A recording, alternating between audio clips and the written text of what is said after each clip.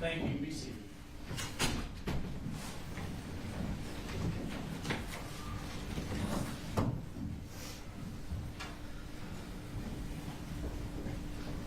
All right.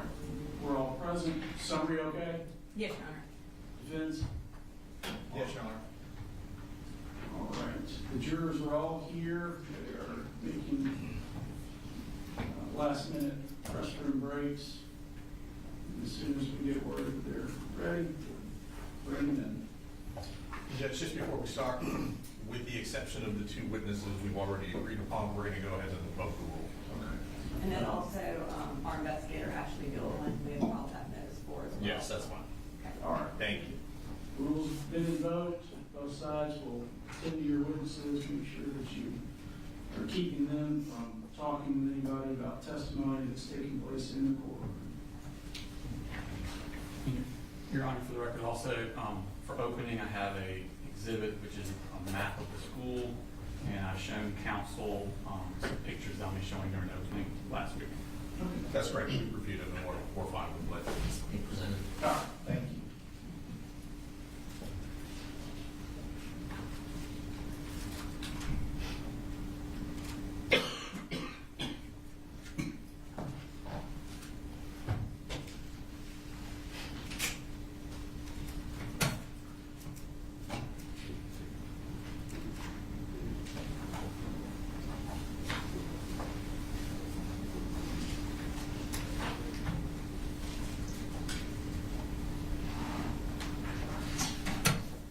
Just for the people in the audience, I understand that this is likely to be a very emotional case for many or all of you.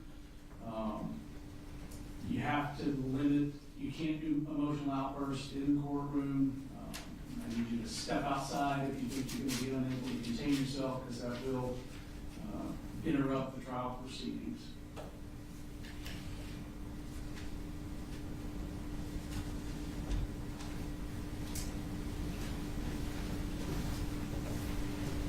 Pads and pens have been distributed, Brooke? Yes, sir.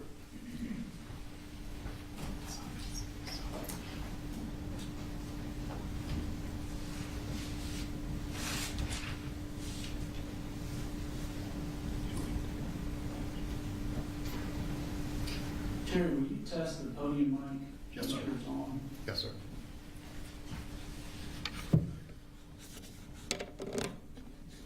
Test. 1, 2. Thank you, sir. Yes, sir.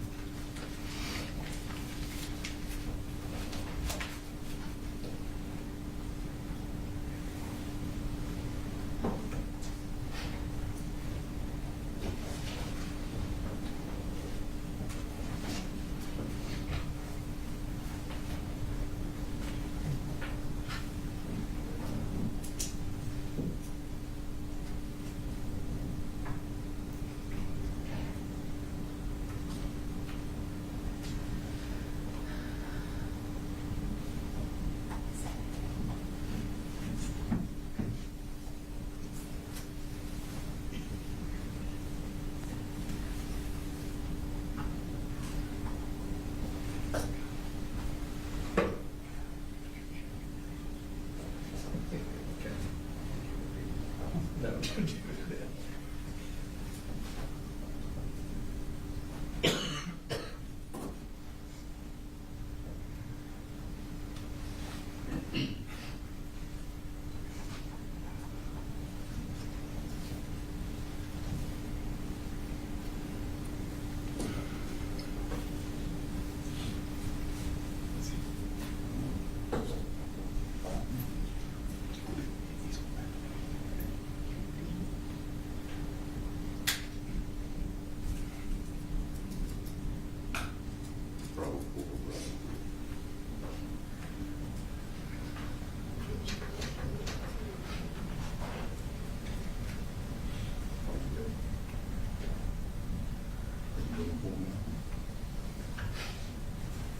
You ready, sir?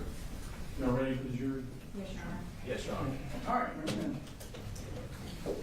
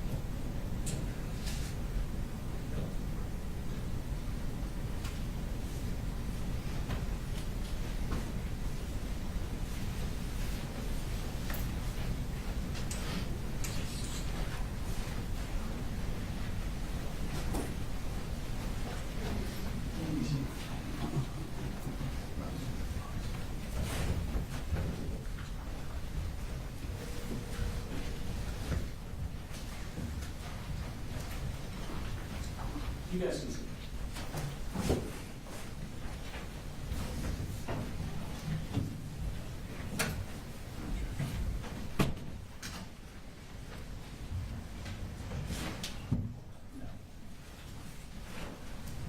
All right, everybody be seated.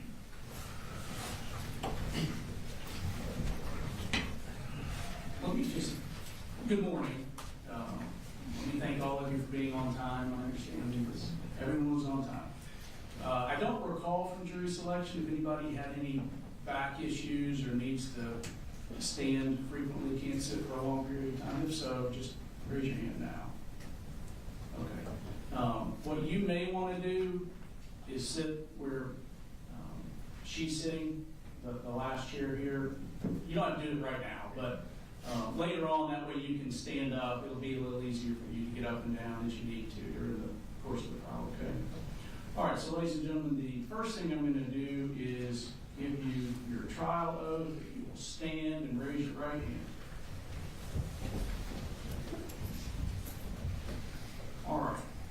So, ladies and gentlemen, you shall well and truly try the issue formed upon this bill of indictment between the state of Georgia and Colin Gray, who is charged with multiple offenses that I'll review with you in just a minute, and a true verdict give according to the evidence, so help you God. Please swear or affirm. Swear. All right, all were sworn. Thank you. Be seated. So, ladies and gentlemen, your service is about to begin in earnest. Thomas Jefferson once said, "I consider trial by jury as the only anchor yet imagined by man by which a government can be held to the principles of its Constitution." What I'm going to do next is give you some preliminary jury instructions. I know some of you have never served on a jury, so listen to these and let them guide you as you consider the evidence in the case. So you have been sworn in and paneled, and you were about to try a criminal case entitled State of Georgia versus Colin Gray. The defendant, Colin Gray, has been indicted by the grand jury of Barrow County in an indictment that I'm going to summarize to you now. I want you to understand, you will have a copy of the indictment with you during jury deliberations. That document is what controls as far as the language of the charges go. I'm summarizing it now to avoid reading all 29 counts. But you will have it with you in the jury room and understand that that is what is the controlling document regarding the charges, not what I say right now. All of the offenses are alleged to have occurred in Barrow County, Georgia on or about September 4th of 2024. Understand that to all of the charges, Mr. Gray has entered a not guilty plea, and that he's presumed innocent, as I told you during jury selection. He is charged with 2 counts of murder in the second degree, it being alleged that irrespective of malice, he did cause the death of Christian Angulo and Mason Skirmerhorn, human beings, while in the commission of cruelty to children in the second degree, as alleged in counts 2 and 4 of this indictment. He is charged with 2 counts of involuntary manslaughter, it being alleged while in the commission of an unlawful act, reckless conduct, as alleged in counts 6 and 8 of this indictment, he did cause the death of Richard Aspinwall and Anna Christina Hiramy, human beings, without any intention to do so. He is charged with 2 counts of cruelty to children in the second degree, being alleged that he did, with criminal negligence, cause Christian Angulo and Mason Skirmerhorn, children under the age of 18 years, cruel and excessive physical pain by consciously disregarding a substantial and unjustifiable risk that his act of allowing Colt Gray, a minor over whom he had custodial responsibility, access to a firearm and ammunition after receiving sufficient warning that Colt Gray would harm and endanger the bodily safety of another, and thereafter Colt Gray did shoot said children with said firearm. He is charged with 3 counts of cruelty to children in the second degree, being alleged that he did, with criminal negligence, cause Melanie Delira Castaneda, Natalie Griffith, and Taylor Jones, children under the age of 18 years, cruel and excessive physical and mental pain by consciously disregarding a substantial and unjustifiable risk that his act of allowing Colt Gray, a minor over whom he had custodial responsibility, access to a firearm and ammunition after receiving sufficient warning that Colt Gray would harm and endanger the bodily safety of another, and thereafter Colt Gray did shoot said children with said firearm. He was charged with 3 counts of cruelty to children in the second degree. It being alleged he did with criminal negligence cause Jackson Beaver, Ronaldo Vega, and Nautica Walton, children under the age of 18 years, cruel and excessive physical and mental pain by consciously disregarding a substantial and unjustifiable risk that his act of allowing Colt Gray, a minor over whom he had custodial responsibility, access to a firearm and ammunition after receiving sufficient warning that Colt Gray would harm and endanger the bodily safety of another, and thereafter Colt Gray did discharge a firearm multiple times inside a classroom occupied by said children. He is charged with 11 counts of cruelty to children in the second degree, it being alleged that he did, with criminal negligence, cause Landon Adams, Hayden Bowen, Jalen Brady, Michaela Brown, William Carricker, Marquez Coleman, Kendez Lawrence, Martin Moreno Galdamez, Tyler Moon, Ariana Norman, and Brittany Rubio, children under the age of 18 years, cruel and excessive mental pain by consciously disregarding a substantial and unjustifiable risk that his act of allowing Colt Gray, a minor over whom he had custodial responsibility, access to a firearm and ammunition after receiving sufficient warning that Colt Gray would harm and endanger the bodily safety of another, and thereafter Colt Gray did discharge a firearm multiple times inside a classroom occupied by said children. He is charged with 1 count of cruelty to children in the second degree, it being alleged that he did, with criminal negligence, cause Zane Zinni, a child under the age of 18 years, cruel and excessive mental pain by consciously disregarding the substantial and unjustifiable risk that his act of allowing Colt Gray, a minor over whom he had custodial responsibility, access to a firearm and ammunition after receiving sufficient warning that Colt Gray would harm and endanger the bodily safety of another, and thereafter Colt Gray did point said firearm at said child. He's charged with 2 counts of reckless conduct, being alleged he did unlawfully endanger the bodily safety of Stephen Edwards and Cassandra Ryan by consciously disregarding the substantial and unjustifiable risk that his act of allowing Colt Gray, a minor over whom he had custodial responsibility, access to a firearm and ammunition after receiving sufficient warning that Colt Gray would endanger the bodily safety of another, and thereafter Colt Gray did discharge a firearm multiple times inside a classroom occupied by said victim, said disregard constituting a gross deviation from the standard of care which a reasonable person would exercise in the situation.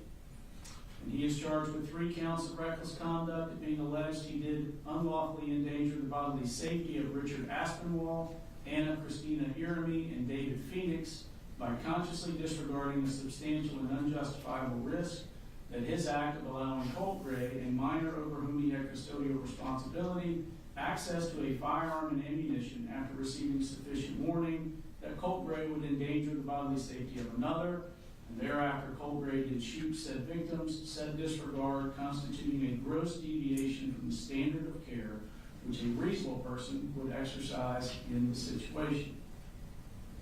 Now, to that indictment, the defendant has pled not guilty and he denies each and every allegation therein. This is what forms the issue that you've been selected, sworn, and impaneled to try. Before we begin the trial, I'm giving you these preliminary instructions on the fundamental principles of criminal law. I will also instruct you on the role of the judge, the jury, and the lawyers, and give you an overview of the trial procedure. So the defendant is charged in the indictment with crimes that are violations of certain laws of the state of Georgia. I want to emphasize to you that the indictment, including all of the counts therein, and the plea of not guilty are the legal procedures by which these criminal charges are brought against the defendant. The charges and plea of not guilty are not evidence of guilt, and you should not consider them as evidence or implication of guilt of any crime whatsoever. This defendant is presumed to be innocent. The defendant enters upon the trial of this case with a presumption of innocence in his favor, and this presumption remains with the defendant unless and until it is overcome by the state with evidence that is sufficient to convince you beyond a reasonable doubt that the defendant is guilty of a crime or crimes charged. No person shall be convicted of any crime unless and until each element of the crime is proven beyond a reasonable doubt. The burden of proof rests upon the state to prove every material allegation of the indictment and every essential element of the crimes charged beyond a reasonable doubt. However, the state is not required to prove the guilt of the accused beyond all doubt or to a mathematical certainty. A reasonable doubt means just what it says. It is a doubt of a fair-minded juror, impartial juror, honestly seeking the truth. It is a doubt based upon common sense and reason. It does not mean a vague or arbitrary doubt, but it is a doubt for which a reason can be given, arising from a consideration of the evidence or a lack of evidence, a conflict in the evidence, or any combination of these. There is no burden of proof upon the defendant whatsoever, and the burden never shifts to the defendant to prove his innocence.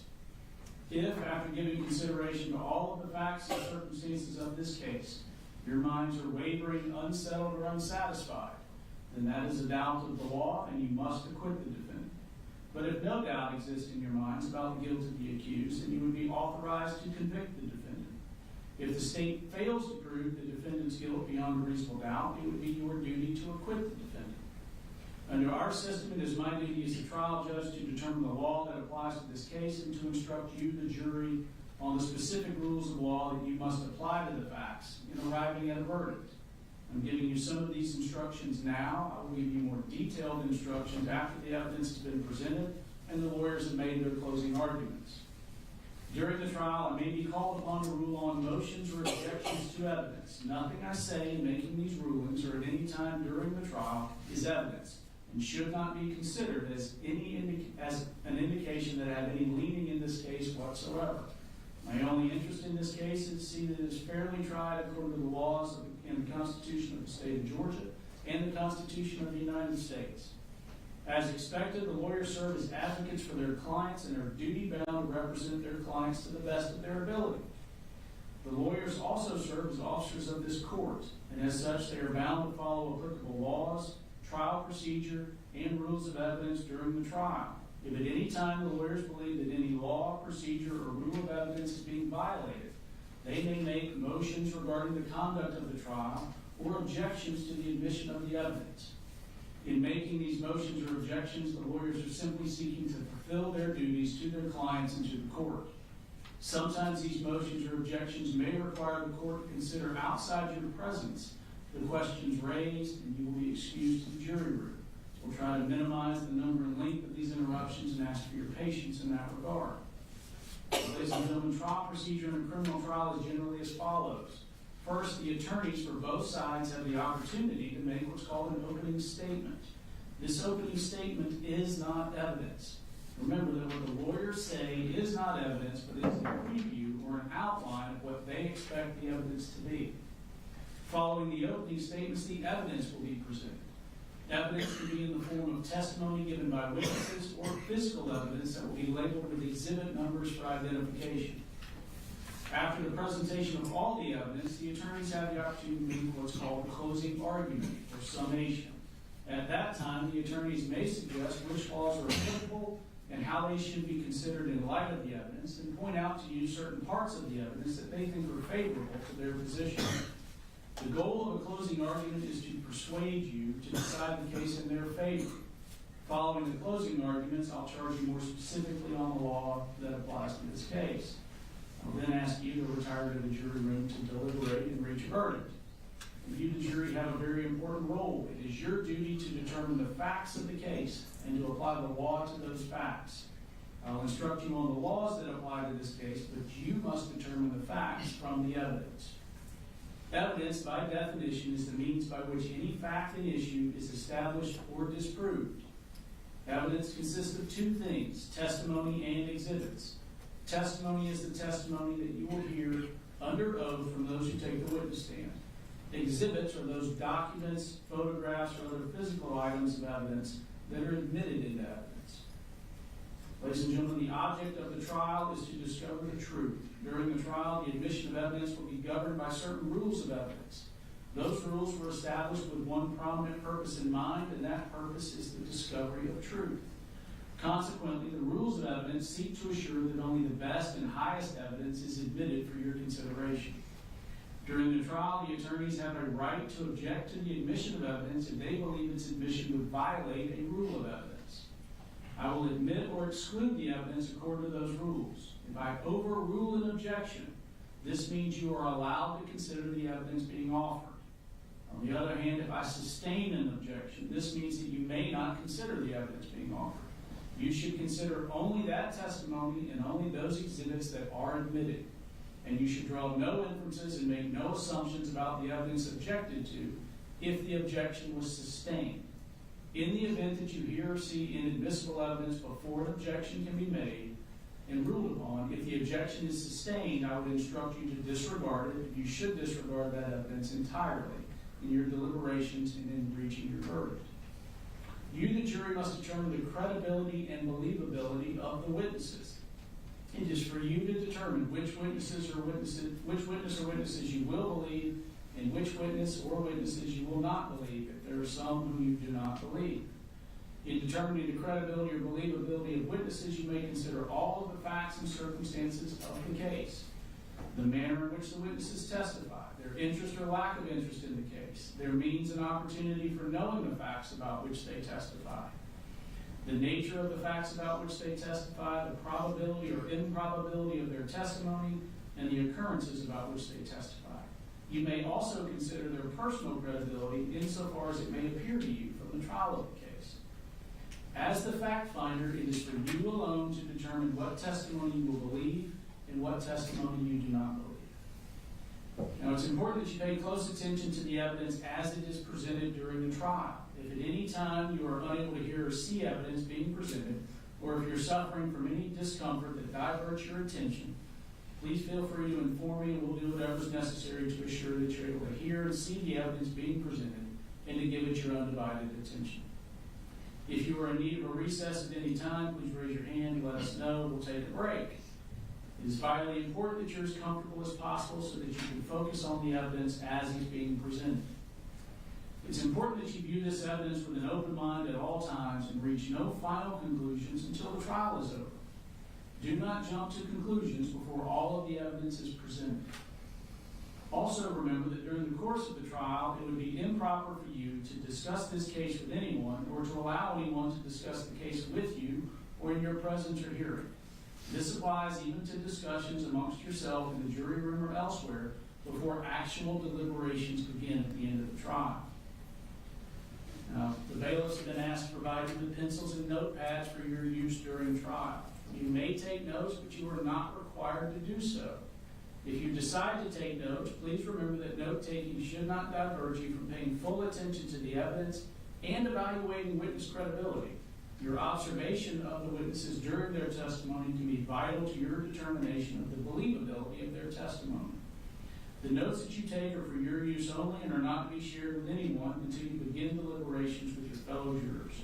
Notes are not evidence. They are only memory aids and should not take precedence over your recollection. It's the duty of each juror to recall the evidence, and while you may consider another juror's notes to refresh your memory, you should rely on your own recollection of the proceedings.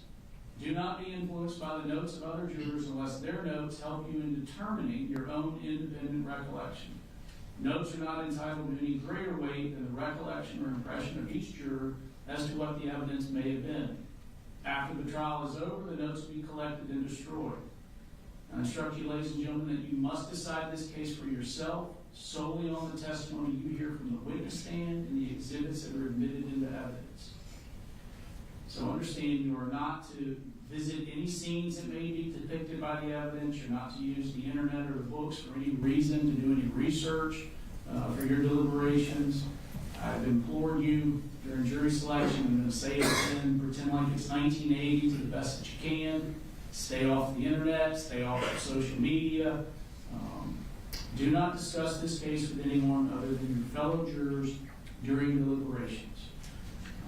Now, the last thing I want to say is go with the flow. And I say that so that you'll be. There will be times during the trial where the attorneys want to talk about something outside of your presence, and sometimes that requires me sending you to the jury room.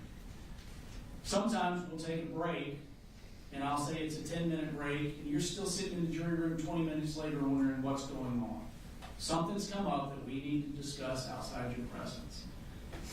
You may be at your lunch break, and I tell you it's going to be an hour, and it turns into an hour and 20 minutes. We're not wasting time. We're talking about things that we can't do in front of you.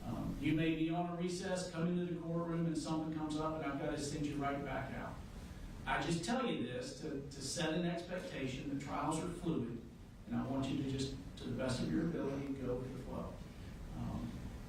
Understand that things are going to come up that I have not heard before. I have not heard all the evidence in this case. I've heard very little of it. And sometimes I'm going to need to inquire with the lawyers just so I can speak freely with y'all outside the court. Okay? Now with that, I'm going to turn it over to the attorneys for opening statements, starting with the state. Thank you.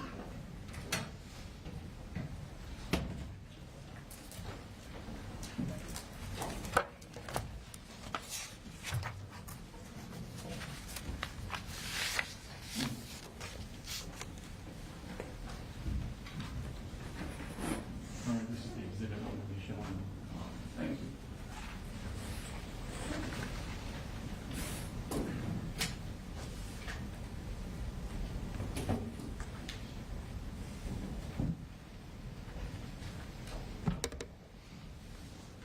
Good morning.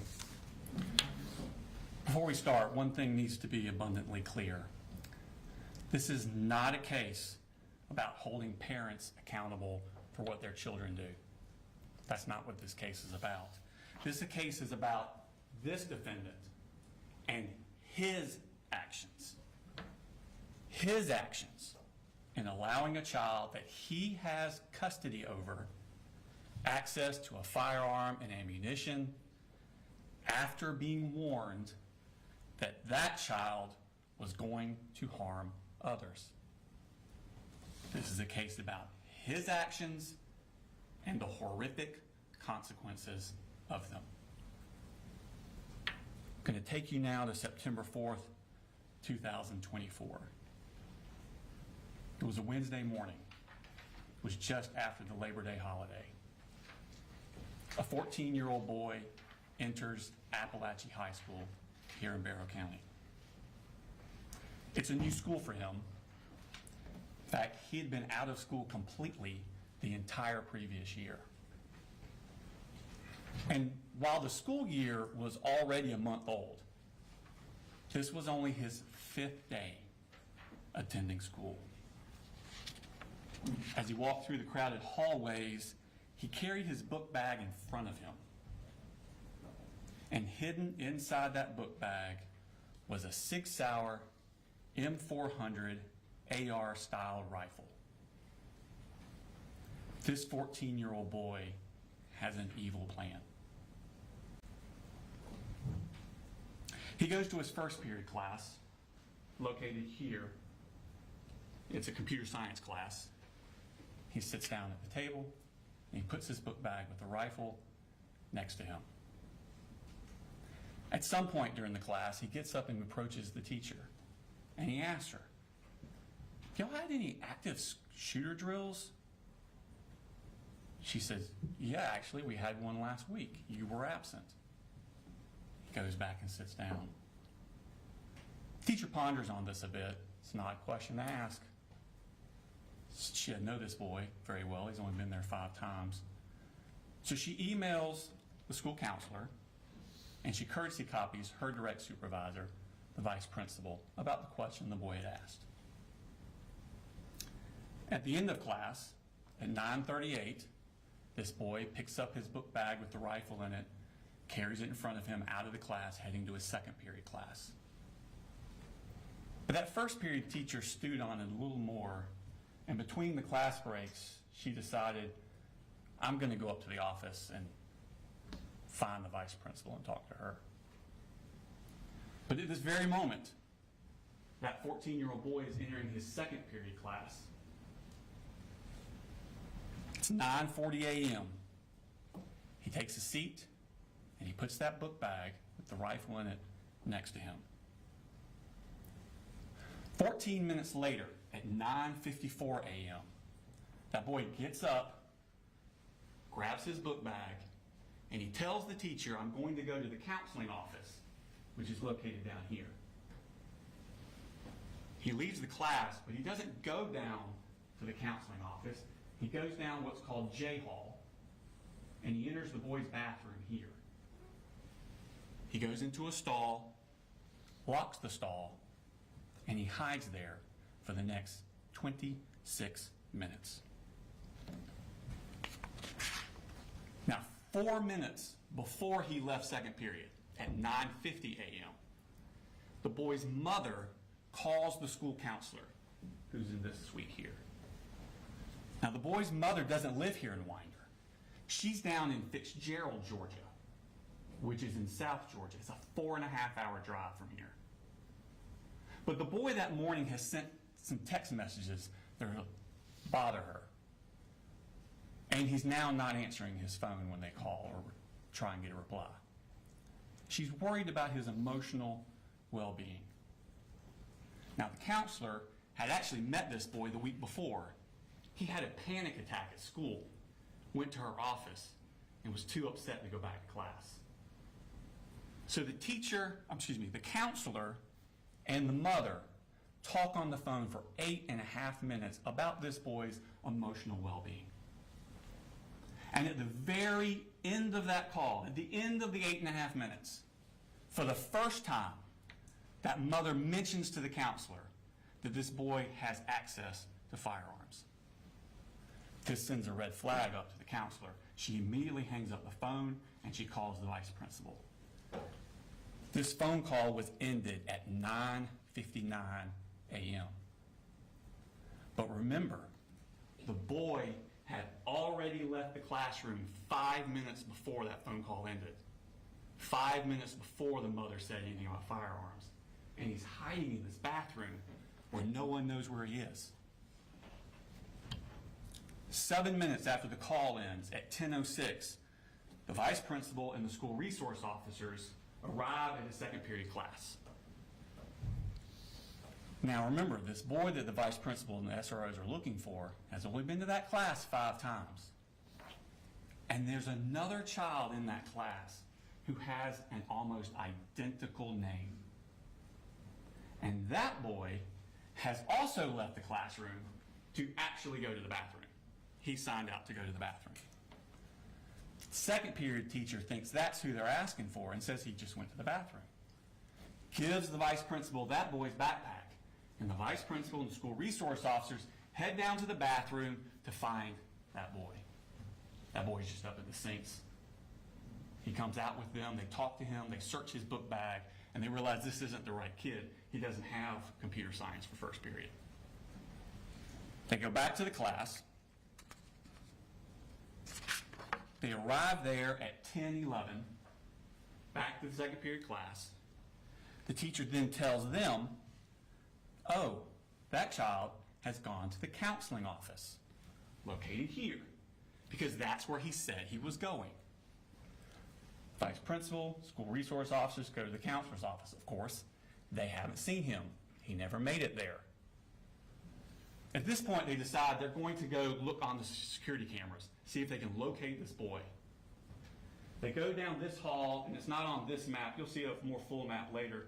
So around this area is where the vice principal's office is that has access to the security cameras. So they're about right here. At 10:18, the vice principal emails the second period teacher. When did he leave your class? They're trying to locate when exactly he left because remember, this boy's only been there 5 days. They don't really know what he looks like. So they're trying to find him on the video surveillance equipment. So she emails at 10:18, when did he leave your class? 2 minutes later at 10:20, second period teacher responds, he left towards the beginning of class. That's 10:20 a.m. when that email was sent. 1 minute later, at 10:21 a.m., that boy exits the bathroom he'd been hiding in. He's now wearing yellow work gloves. He's carrying that Sig Sauer M400 AR style rifle concealed with a poster board. And he walks back down J Hall towards his second period class. Now, when the vice principal had left that class to go look for him in the counselor's office, she shut the door behind her, and the door automatically locked. This boy is not going to be able to get into his second period class. But next door, was another classroom. Right here. It was taught by Cassandra Ryan and Stephen Edwards. And inside that class were the following students: Landon Adams, Christian Angulo, Jackson Beaver, Hayden Bowen, Jalene Brady, Michaela Brown, William Carricker, Marquez Coleman, Melanie Delira Castaneda, Natalie Griffith, Taylor Jones, Kendez Lawrence, Martin Moreno Galdamez, Tyler Moon, Ariana Norman, Brittany Rubio Rubio, Mason Skirmerhorn, Ronaldo Vega, and Nautica Walton. At 10:20, Mason Skirmerhorn, who's in that room, leaves to go to the bathroom. And the door does not shut behind him. Mason goes down this hallway. He actually passes the shooter in the hallway, and Mason goes into the bathroom. The shooter goes to his second period class. The door's locked. He knocks on the door. A student in that class gets up, goes to the door to open it for him, but sees through the glass at the last second him standing there with that rifle. She steps back from the door. At that exact moment, the teachers also reach the door because they've been looking for this boy, remember? And she sees through the glass him standing there outside their door with that 6-hour M400. She immediately presses a button on a lanyard that's around her neck that locks down the school. The boy then steps next door to the Ryan Edwards classroom, and he opens fire. He fires discriminately through the classroom. He hits the following victims: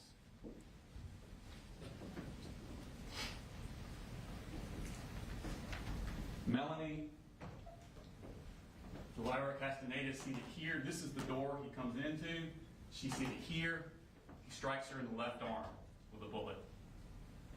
Natalie Griffith, seated here, strikes her in the shoulder, the upper arm, and the forearm. Taylor Jones, seated here, struck through the leg. Christian Angulo, seated here by the door. He shoots him through the wrist, into the chest. He would not survive.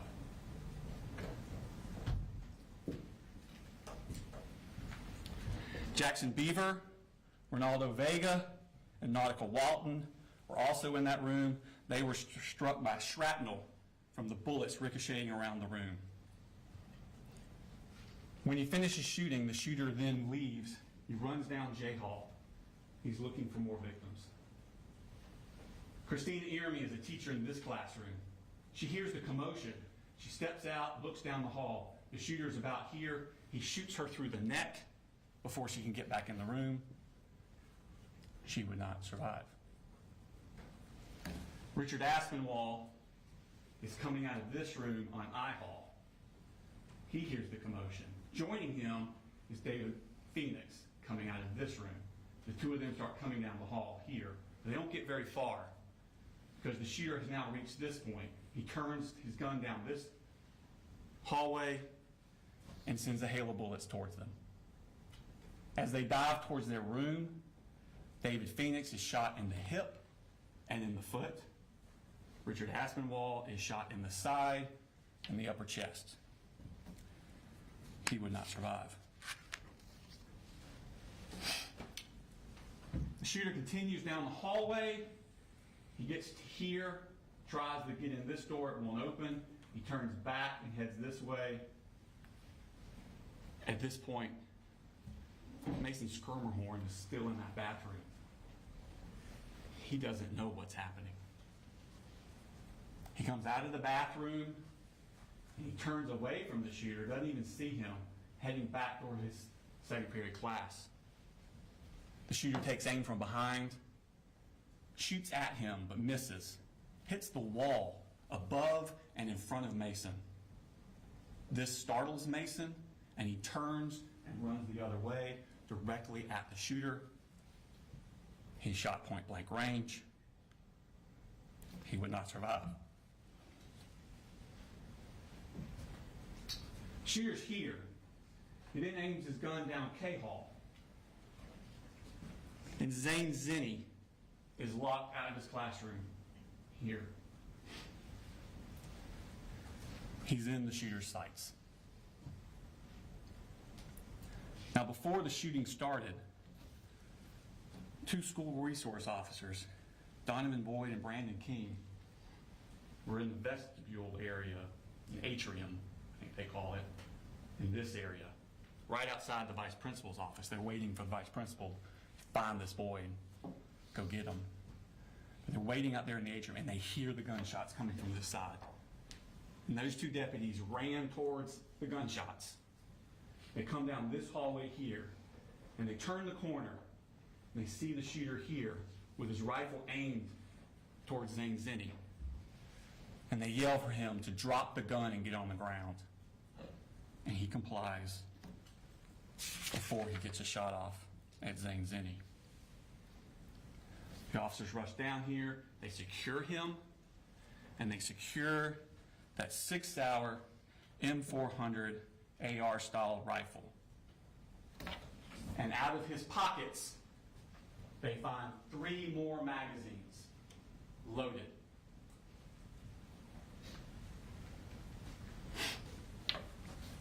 Now remember when the shooter had tried to enter his second period class and the teacher pushed that button? Well, that sent an alarm.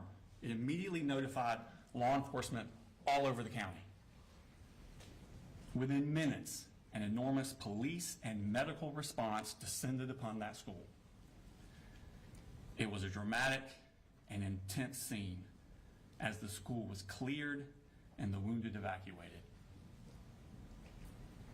But to make matters worse, they were getting additional threats, fake threats, about other shooters at all the other schools in the county. Law enforcement now had to be diverted to these other schools to clear them, to make sure people were safe. Barrow County deputies Anthony Townsend and Brandon Bazinet were sent to clear Winder-Barrow High School here in Winder. Once they cleared it, then they went next door to Russell Middle School. They cleared it. And just as they were finishing that up, they got a call from their superiors. I was trying to say superior and supervisor at the same time. Their superiors to go to a residence in Barrow County and secure it. They were just given an address. They don't know why they're going there. They are just told, go to this residence and secure it until other officers can arrive. Where they're going is the shooter's house. And when they get there, Colin Gray meets them in the garage. And without any prompting, because remember, they don't know why they're there, they don't know who this guy is. Without any prompting, he blurts out, "I knew it. My little girl just texted me. She's in middle school. She said we're in lockdown." I'm like, God Almighty, please tell me your brother didn't do something. Agents with the Georgia Bureau of Investigations arrived shortly thereafter, and they begin a search of the house. And inside that house, in that 14-year-old boy's bedroom, on the wall, they find this shrine, for a better word. Those pictures are all of the same person, Nicholas Cruz. Nicholas Cruz was the person that in 2018 went into Marjorie Stoneman Douglas High School in Parkland, Florida, with an AR-style rifle. And there he killed 17 students and faculty and wounded another 17 more. Investigators look at this and they begin to wonder, who is this kid? His name is Colt Gray. He's the oldest son of Colin Gray. His mother is Marcy Gray. He has a younger sister named Jenny, who was 13 years old at the time of this incident. She was actually going to Heyman Morris Middle School, which is directly next door to Apalachee High School. He has a little brother, Coley, who was 8 years old, was going to his elementary school. Now, Colt Gray, raised here in Bear County, he went to Statham Elementary School up until 4th grade, up till the beginning of 4th grade. And in the beginning of 4th grade, he was withdrawn from Statham Elementary School because the family had moved. They moved to Gainesville. And he goes to White Sulphur Elementary School, but only for a few months. Because again, the family moved again. Now they moved to Cumming. And he goes to Chattahoochee Elementary School. But again, only for a few months. In March of 2020, they moved to Fitzgerald in Ben Hill County, Georgia. It's South Georgia, kind of east of Tifton. Because there, Marcy's mother and father, Deborah Polhamus and Charlie Polhamus, live. And Deborah Polhamus's mother, Marcy's grandmother, Colt's great-grandmother, had passed away and left the house. So there's an available house for them to live in. So they moved down to Fitzgerald on March 4th of 2020. But if you remember that day, that's the week before COVID shut everything down. That was the end of Colt's 4th grade year. 5th grade. Now this is going to be the fall of 2020 into the spring of 2021. That's 5th grade year. Colt goes to Ben Hill Elementary School. But remember, this is when COVID is raging, and it's mostly virtual. He's mostly at home using the school computers. The next year, 6th grade, fall of 2021, he starts a new school, Ben Hill Middle School, because he's in 6th grade now. And early in that year, 11-year-old Colt, at home, using the school computer, searches the word abuse. A few hours later, he searches the phrase, "how to kill your dad." That was on September 19th, 2021, 3 years before he took that rifle into Apalachee High School.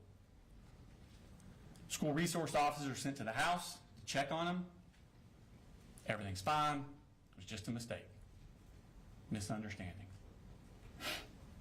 But a defects case is opened on the family. But the family leave Fitzgerald and move to Jackson County 6 weeks later, in November of 2021. So in November, they come up here to Jackson County, Georgia. But they don't enroll the kids in school until February of 2022. Colt finishes out his 6th grade year at West Jackson Middle School. 7th grade, fall of 2020. 1 year after he searched How to Kill Your Dad, and 2 years before Apalachee, 12-year-old Colt starts Jefferson Middle School. It's his 7th school in 4 years. That Halloween, halfway through the semester, Marcy, his mother, gets drunk, passes out in the car in the driveway of the house. Jenny and little Coley are trick-or-treating, and they get separated. Coley gets lost. Authorities are called. Another defects case is opened on the family. Marcy and the 2 siblings, little Coley and Jenny, they moved back down to Fitzgerald in November of 2022. But Colt stays up in Jackson County with the defendant. Defects caseworker Tamika Mitchum is monitoring Marcy and the 2 siblings down in Fitzgerald. And defects caseworker Michaela Anderson is monitoring Colt and the defendant up here in Jackson County. And starting in March of 2023, during his 7th grade year, Michaela Anderson visits his residence monthly. Every month, she shows up to check on Colt, see how he's doing, check on his well-being. And the defendant always says the same thing. Colt's doing well in school. He doesn't need any counseling. But that's not really true. Colt is full of intense anger He's having a hard time dealing with it. On Sunday, May 21st, 2023, this is the end of Colt's 7th grade year at Jefferson Middle School. In fact, classes had ended that Friday, and this is that Sunday. And on that Sunday, the Jackson County Sheriff's Office gets a tip from the FBI.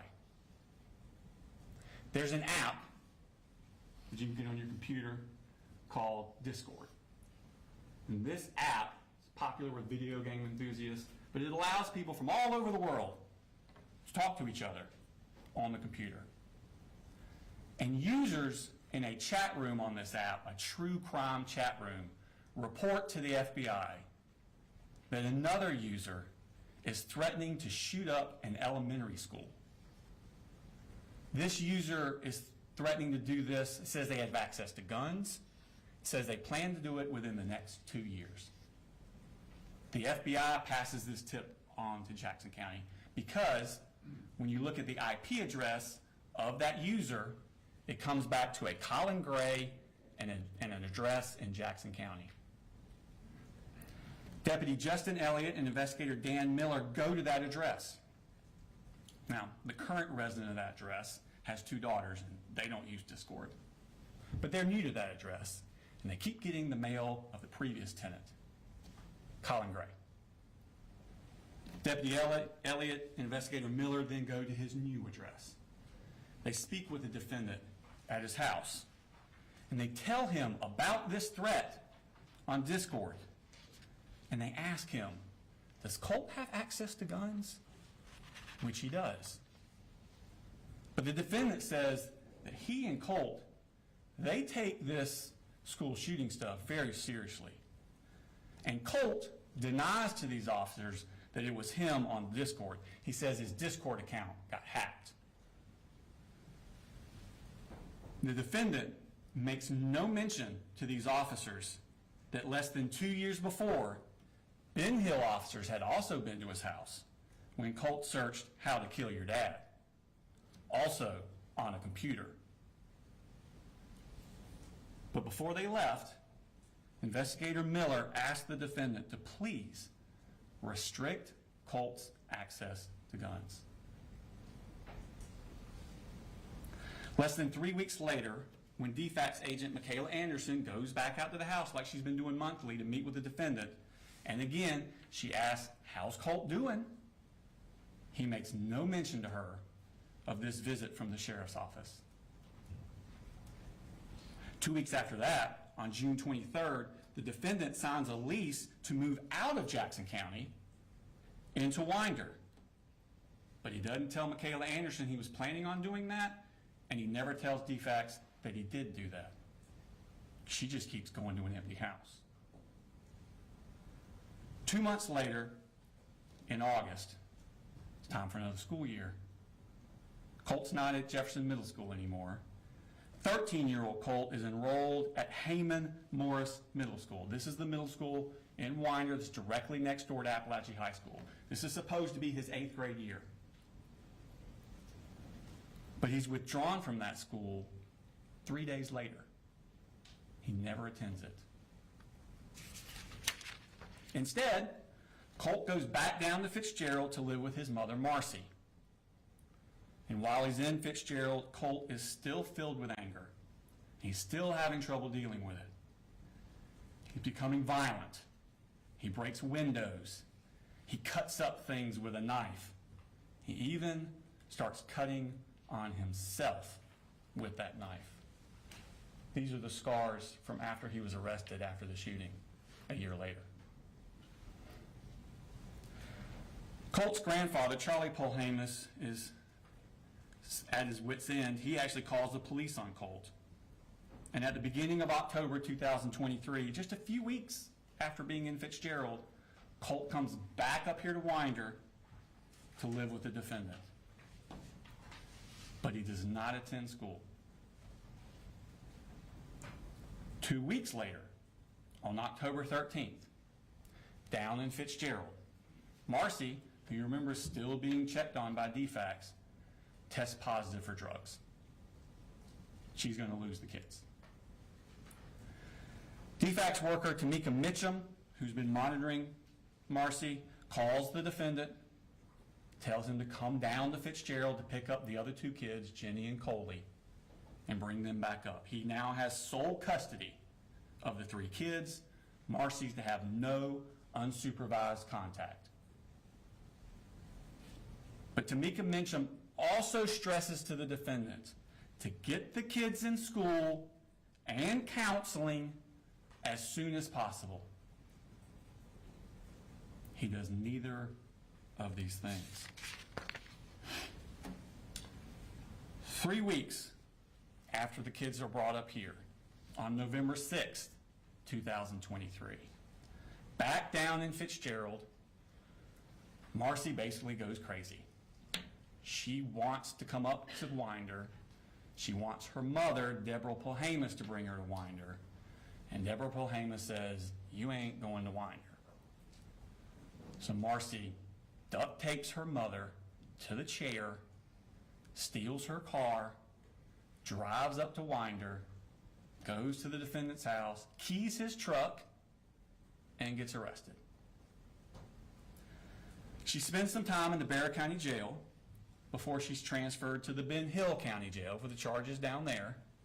And while she's down there, she's released on bond to an inpatient drug treatment facility in South Georgia. She has no supervision during this time over Colt. Now back up here in Barrow County, it's been a chaotic few months for Colt. But that Christmas, after the cuttings and the things with the Jackson County and the moms going crazy, testing positive drugs, that Christmas, the defendant, 7 months after he was told by Jackson County Sheriff's Office of possible school shooter threats and being asked to restrict Colt's access to guns, the defendant buys and gives 13-year-old Colt that Sig Sauer M400 as his Christmas present. And he allows Colt to keep this rifle propped up in Colt's room.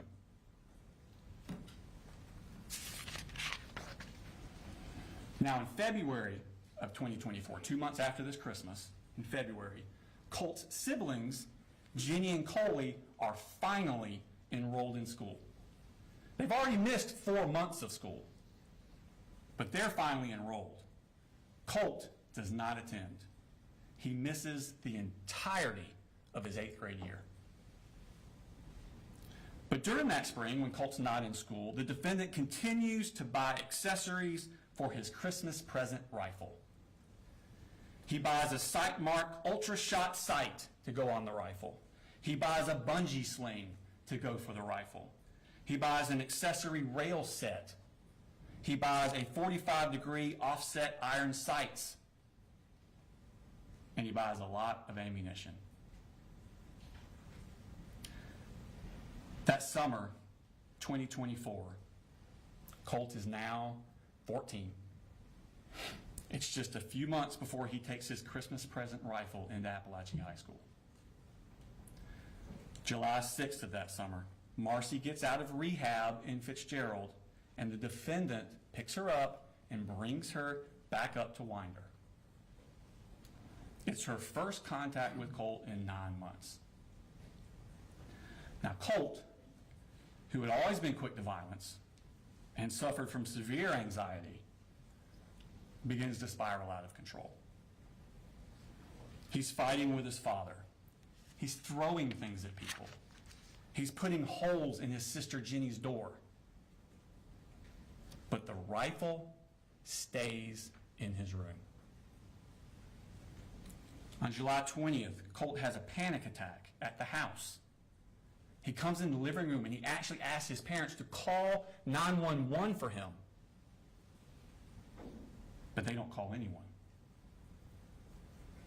His mental health becomes so bad that the defendant and Marcy together begin giving Colt Marcy's prescription for Zoloft. They're just giving it to him themselves. They worry he's suffering from depression, but they don't take him to see a doctor. It's around this time that Colt puts those pictures of Nicholas Cruz, the Parkland shooter, up in his room. And the rifle stays in his room. August 14th, 2024, 3 weeks before the shooting. It's Colt's first day of Apalachee. School had started 2 weeks earlier, but this was Colt's first day. He missed the first 2 weeks. He had not been inside of school for 15 months. Not since the sheriff's office came to his door about the threats to shoot up a school. And that morning, Colt again is spiraling out of control. He sends a text message to the defendant at 6:49 a.m. He writes, "I'm sick of your shit. This is the fucking end for you. You fucking caused this." 2 minutes later, at 6:51 a.m., he sends this text message to the defendant. "Whenever something happens, just know the blood is on your hands." His first day of school. And the rifle stays in his room. The very next day, August 15th, Colt skips school. He gets into a fight with his mother, Marcy, when she goes into his room to try and get the rifle away from him. With rifle in hand, he shoves his mother to the ground and she hits her head on the wall. She then asks the defendant to please take Colt's rifle and lock it up. He never does. Marcy then has had enough. She goes back to Fitzgerald, once again leaving Colt into the care of the defendant. And the rifle stays in his room.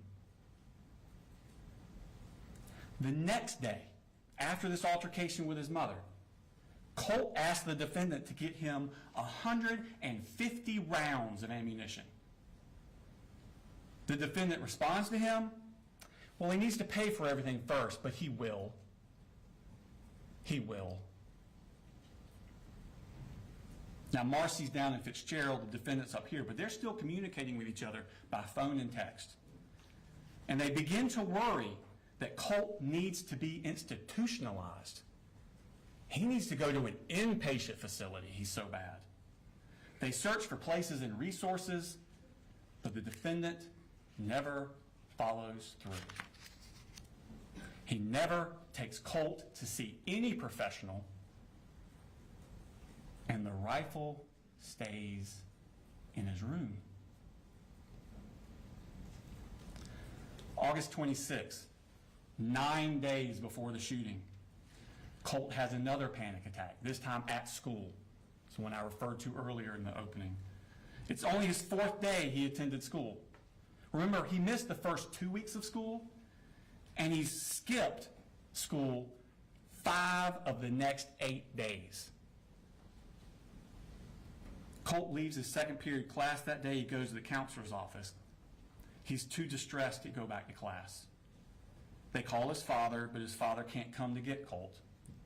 Colt ends up spending the entire school day in the counselor's office.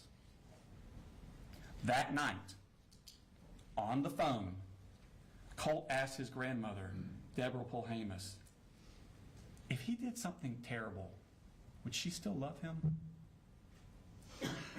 This bothered her so much, Deborah Polhamus, that the next morning she drives up to Winder from Fitzgerald. And on the way, she calls Advantage Behavioral Health Systems. It's a crisis stabilization inpatient place in Athens, Georgia. She talks to them on the phone, and they tell her he must be brought in by a parent. Marcy's in Fitzgerald. The defendant is here. They tell her that Saturday is a great day to come in because most people don't realize they're actually open on Saturdays and you can just walk right in. But he needs to be brought by a parent.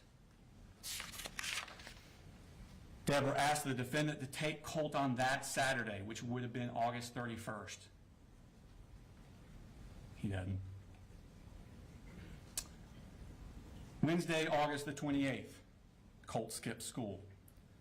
This is 2 days after that panic attack, the day after Deborah Polhamus is called crisis advantage behavioral.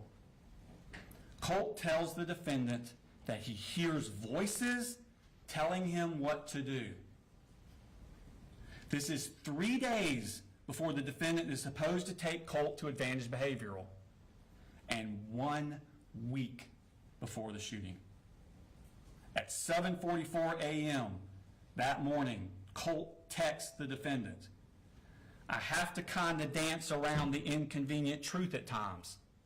I have no control over what these things say and tell me to do." And the rifle stays in his room. Colt skips school again the next day, which is a Thursday.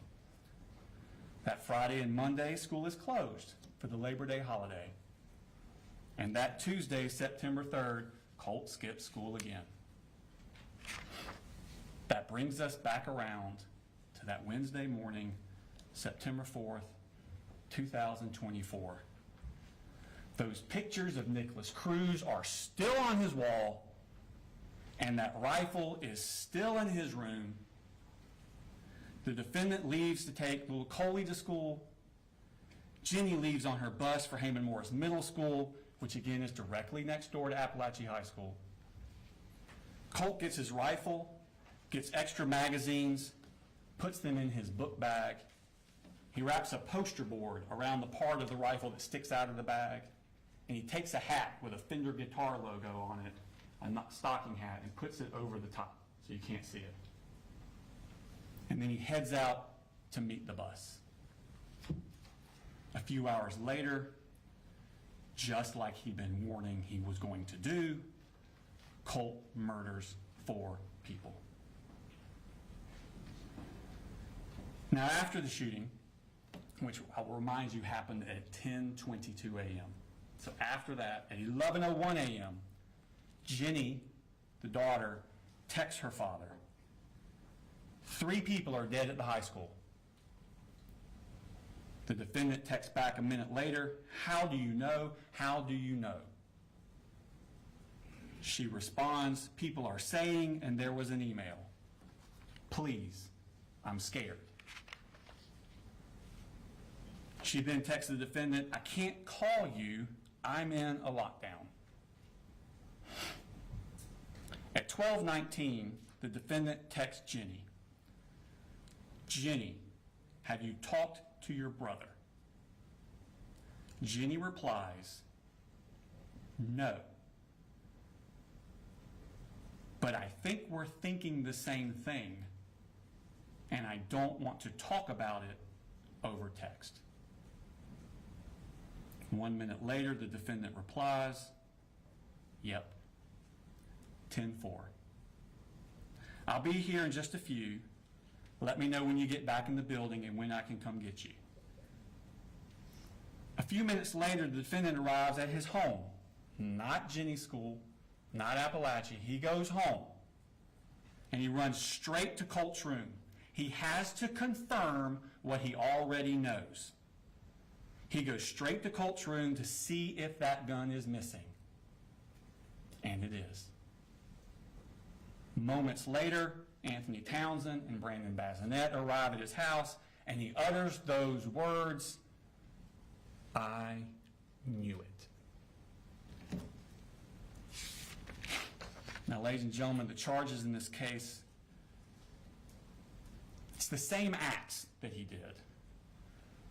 The charges are divided up between whether or not the victim of those acts was a child or an adult. If they're a child, the charges that stem from their victimization would be cruelty to children, because you have to be under 18 for cruelty to children to apply. But through his negligence of allowing Colt to have this gun, knowing what Colt was going to do, he caused cruel and excessive physical pain to the children. That's cruelty to children in the second degree. If that cruelty to children in the second degree results in death, like with Mason Skirmerhorn and Christian Angulo, that is murder in the second degree. So the cruelty and the murder in the second go together. They apply to the children. The 2 adult deceased, Christina Irmy and Richard Aspinwall, they're above the age of 18. The defendant is charged with reckless conduct, same act, recklessly allowing his child, that he knew this was going to happen, to harm someone else. And because they died during the commission of reckless conduct, that is involuntary manslaughter. So for the adults, it's involuntary manslaughter based on reckless conduct.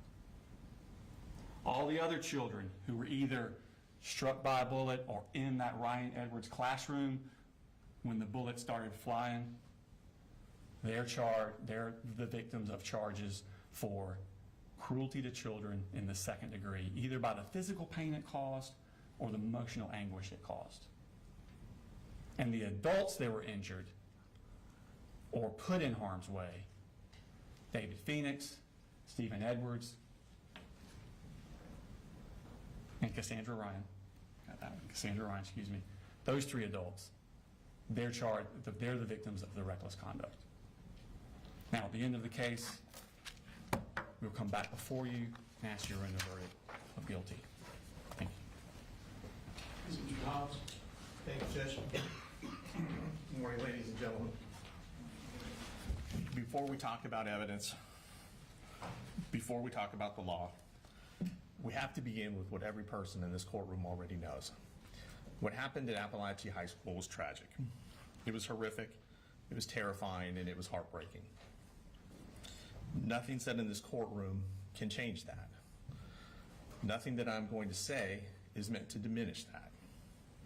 You're going to hear emotional testimony, you'll see photographs, you'll see videos, you'll hear about the fear, the chaos, and the terror that Colt Gray inflicted on that school and this community. But your job is not to decide whether or not that was tragic. We all know that it was. Your job is to decide something much more specific. Your job is to decide whether or not Colin Gray knew what Colt was going to do. Because the state is not just prosecuting the shooter in this case, they're prosecuting the father as well. I want you to remember something as we begin. The courtroom is not a place where we punish people because we're angry, where we punish people because we're grieving. It's not a place where we punish people because we feel someone has to pay. This is a place where we follow the law. And the law requires proof, and the law requires evidence. And the law requires that the state prove its case beyond a reasonable doubt. That burden never shifts, not for a single moment. The state's theory will be simple. They'll tell you that Colt Gray allowed his son access to firearms and ammunition. Colin Gray had warning signs, and then Colin Gray, knowing that these were warning signs, consciously disregarded those warning signs. That he should have known his son would, not could, that his son would harm someone. And because the son later committed this school shooting, therefore Colin Gray must be guilty, must be criminally negligent, because he knew this would happen. That's their theory. But what you'll learn from the evidence is that case is not that simple. The evidence will show a teenager who is struggling mentally, a teenager who is deceptive, a teenager who hid his true intentions from everyone, from his family, from his counselor, from his siblings, from DFACS, from law enforcement, and most especially from his father. The evidence will show a father who did not ignore his child. He did not abandon his child. He did not turn his back on his child. The evidence will show between Colin Gray and Colt Gray, daily contact, daily effort, and active steps by Colin Gray to seek mental health intervention for his son through the school. The evidence will show that the most important facts, the planning of this shooting, the concealment of this shooting, and the timeline of this shooting were hidden by Colt Gray from his father. That's the difference between tragedy and criminal liability. And this case is about whether the state can prove criminal liability by showing that Colin Gray knew that Colt was going to do this, knew that Colt was going to harm someone else. You cannot hold someone criminally responsible for failing to predict what was intentionally hidden from them. You'll learn about Colt Gray's state of mind that at the time no one knew. You will learn that months before the shooting, Colt had notes hidden on his cell phone from April of 2024, private notes that appear to be the planning stages of this shooting. Those notes were not known to Colin Gray. Those notes were not shared with Colin Gray. There's no evidence of that. You will learn something else. The plans reflected in those notes show that the shooting was initially planned for February of 2025 to coincide with the anniversary of the Parkland High School shooting committed by Nicholas Cruz. The plan reflected in those notes was that that time was going to be when the shooting happened, not in September of 2024. Something changed. The evidence will suggest and support that Colt accelerated his plan. And there's evidence suggesting that that acceleration was tied to the fact that Colin Gray was actively seeking mental health treatment for his son through the school at that time. There are emails to the counselor. There was paperwork he filled out. There was already in motion, already in place, an appointment for Colt to meet with the counselor and to meet with the mental health specialist the very next day, September 5th.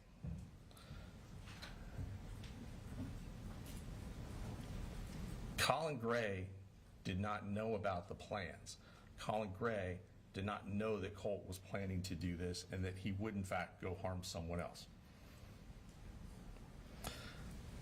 The behavior that Colt exhibits, the behavior that you'll find from his notes in his cell phone, from his text messages, show that he was actively keeping this information from others, from law enforcement, from DFACs, from counselors, from professionals who know to look for these signs, and most especially from his dad.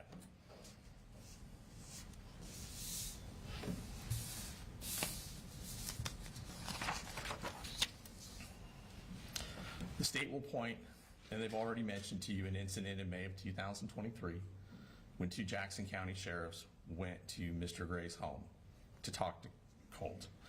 Fortunately, this interaction is on body-worn camera video, so you'll get to see the whole episode. You will see that Colin Gray is cooperative. You'll see that he brings his son out. He tells the officers that he takes this kind of thing seriously. He tells the officers, you tell me that he did it and those guns are gone today. That is on video. That is undeniable. But the officers don't tell him that.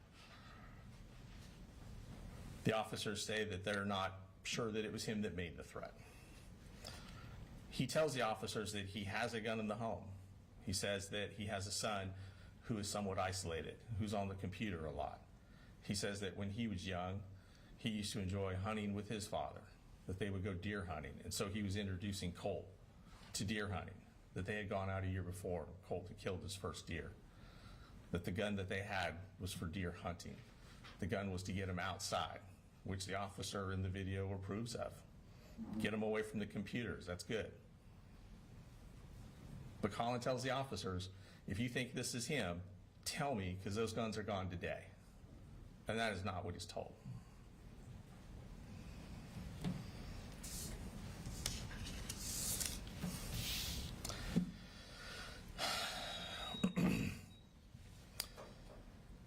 shows that Colin, had he known, would have removed those guns. But he didn't.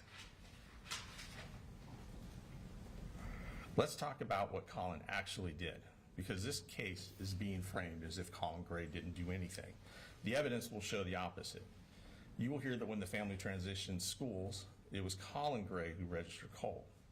You will hear that Colin Gray worked full-time, was raising 3 kids on his own due to the kids' mother's addiction problems, due to DFAC saying that she was not allowed to have unsupervised contact with him, due to the courts in Barrow County saying she was not even allowed in the same county where these kids lived. Colin was doing everything. Colin is the one that filled out the counseling referral forms. Colin is the one that communicated with the school counselor. Colin's the one who discussed the evaluation. Colin was the one who was coordinating mental health services through the school. Colin is the one that filled out the paperwork to get the assessment done on September the 5th.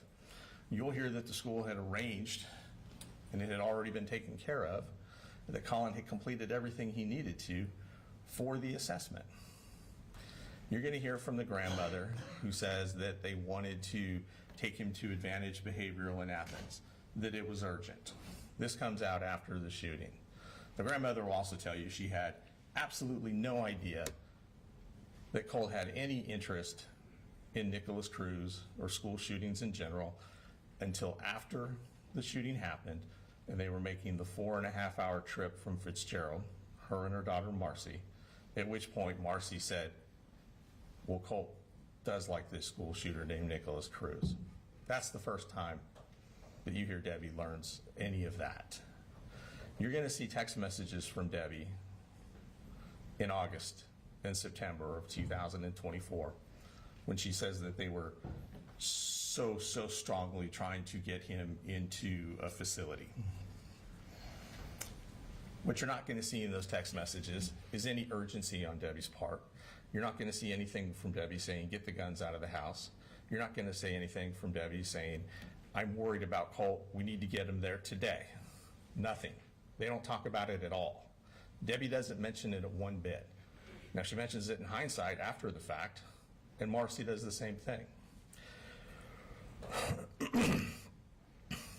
Who is Colin Gray?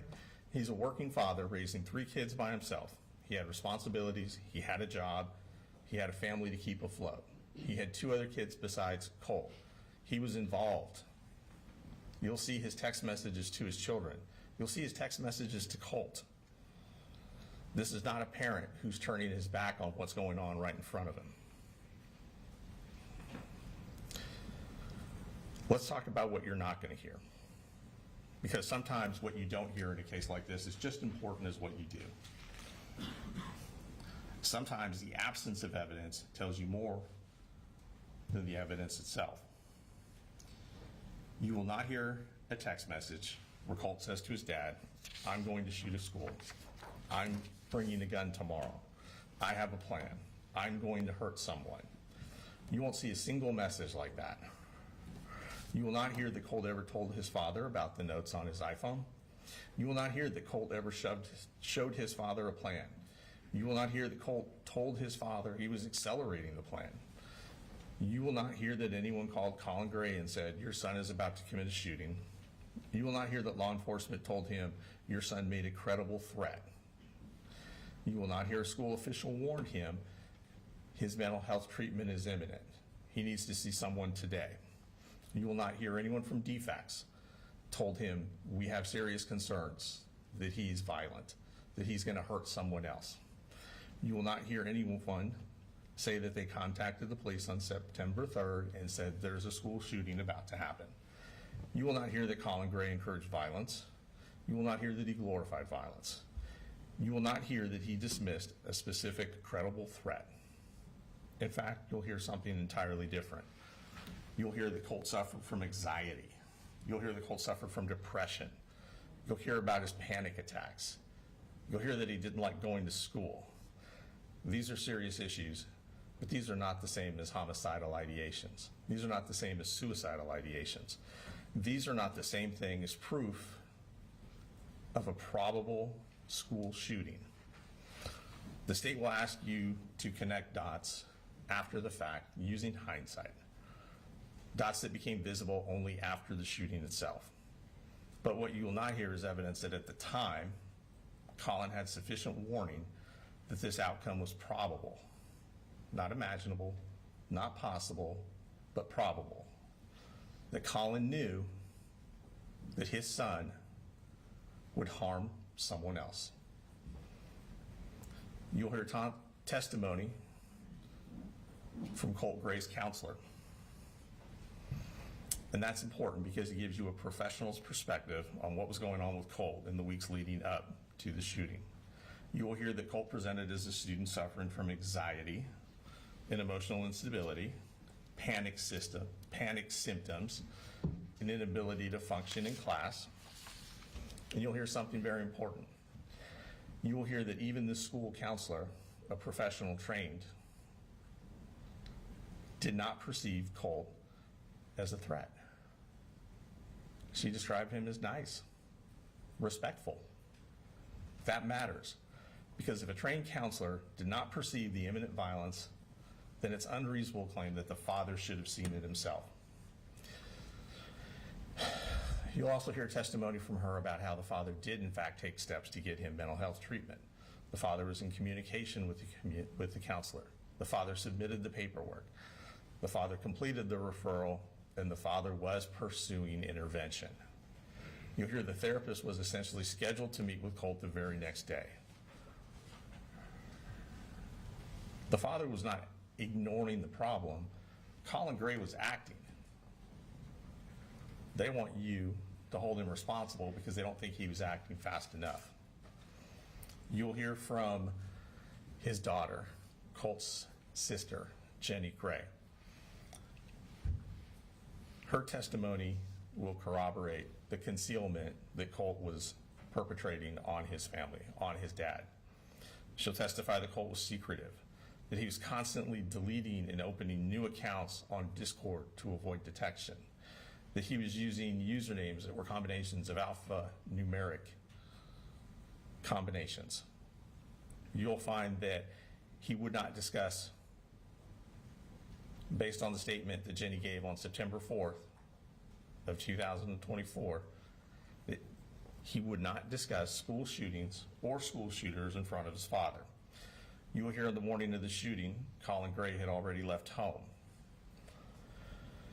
You will hear that Colt, when he did discuss school shooters with Jenny, made her promise not to tell his dad. You'll hear that that morning on September the 4th, Colin Gray got up and took his youngest son, Coley Jr., to school, that he left before Jenny and Colt did to catch the bus. You will hear that Colt had to go and find the gun because it wasn't in his room, that he had to find the ammunition that wasn't in his room, and that he had to put them in his backpack, and that he had to conceal the rifle that stuck out of his backpack 18 to 24 inches with a poster board. And he put a hat on top of it. It proves concealment, it proves independent action, and that matters because it's consistent with what Colt had done the whole time, which was conceal this plan from his father. Remember, the state says that he knew. They said that he knew this was going to happen. That he knew, not that it was possible, that he knew Colt was going to go and harm someone else. But you can't consciously disregard a risk that you're not aware of. And you can't say something is probable when it's being hidden from you. You're going to see text message. They've already discussed some of the messages. We're going to discuss some of the other ones. And we're going to talk about why they matter. There are hundreds of text messages between Colin Gray and his son. These texts matter because they show the reality in real time of what was happening and what Colin would have thought and what Colin would have known at that time. Not now, but at that time. They also show what Colt chose not to disclose. You'll see a father checking on his son on a daily basis, checking on school attendance. Did you make it to school?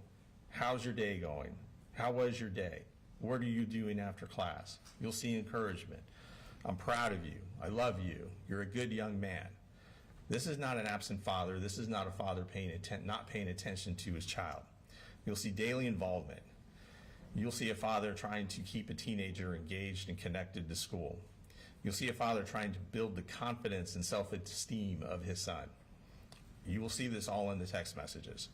You'll see their discussions about mental health, about depression, which is not homicidal ideation, about anxiety, which is not homicidal ideation, about anxiety, panic attacks, which are not homicidal ideation.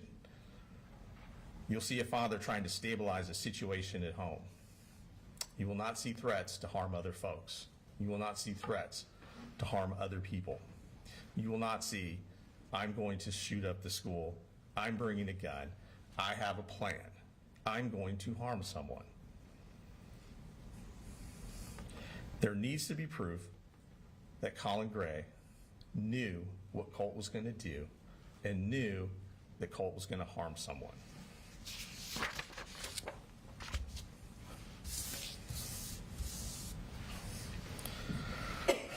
The text messages show something else as well.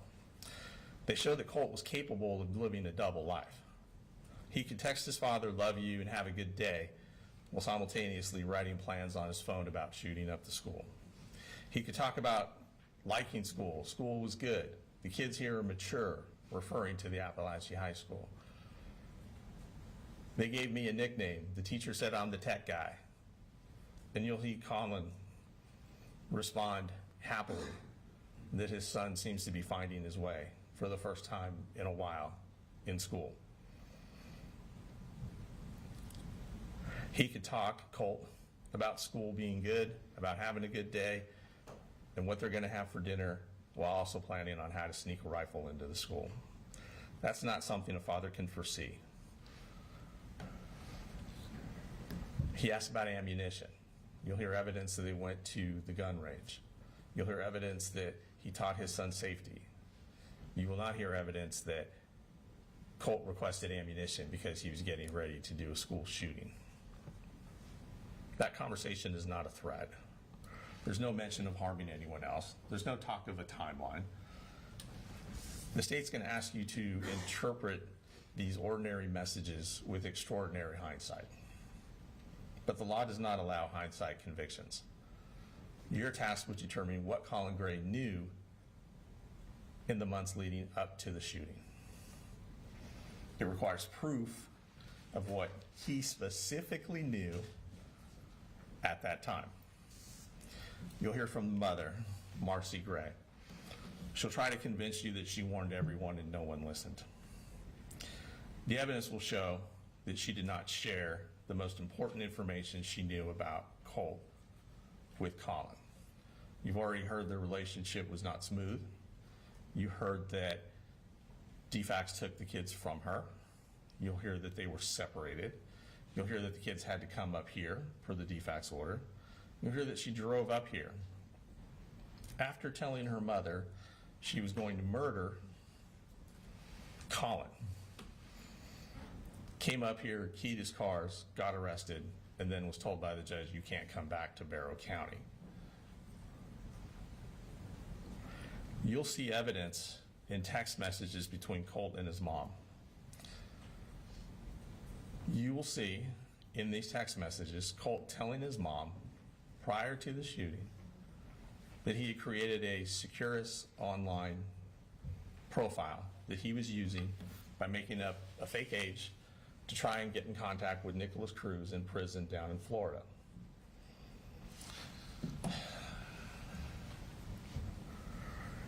He will text her that he had emailed Nicholas Cruz a couple times, and he'd even put money on his commissary.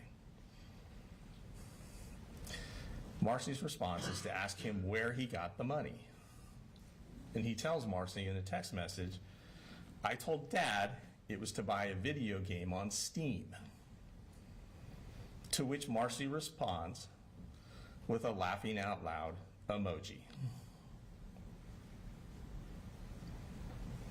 Marcy knew that he had this interest in Nicholas Cruz, but she did not share it with Colin. Immediately after this conversation, you will not see a text message from Marcy to Colin say, hey, did you know he's been emailing a mass murderer in Florida? Did you know that he put money on this mass murderer's commissary account that he told you was for a video game? She doesn't share any of that with Colin. She keeps that to herself.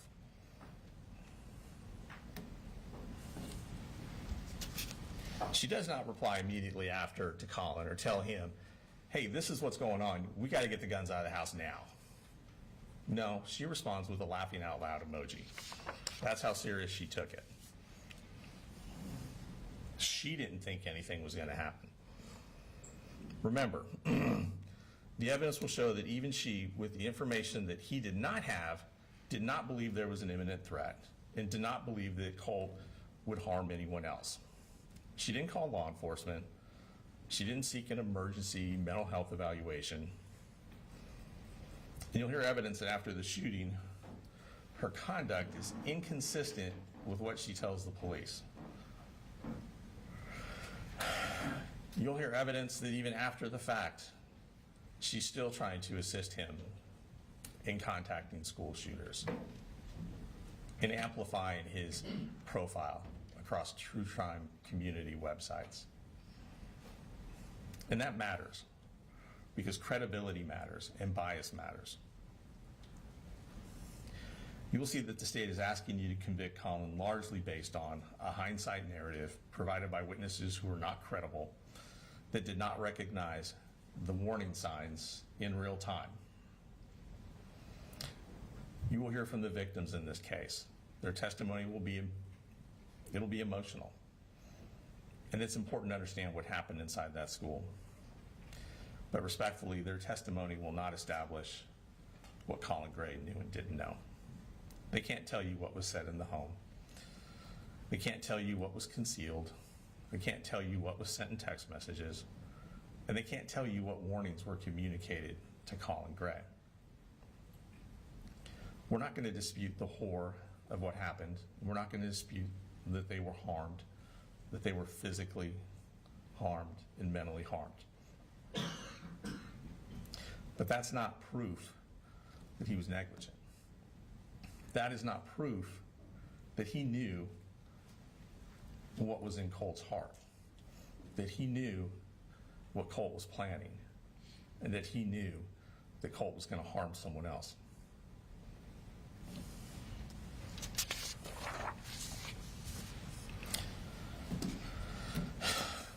The law doesn't punish what is possible. The law does not punish what is conceivable. He is charged with knowing what would happen. He is charged with knowing his son would harm someone else. In life, almost anything is possible. It's possible that a teenager who's angry might get into a fight.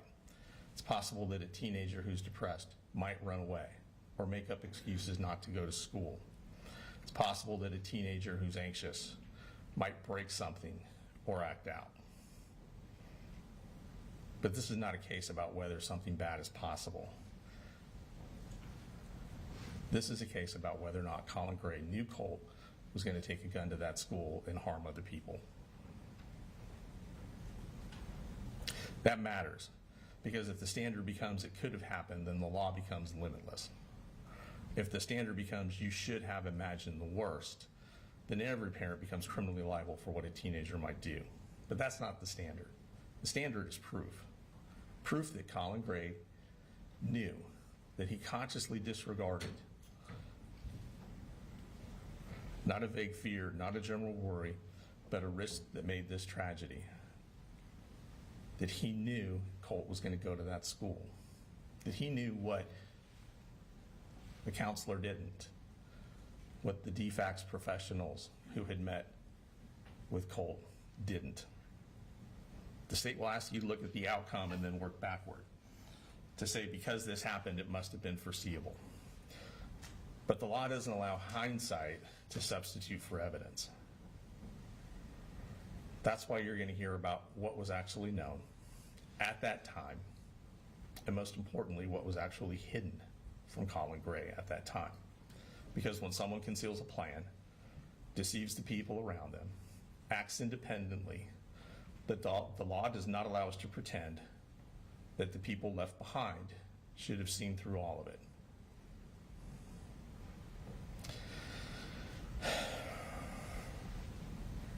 They're going to say that common sense means you should have seen this coming. And guns are serious, and this tragedy is serious. But the law is serious too. This case is not about whether or not firearms are dangerous in the abstract. It's about whether Colin Gray, based upon what he actually knew, failed to act because he knew that his son was going to go to that school and commit these acts.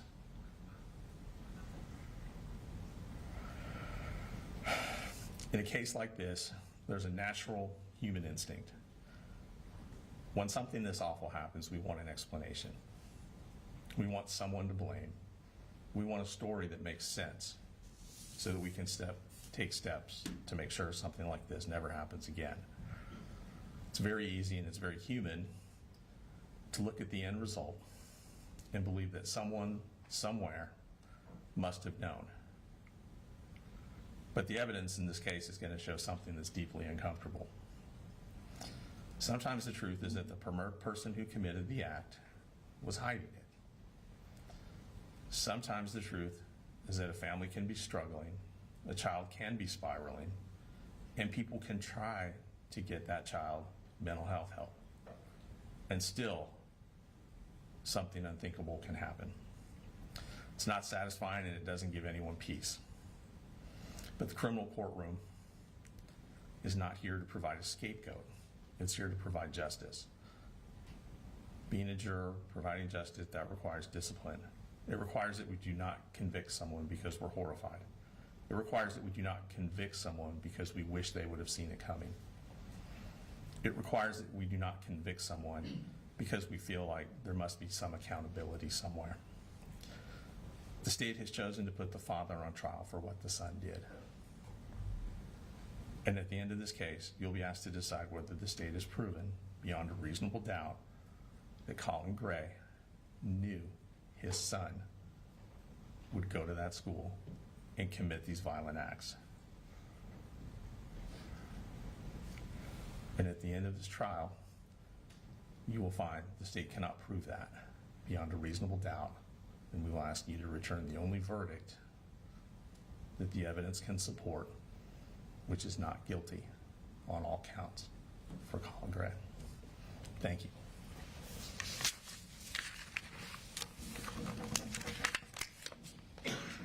Ladies and gentlemen, before the first witness is called, we can go ahead and take a 10 to 15 minute restroom break. Just recall the prior instructions, do not to discuss the case, save that for deliberations. All right, we'll be in recess for 10 to 15 minutes.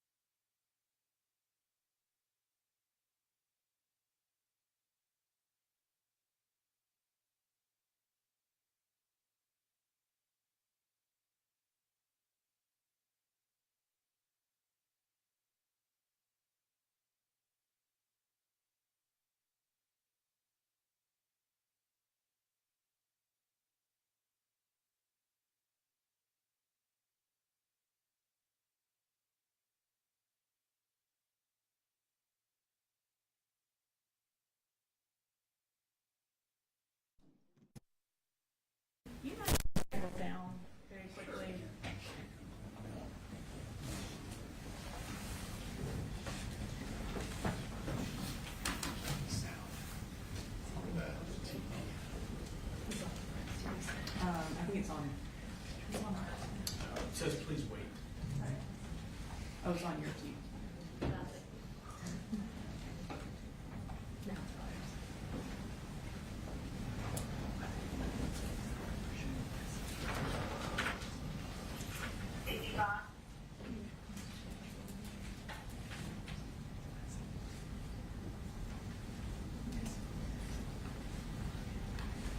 Are you able to turn up your sound a little bit? Not drastically.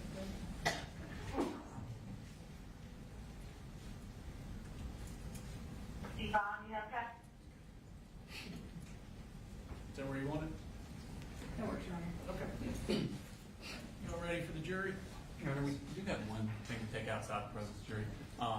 Mr. Hobson is opening me several references to things Colt was going to say. We would object any hearsay. Go ahead, Mr. Thompson. No, that's my understanding of the law. We won't bring any hearsay from Colt. There are some text messages we think can be authenticated that we wouldn't be asking to get into, but we'll get to that when it comes up. All right. Otherwise ready? Yes, sir. All right, bring the jury in. Yes, sir.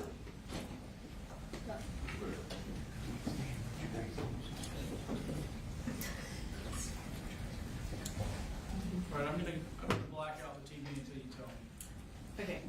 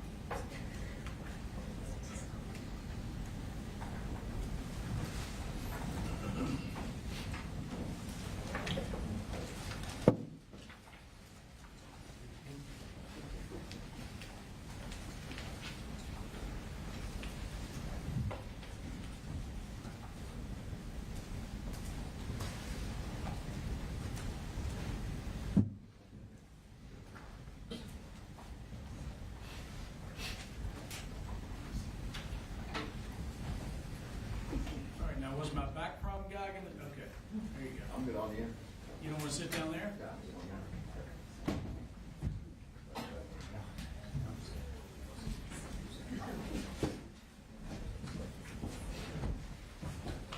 Y'all be seated in the audience.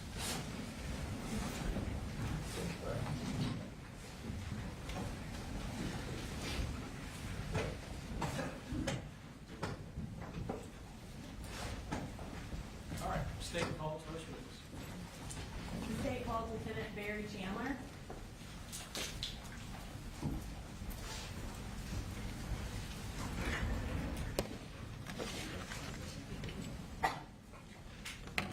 Please raise your right hand. Do you swear to tell the truth, the whole truth, and nothing but the truth, so help you God? I do. Okay, you can have a seat. Will you go ahead and introduce yourself to the jury? My name is Barry Chandler. Okay, and what do you do? I'm a lieutenant with the Bexar County Sheriff's Office. And what role do you currently have with the Bexar County Sheriff's Office? Currently, I'm assigned as the supervisor over the training unit. And were you in that same role in September of 2024? Yes, ma'am. Prior to becoming lieutenant over training, can you just briefly describe what roles you've had at the Sheriff's Office? Yes, ma'am. So I started my career in the jail in 2003. I was a court services deputy, patrol deputy, answering calls for service and things like that. I was a school resource officer for about 6 years, and then prior to being promoted to lieutenant, I was an investigator for 7 years. I worked 6 years in crimes against persons. So in your capacity as a school resource officer, did you become familiar with the various schools in Barrow County? Yes, ma'am. And what different high schools are there in Barrow County? We have Barrow High School, Apalachee High School, and the Barrow Arts and Science Academy, Baskin. And where is Apalachee High School located? Off of Heyman Morris Road. Okay. And obviously, is that in Barrow County? Yes, ma'am, in Barrow County. And approximately how many students go to Apalachee High School? Around 2,000. In your capacity as the lieutenant over training, did you coordinate any trainings related to active shooters in 2024? Yes, ma'am. And when and where did you do that? We did several in 2024. We started off at Old County Line Elementary School. We worked at CFIT, which is the Center for Innovative Teaching. And it all sort of culminated at Russell Middle School on March 14th of 2024. And can you tell us about the training that you did on March 14th at Russell Middle School? Yes, ma'am. So generally, active shooter training is designed for us to teach our deputies and law enforcement to rapidly enter a structure, to immediately find the person that is shooting and then stop them from shooting. So the training that we did prior to the March 14th drill at Russell was very focused on that. We also included implementing what are called rescue task forces. So rescue task forces are members from fire and EMS who can get into the school quickly, and with security provided by law enforcement, they can start rendering aid to victims.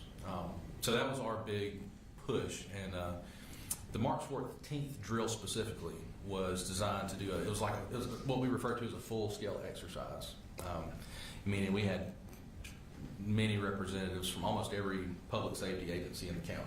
The Sheriff's Office participated, the Winder Police Department, Barrow County Fire and EMS, Winder Fire Department, the school systems, our 911 Center, GEMA had represented the Georgia Emergency Management Agency. So we had a lot of folks that came together because our goal with the full-scale exercise was to make something as realistic as we could, to give our deputies the ability to respond to the most real-life environment they could. The school system was great. They included, they had teachers that were there that volunteered. The administrators were there. We used cadets, explorers from the Sheriff's Office and the Fire Department as role players. But we tried to make it real, essentially, was what we tried to do.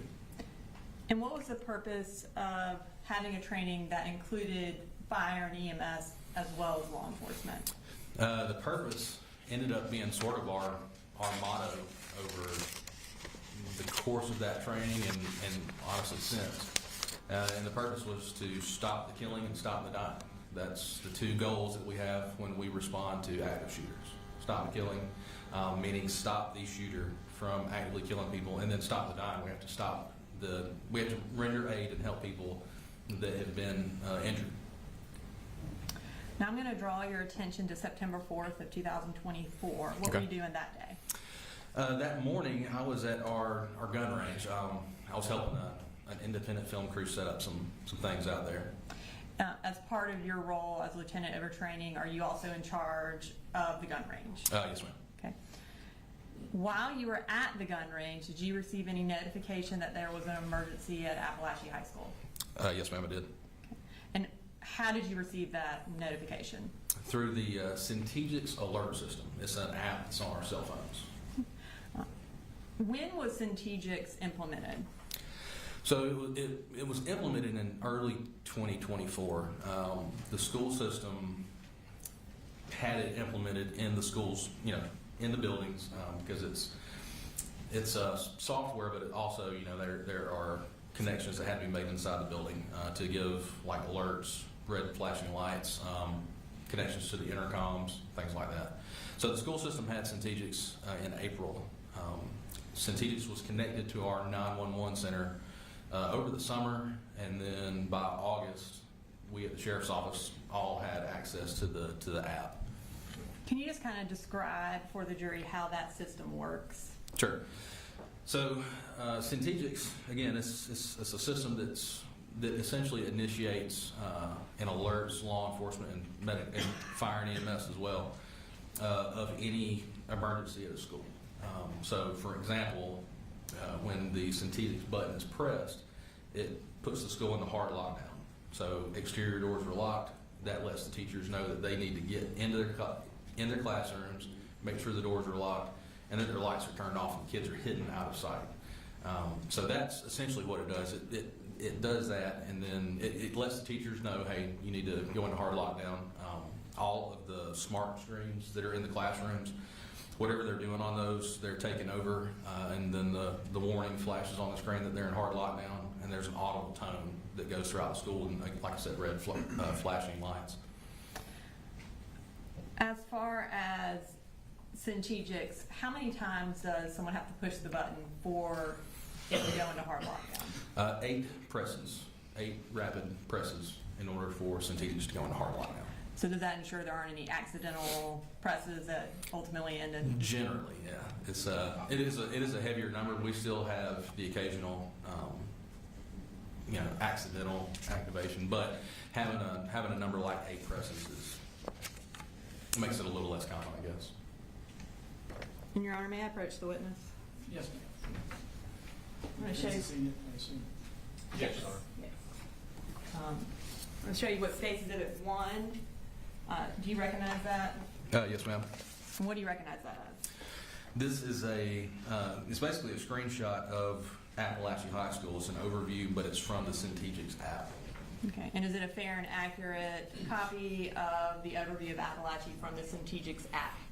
Yes, ma'am. Your Honor, at this time I'd like to introduce an evidence, State's Exhibit 1. Mr. Hobbs or Mr. Berry? No objection, I assume they're demonstrative, Your Honor, won't go back to the jury. I think that's something we can discuss later.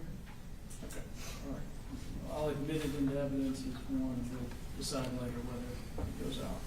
Okay. We can display that. Can we have access, Your Honor? Sorry. It's okay.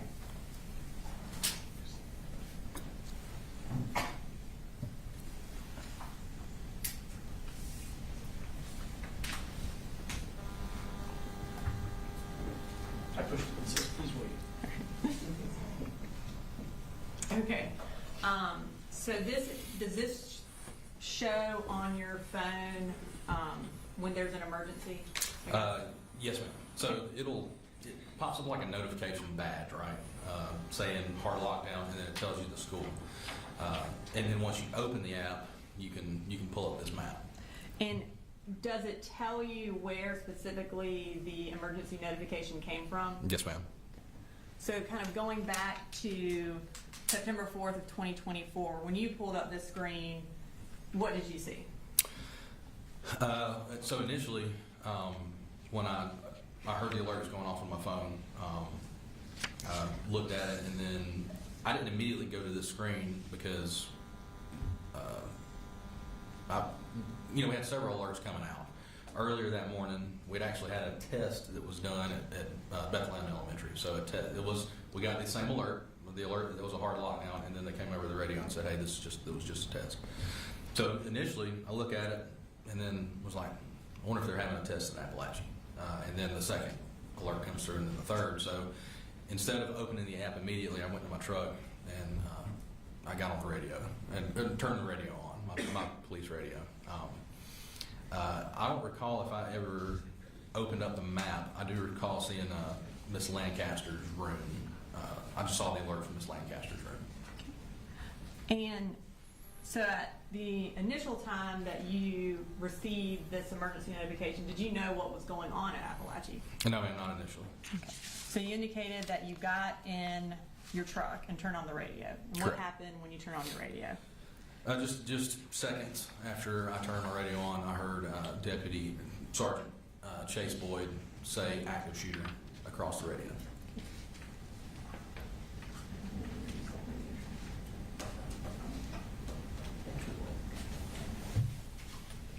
I have in my hand State Exhibit 2.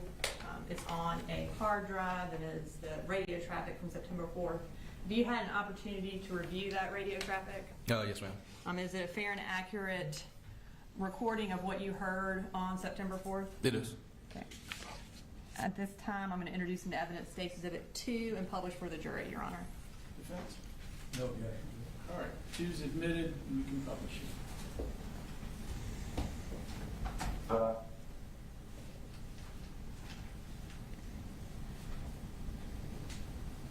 Safety Tom, you have traffic. Sure. Active shooter. That's certainly an active shooter at Apalachee High School. People. And you said it was from Deputy Boyd, and who is that? Sergeant Boyd he's a supervisor with the SRO division. He's one of their immediate supervisors. So when you heard that, what did you do? I immediately so being at the range and being in our ammunition house, I didn't have my standard uniform on, so I threw on my gun, jumped in my truck, and I went to Apalachee as fast as I could. About how far from Apalachee were you? Close to 5 miles. Do you remember approximately what time you arrived? Around 10:30. And I'm going to show you what's been marked as say exhibits 3.1, 3.2, and 3.3. Okay. Do you recognize those? Yes, ma'am. And what do you recognize those as? They're overviews of Apalachee High School. They show rooms, room numbers, so essentially school maps. Okay. And just for the record, is 3.1 a full map of the high school? Yes, ma'am. Okay. And is 3.2 a partial map of the high school? Yes, ma'am, it is. Okay. And I'm going to have you look over to your left. Okay. Is that also 3.2 right there? Yes, ma'am. Okay. And then is 3.3 an overview, like a street view from Google Maps? Yes, ma'am, it is. Okay. Your Honor, this time I'd like to introduce into evidence states exhibits 3.1, 3.2, and 3.3. Defense? Same objection, Judge. Just as far as going out. Whether it's demonstrative or not, okay. Right. All right. 3.1, 3.2, and 3.3 are all looking good. All right. Now we're going to start with 3.1, if we could display that for the jury.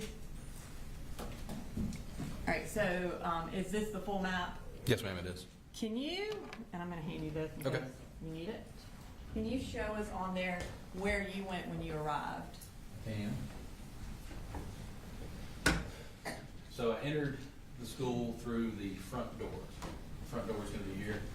I made my way to the main atrium, and then from the main atrium, I moved down F Hall until it intersected with J Hall. Once it intersected with J Hall, I made my way. So I could see a large law enforcement presence, obviously, at this point.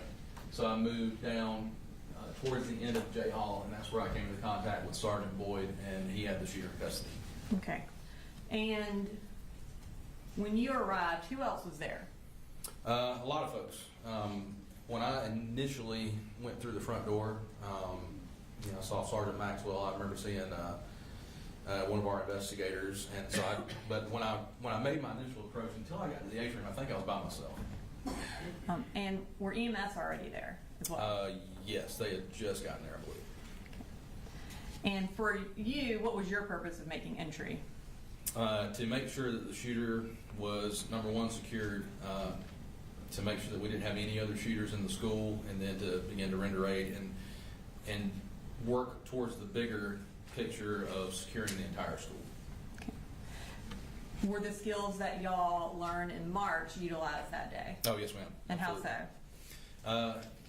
So a lot of the people that we spoke to after the event said that, it's extremely stressful. I can't put into words how different the actual event is than all the training that we've done over the years. And we've done it since, I've been at the Sheriff's Office since 2003, and in 2004, we did an active shooter drill at Apalachee High School. So the words can't put into perspective the amount of stress, but most of the guys that I talked to, they were like, it just felt like training. And Judge, we're going to object to most of the guys that you talked to and what they may have said. Can- Brooks, you hear say. Just Yeah. describe it from your Absolutely. perspective. I'll sustain the objection. Thank you. It made it more where it was like it was something that they had seen before, which is not very common. It was something that we needed to do for the deputies. And what was the result of the coordinated response by EMS and law enforcement that day? So the result was we were able to fully secure the school. Every patient that was injured that could have been saved was saved. We refer to it as we had 0 preventable deaths, which was unheard of in active shooter scenarios up until September 4th. You can have a seat. Okay. I won't have you do anything That's on all right. that for a little bit. After you made entry and went to the end of J Hall and observed that the shooter was in custody, what did you do after that? After making sure that the shooter was in custody, I got a team of deputies and we began moving down. So, sort of, again, looking at the big picture, seeing where people were at, realizing where we needed resources. It didn't seem like anybody was fully down F Hall. So I took a team of deputies down F Hall, and we began making sure that the classrooms that there weren't any other injured people in the classrooms, again, that there wasn't another shooter, and then just securing those areas. And as you were securing them, were y'all also evacuating students? Not initially, but fairly soon after we started clearing. The evacuation process didn't take too long to get to. And I'm going to go ahead and bring up State Exhibit 3.3 behind you, which is the Google overview. So can you, and I think I lied, you are going to look at the map real quick. That's fine, yeah. Can you show us on there where the school is and just kind of orient the jury to what we're looking at? Yes, ma'am. So, Heyman Morris Road, this is Apalachee High School. The front door is right here, and then you have the rear parking lot where the buses go, and then the football field. And the football field is surrounded by a chain link fence. And when y'all evacuated the students, where did y'all ultimately evacuate them to? To the football field. And when parents arrived to come find their children, were they eventually allowed to go to the football field as well? Yes, ma'am, they were. Approximately how many law enforcement officers responded to Apalachee High School that day? I believe that the number was close to 400, if not a little more. And how many different agencies, if you know? There were 56 that we made note of.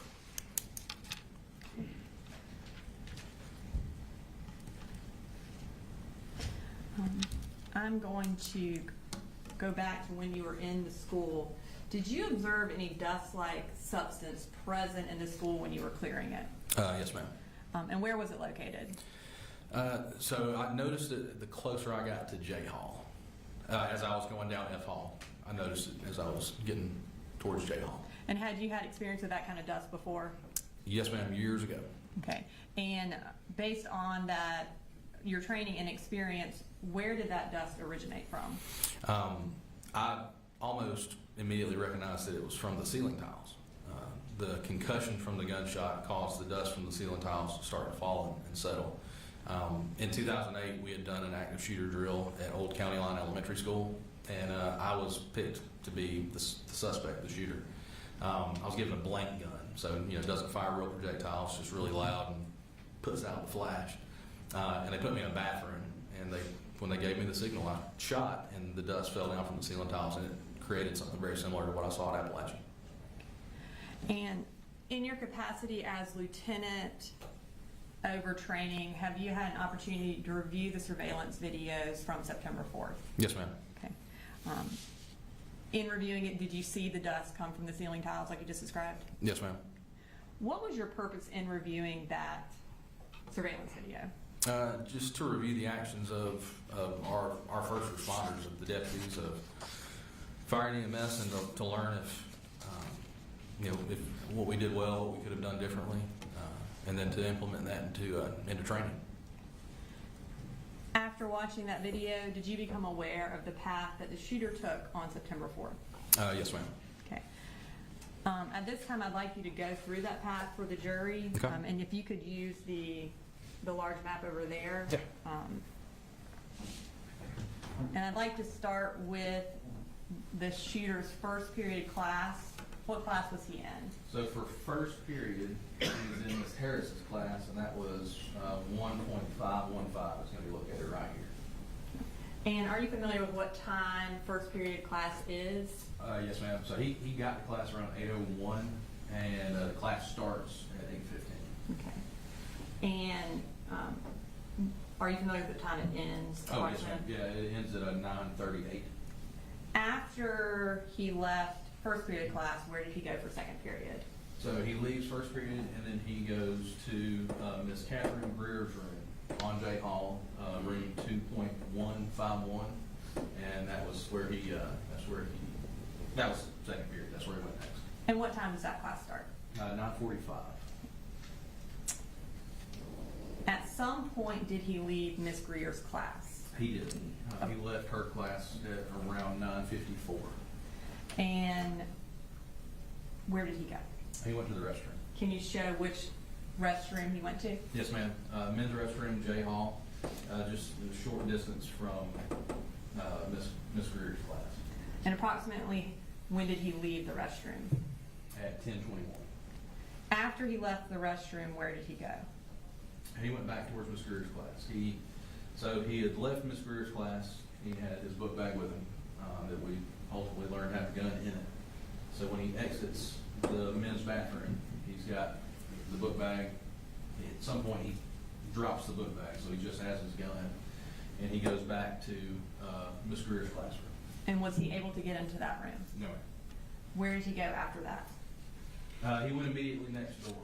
He went to Miss Ryan and Coach Edwards' classroom, which is 2.152.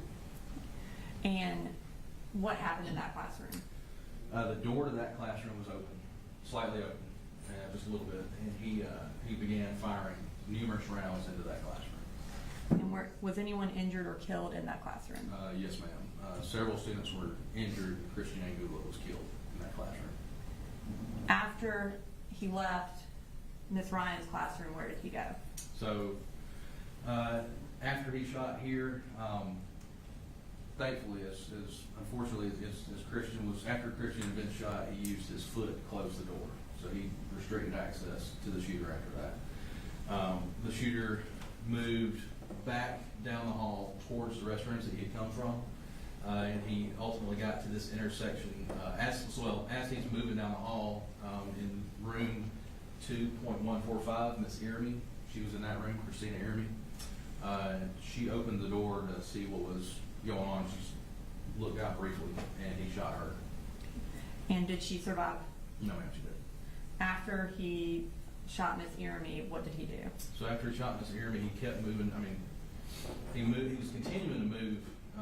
He got to the intersection here of K Hall and J Hall, and while he was here, he saw Coach Aspinwall and Coach Phoenix, Ricky Aspinwall and David Phoenix, left their classrooms, which are 2 doors, side by side, so they leave pretty much at the same time.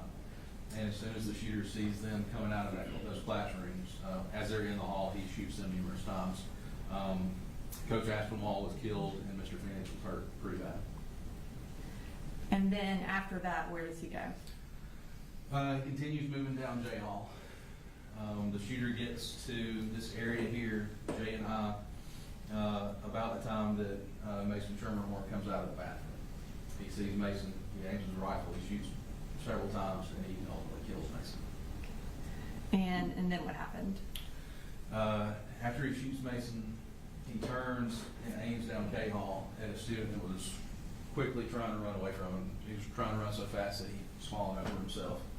As soon as he aims this way, Deputy Brandon King and Sergeant Boyd made their way down F Hall. They actually came out at the intersection on J Hall, so they could tell that there was, through the haze of the dust that had fallen, they could tell that somebody was down there. They heard the shots when he shot Mason, and then they immediately started giving loud verbal commands for him to drop his gun, and he immediately surrendered.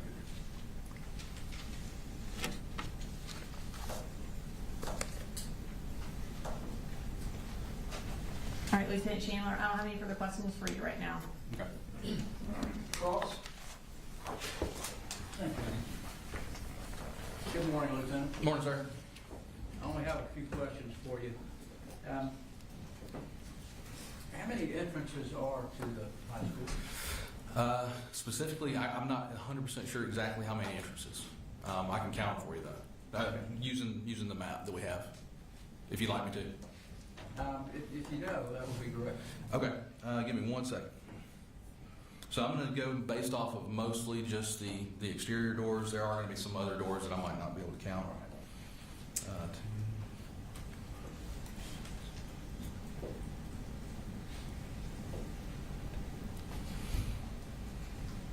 I would say upwards of, I'd say a little more than 15 exterior doors. Okay. And are all of those doors secured when the kids first come in? Yes, sir. So other people can't get in from other places? Correct, they're supposed to be, yes, sir. So all the students have to go in through the front? No, sir, not necessarily through the front. So basically, I think the way they have it set up is car riders will go through the front, and then the bus riders will go through the back side of the school. Okay, so you got actually two entrances? Two main entrances, yes, sir. And the entrance that Colt made would be from the bus? Correct, yes, sir. And do you know what time that bus arrived? Slightly before 8. Okay. Do you know how many children were on that bus with him? No, sir, I don't. I assume you didn't take possession of any evidence at all? No, sir. My role after the initial response was that I did supplement CID's efforts, but I didn't specifically collect evidence. Okay. Nothing further. Thank you. Judge. Based on crossing and redirect? No, Your Honor. May Lieutenant Chandler be excused? Yes, ma'am. Thank you. Thank you, sir. Yes, sir. Thanks. Second question, please. Is the next witness a long one? We may break for lunch before cross, if so. Maybe about 20 minutes. Okay. Go ahead. The state calls Dr. Matt Thompson.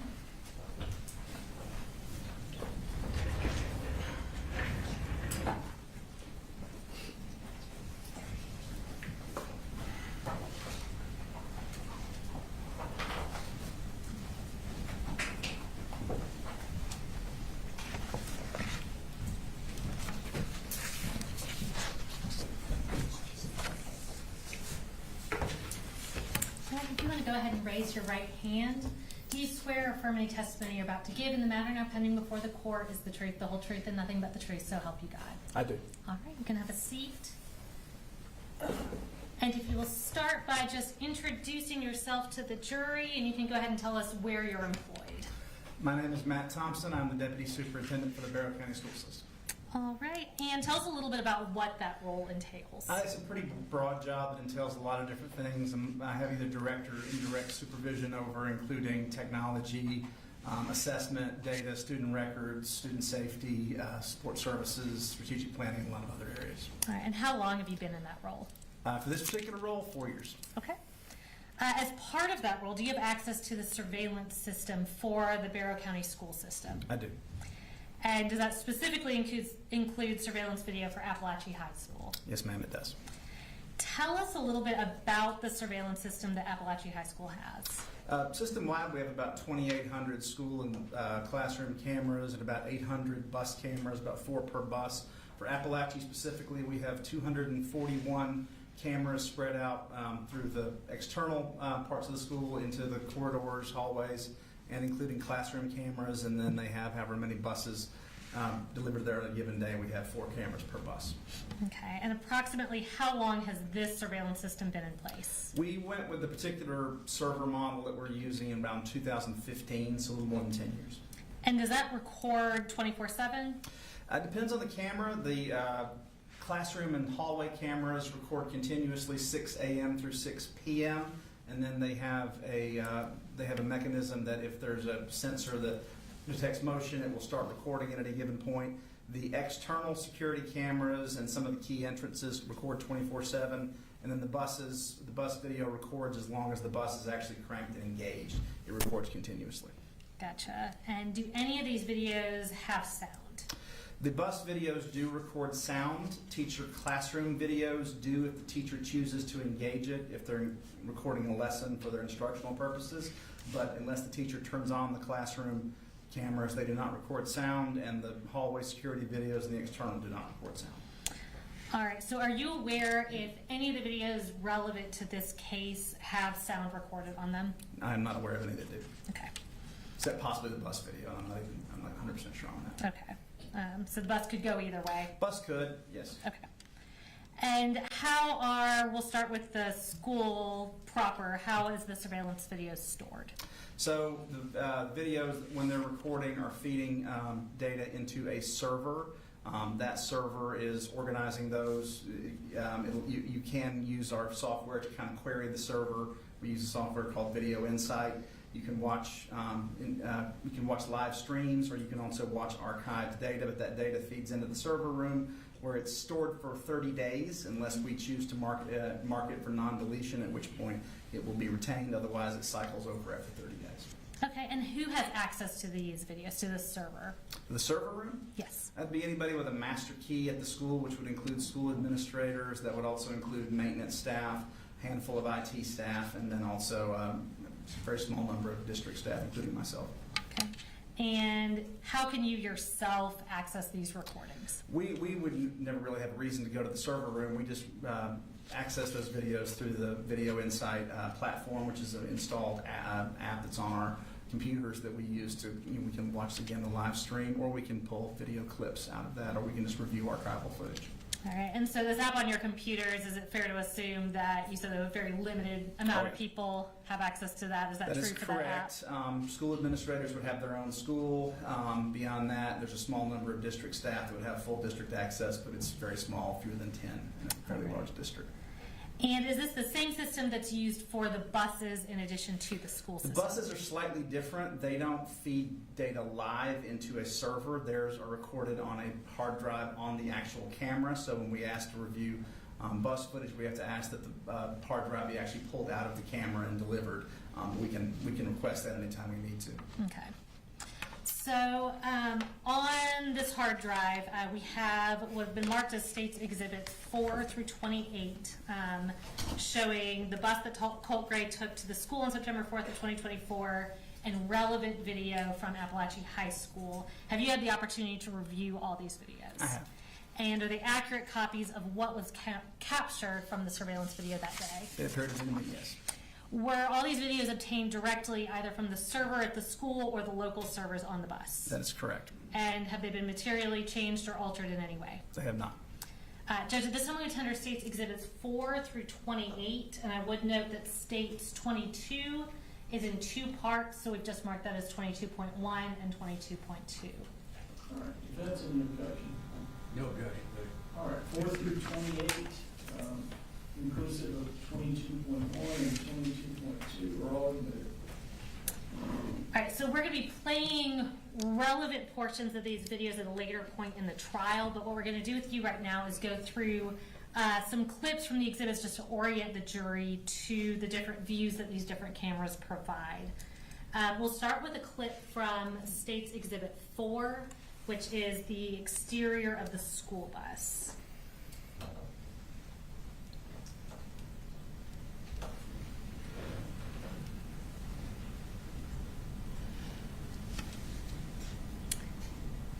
And looking at this video, is that the video that you obtained relevant to this case? It is. Or a clip from it? It's And one clip of is it, yes. the timestamp and date accurate on this video? They appear to be accurate, yes.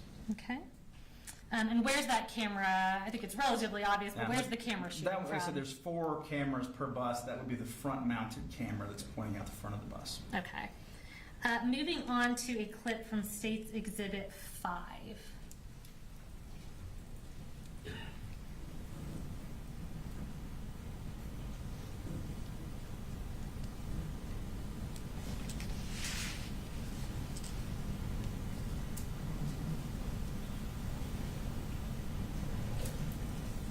And is that the interior of the same school bus that we previously saw the exterior of? That would be the camera that's pretty standard mounted behind the driver. Okay, and once again, is the date and timestamp accurate on that video? It appears to be, yes. All right, now shifting to cameras at the school, we're next going to show a clip from States Exhibit 6.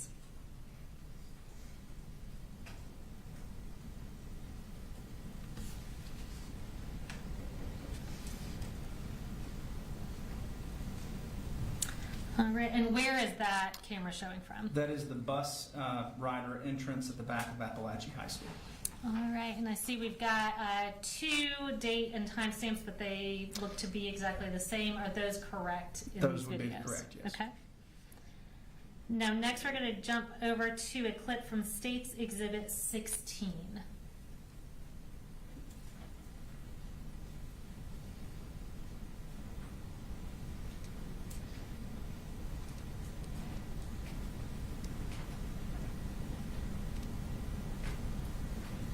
All right, so this one obviously looks a little different or significantly different from the other videos we're looking at. Can you just kind of explain what we're looking at here? This is one of the classroom cameras. This is actually, I believe, in Miss Suzanne Harris's classroom. They're mounted at the center of the classroom, or not every classroom is perfectly square, so sometimes they're configured as close as we can get it, and they provide a fisheye view of the entire classroom. Some of the newer ones can be actually angled a little bit if a teacher wants to use them for instructional purposes. They typically are not done that much for that purpose, so this is typically the view you're going to get from a classroom camera, sort of the fishbowl view of the entire classroom. Okay, and so are all the cameras inside the classrooms this style of camera? They will, yes. There's not any that will look any different from this. As I said, you can sometimes angle them, but in this particular case, it's not angled, and I don't believe any of the footage that was relevant to September 4th were angled in any way. That was my next question, thank you. And are there any other cameras that show the interior of these classrooms as part of the school surveillance system? No. Is the date and time stamp on this video correct? It is, yes. And just to kind of further orient the jury, in this video, can you tell us where the entrance to the classroom is? It would be in the upper left-hand corner of the screen, when you can see a sort of brown door. That would be the entrance to the classroom, and this is, like I said, this is a computer classroom, so there's rows of desktop stacks. Okay, so that brown door with the little window on Yes, it, right? that would okay. be it. And next, we're going to pull up State 17 and show a clip from that.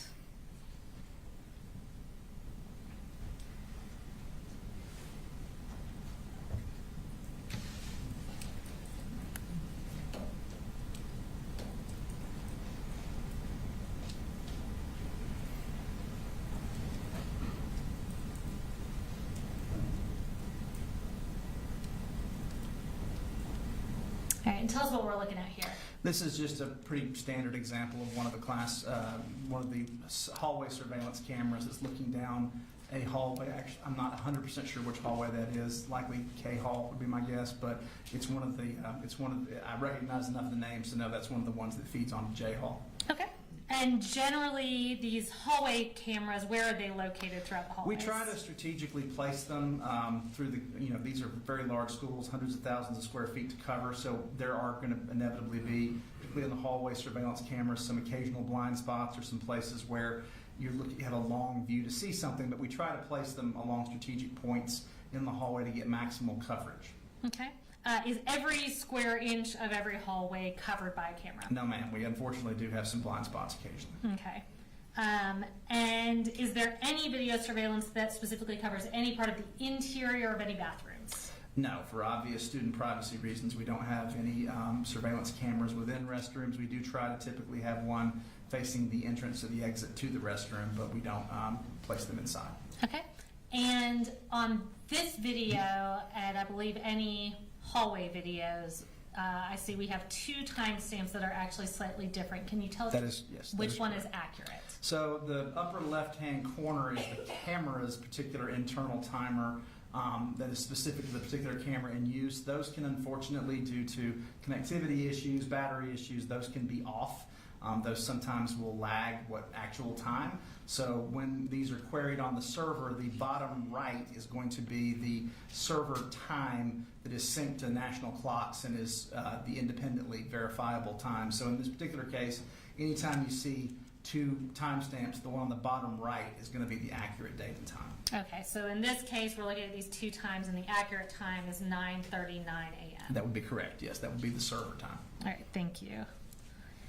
Did you also review and recover surveillance footage from any dates besides September 4th related to this case? Yes, ma'am. We also reviewed and pulled footage from August 26th and August 28th, 2024. And again, we'll provide more relevant context and publish those videos through subsequent witnesses. But starting with August 26th, what were you generally looking for? That was the last day Colt attended school prior to September 4th, and we were particularly interested in verifying that he spent the majority of that day in the counseling suite. So in this particular case, we pulled videos related to his first period class, his second period class, and then his moving into the counseling suite for the majority of the rest of the day. And was that video recorded and stored in the same capacity as you previously described? It was, yes. And did the timestamp appear to be accurate, or in the case of any hallways, that bottom right timestamp appear to be Yes, accurate? they did to me. With these videos from that date, did you combine multiple camera recordings of Colt related to him going to the counselor's office? We did. It's a little clunky when you're trying to parse through a server. So Sure. a lot of times we'll create curated like pathway videos through a school. So in this particular case, we pulled sequential clips off of multiple cameras and sort of stitched them together using just very basic video software, just so that you have an unobstructed view of the student moving through the school. And we did that for the August 26th for Colt. Okay, and other than putting those videos from different cameras into one file, were the videos changed or materially altered in any way? They were not. And Judge, again, we'll publish this at a later time, but at this time, we would tender State's Exhibit 29, which is also stored on this hard drive. Presents. No objection. All right, 29 is admitted. And just to follow up on that a little bit, is there any surveillance video once you enter the counseling wing at Apalachee High School? There isn't actually a unobstructed view of the entrance to the counseling suite. You can get almost there from the where you come off the K Hall, coming down from J Hall. You can see where individuals will turn to go to the counseling suite. You can also see that off of other hallways, but you can't actually see anybody enter the counseling suite. Okay, and was the thought there essentially also for privacy reasons? Yeah, sometimes we've kind of gone back and forth over the years, but as to coverage versus trying to be a little more discreet with students who may have issues and they don't want to be picked up on camera. So in this particular case at Apalachee, we don't have a camera that shows the counseling suite entrance. Okay. And shifting your focus to August 28th, which is the other date you referenced, were you looking for a specific person on that date at Apalachee High School? We were, yes. Okay, and who was that? That would be Colt's grandmother, Miss Deborah. I think I've had her name mispronounced all these years. I think it was Pummelhoose or... Okay, I believe no. Paul Hamus. Paul Hamus, there we go. Thank you. But I think we will clarify later. She had visited that day to meet with a counselor to discuss her concerns, so we pulled video showing both her entrance and her exit from Apalachee High School. Okay, and again, did you combine the multiple camera recordings of her on that date into one file? We did. And other than putting them into one file, were they changed or materially altered in any way? They were not altered in any way. All right, and is that the video that we've marked as State's Exhibit 30 and put onto this hard drive, a fair and accurate depiction of what you pulled off those It is. cameras? And Judge, at this time we would tender State's Exhibit 30 and again play it at a later time. Defense. No objection, Judge. All right, 30 is admitted without objection.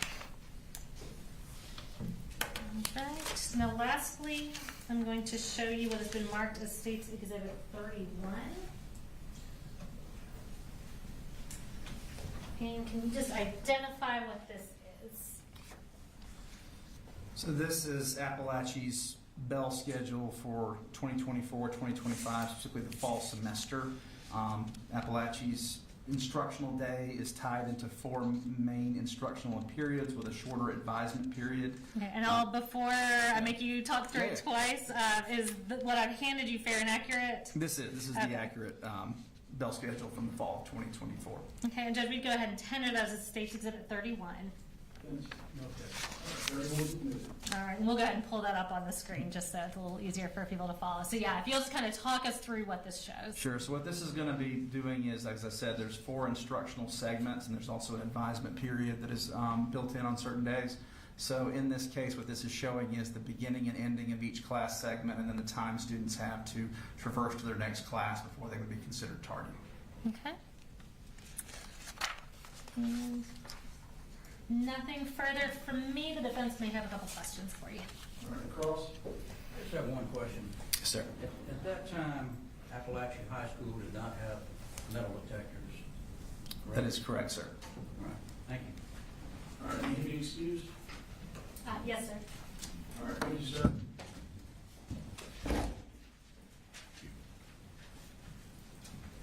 All right. We're going to go ahead and take our lunch break. 12:10, break until 1:10. And here's we point out to you as you go to enter the jury room, before you turn in, there is a microwave and a sink there at the end, and of course we have the fridge and whatnot there. All right. Well,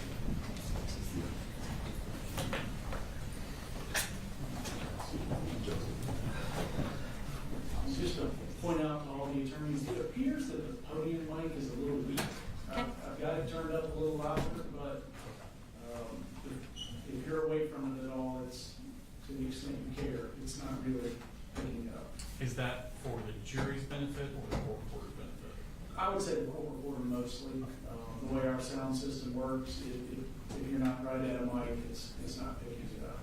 Obviously, she's close to you there, and, you know, she can hear you, but just so you all know. Can you put a different mic on there? We have an identical looking one.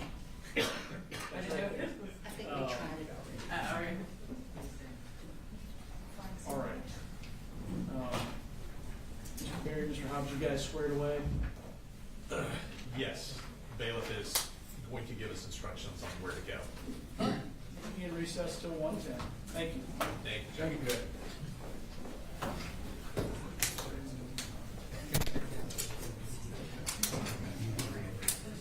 I think it's gonna be a lot of those questions.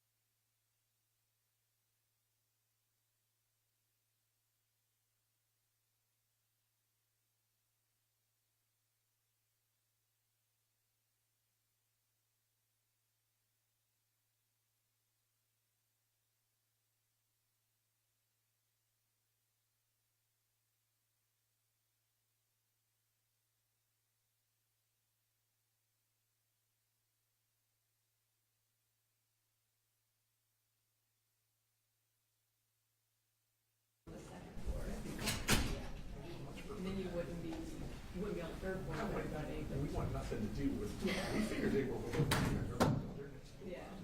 But yeah, that might be. Okay. We'll talk to the judge at the court. Just remember what you can't film. The date?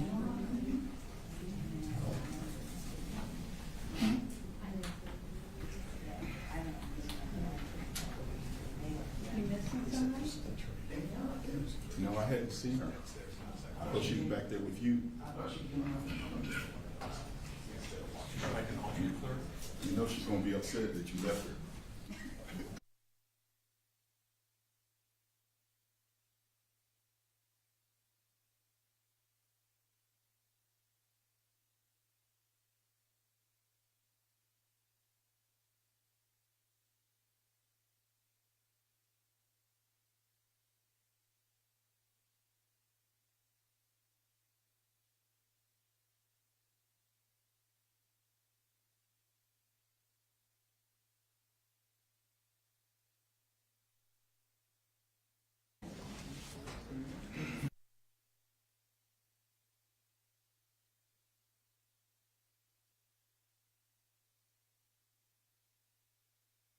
Can we just put some timestamps on the record? It just seemed easier to do that outside the presence of the jury. Okay. The clips we introduced through Dr. Thompson from State's Exhibit 4, we played from 41 minutes 16 seconds to 41 minutes 29 seconds. From Exhibit 5, 39 minutes and 29 seconds to 39 minutes and 51 seconds. From State's Exhibit 6, we played the first 10 seconds. State's Exhibit 16, we played 20 minutes and 3 seconds to 20 minutes and 13 seconds. And from State's Exhibit 17, we played the first 10 seconds. Okay. And we'll also provide that in writing to the court reporter once we get through evidence. All right. You all ready for the jury? Yes, sir. Okay. All right, you bring them in. We're ready.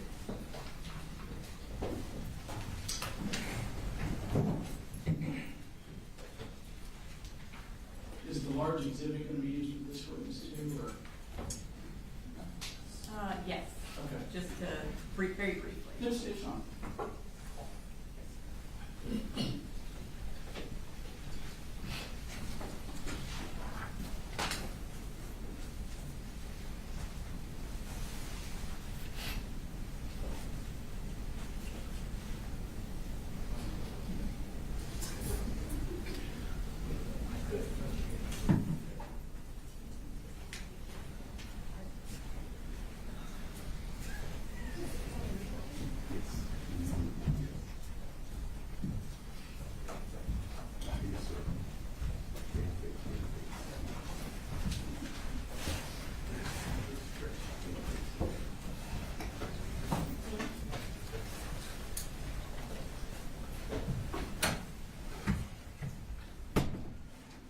Everyone can be seated.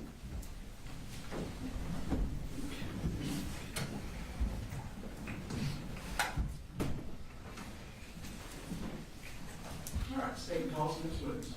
State calls Suzanne Harris.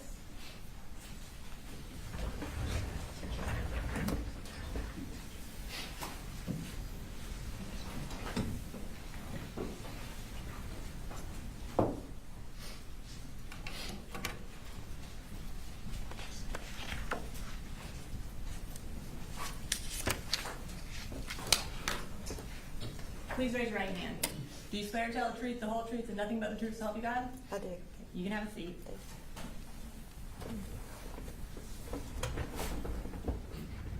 Will you go ahead and introduce yourself to the jury? My name is Suzanne Harris. I was a teacher at Apalachee High School. I've been in the county for 14 years. This is my 18th year teaching. Okay. Well, you went ahead and answered my next question, which was, what do you do? So, you indicated that you worked at Apalachee High School. When did you work at Apalachee High School? What years of service did you do there?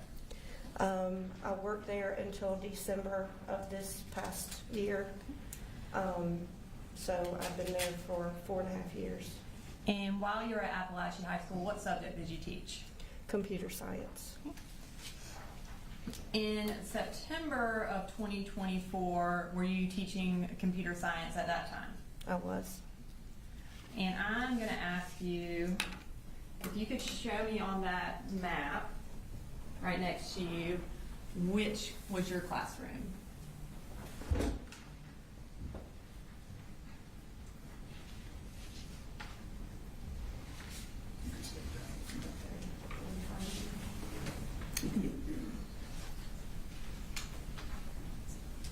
The keyboard laptop, yeah.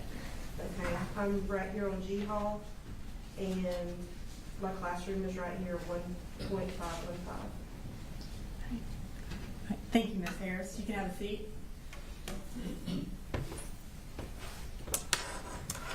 I am going to draw your attention to September 4th of 2024. Were you working at Apalachee that day? I was. And was Colt Gray in one of your classes? He was. What period was he in? He was in first period. And what time is that class? Or generally, what time does first period start? The bell rang at like 8:15. Okay. And what time does it end? Best I recall, like 9:38, somewhere around there. And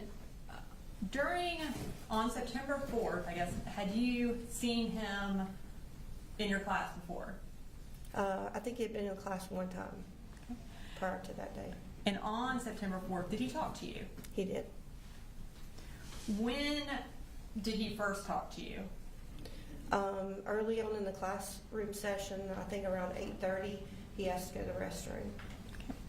And then after that, did he come and talk to you again? He did. And what did he talk to you about? At this point, we had been talking about missing assignments and different things because he had only been there for 2 days, but he asked whether or not we'd ever had an active shooter drill before. And what did you tell him? I told him that we had had one. Judge, we're going to object any hearsay. First response. Your Honor, doesn't go to the truth of the matter asserted. It goes to sort of present sense impression, what they're discussing at that time, and then what action she took afterwards. Yeah, I would think this falls into a category of non-hearsay. They're not offering it to prove that they did or didn't have active school shooter trainings in the past. It's just, did he ask the question? So I'm going to overrule the objection. Thank you, Your Honor. And so, kind of getting back to the question, he asked you if there was an active school shooter drill, and then your response was what? Yeah, we actually had one last week, but he wasn't there for the drill. Okay. And was there any further discussion about that? At that moment, I did ask him what school he went to because I was concerned, like, why would you, had you worked or been in a school that it would have made you nervous about school shooting? And he told me that he had been at Jefferson High School, middle school, excuse me, in the 8th grade. And I asked him if he knew Elaine Murphy, is one of the teachers at Jefferson. Judge, I'm going to again object any hearsay. And Ms. Brooks, you have a response? Or? I think we'll just move on from what she said back to him and go on to the next topic. All right, so I'll sustain the objections to his last remarks. Go ahead. Okay. So after y'all had the discussion, did he go back and sit down? He did. Okay. And this time, I'm going to publish a clip from State's Exhibit 16. It's been previously introduced into evidence, and the clip is from 38 minutes and 23 seconds to 39 minutes and 12 seconds.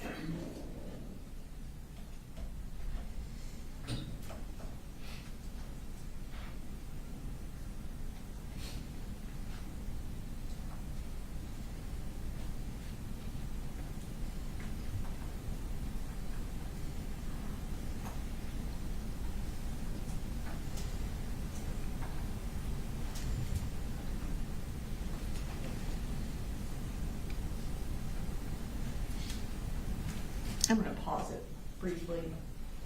Can you kind of tell the jury, just so they can make sure they see where you are and then also where Colt Gray is? Sure. So over to this side over here, where you see the gold and white striped bulletin board, that's where my desk is. And Is that all the way on the left of the screen? yes. And then he is to the right of my desk. I don't know what corner I can show you. So I'm here, and Colt is here, and this is where he was sitting. Okay. And this was Alex Johnson, and this was Tyler Graham. It may facilitate things for these fisheye views to kind of refer to like the face of a clock, 9 o'clock, or just. That is a good idea, Your Honor. And as far as the exit or the entrance to the classroom, the door, is that around 11 o'clock? It is. All right, thank you. All right, we can finish playing the clip.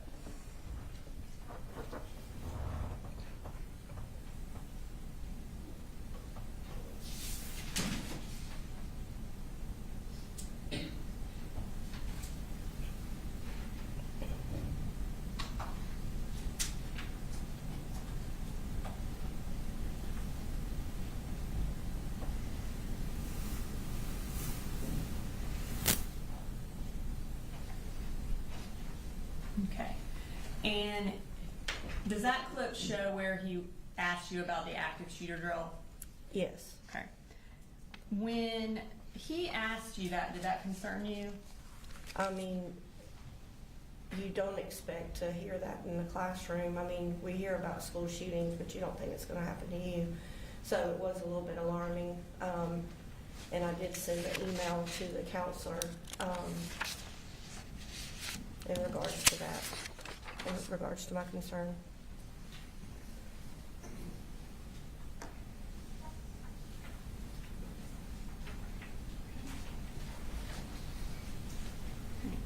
I'm going to show you what's been marked as State Exhibit 32.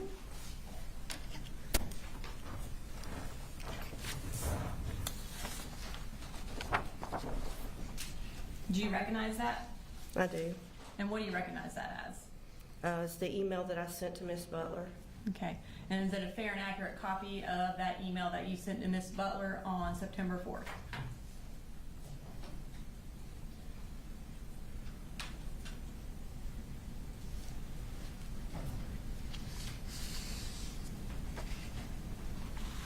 Yes. Okay. Your Honor, this time I'll introduce into evidence State's Exhibit 32. No objection. All right, 32 is admitted. Okay, if we could display that for the jury. Okay, so you indicated that you sent this email to Miss Butler. Can you tell us who Miss Butler is? She's the counselor that is in charge of his last name. So each counselor has a certain number of letters in the alphabet that they're in charge of. And she was in charge of his last name. And then you also copied D. Martin. Mhm. Can you tell me who D. Martin is? She's our assistant principal, but I'm a CTAE teacher, so she was actually over the CTAE umbrella. Okay. And what time did you send that email? The timestamp is 8:46 a.m. And can you read for the jury what your email said? The subject said inquiry from CG that might warrant a few questions. Miss Butler, I had a student who is new to the school. He has missed quite a bit already. He asked this morning if we ever do any active shooter drills. I thought this was an odd question. I told him we did, and we had one recently, but he was absent. I asked if he had a particular concern, and he said he didn't. The student is Colt Gray, and he is in the 9th grade, just FYI. Thank you. Mhm. Now, after you sent that email, did Colt come and talk to you again? Yes. Okay, and He what did he talk to you about this time? Several times he was asking about missing assignments. The two students that were sitting beside him, Alex Johnson and Tyler Graham, they were actually helping him with assignments. But at some point, closer to the time that the bell rang, he asked what our policy was in between restroom transitions, as far as going to the restroom. And what is Apalachee's policy about restroom transitions? You cannot go to the restroom during transitions. Okay. And by transition, do you mean between classes? Yes, ma'am. So when can you go to the restroom? You can go in class. And how do y'all prevent people from going to the restroom during between classes? We have chains, and so I actually had the restroom duty right outside my classroom. So there's chains, and you just walk out and clip the chain and stand there and make sure that the students don't go in and out of the restroom. Okay. So at this time, I'm going to show another clip from State's Exhibit 16, which is from 1 hour and 30 minutes and 54 seconds to 1 hour and 31 minutes and 18 seconds.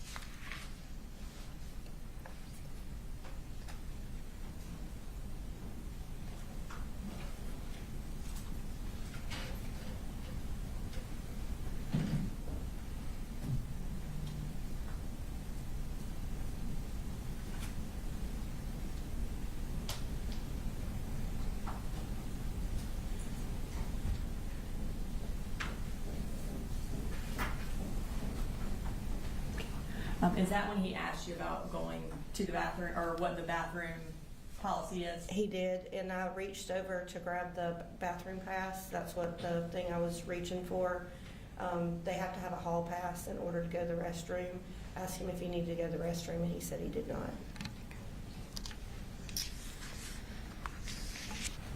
When class was over and he was getting ready to leave, did you notice anything about him or his belongings that caused you concern? Very close to in the class, I noticed that there was like a poster or some kind of project or something that was sticking out of his book bag. And I asked him what his project was about, and he didn't really have much to say about the project, but he did tell me that he would show it to me later if I wanted to see it. And I couldn't tell what the project was, but he had only been there for a couple of days, so I was looking at it kind of odd. It was taller than the book bag, and it had like clothing that was kind of wrapped around it. And we're in September, but there was like a sock cap that appeared to be like stuck on the top, and I thought it was kind of odd. How did he carry the bag when he left your classroom? It was very difficult for him to carry. It was like really super heavy. And so when he went to pick it up, you could tell, and I said, "Do you need help with that?" And he seemed a little agitated or a little nervous. And so he just like scurried out of the classroom with his book bag. Now, as a teacher, as an educator, do you have the authority to search a child's backpack or a student's backpack? No, I do not. Okay. And so based on what you observed with his backpack and with the questions that he asked you about the active shooter and about the bathroom, what did you do? Initially, I went straight out the door and went to the restrooms to put up the chain because the class was in transition, and that's where my restroom duty is. But as I was standing there, I wasn't standing there very long, but I heard a voice that said, "He's got a gun." And that's just like a voice in your head? A voice kind of? in my head, yeah. And what did you do when you kind of felt that happen? I got cold chills from the top of my hair all the way down to the toes of my feet. And I stood there for a minute, and it quickly runs through your mind, like if you make an accusation and you tell somebody's got a gun, they're going to think you're crazy. But as I stood there for just a second, it just got louder. And so I just darted down the hallway and went straight to D. Martin's office. Okay. And what did you do when you got to D. Martin's office? I was going to attempt to tell her that I thought that he had a gun, but she was in there with another student, and so the door was closed. So I immediately came out. Mr. Broughton, who was our other AP, he was standing out in the atrium because we're in class transition. And I went up told him that, I really needed to talk to somebody, and he said, "Well, have you already been talking to Dee about this?" And I said, "Yes." And about that time, somebody came on the radio and said that she was releasing that student to the media center. And he said, "Oh, well, she's done, so you go ahead and sit." Oops, sorry. you go ahead and go in there and talk with her. And so that's what I did. So, And what was that discussion, or what did you tell her? I mean, when I went in, there was another teacher that was coming in behind me. It was Mandy Pugh and 2 of her students. And Dee was coming out of her office, and she thought we were together regarding another situation. And I told her no, and there was somebody in the office that was next door to hers. And so there was still a student that was in her office, and so we went into Mr. Neely's office, which is the 3rd office. And we went straight back and just, we're trying to find some place private. But I told her, I said, I don't know how I know, but, you know, I think he's got a gun. After that, what did you do? She asked me at that point if I knew what class he was in, and I said, no, I don't. But when I went back to my classroom, then I looked up who the classroom teacher was, and it was Captain Greer. Okay. Now I'm going to show you what's been marked as State's Exhibit 33.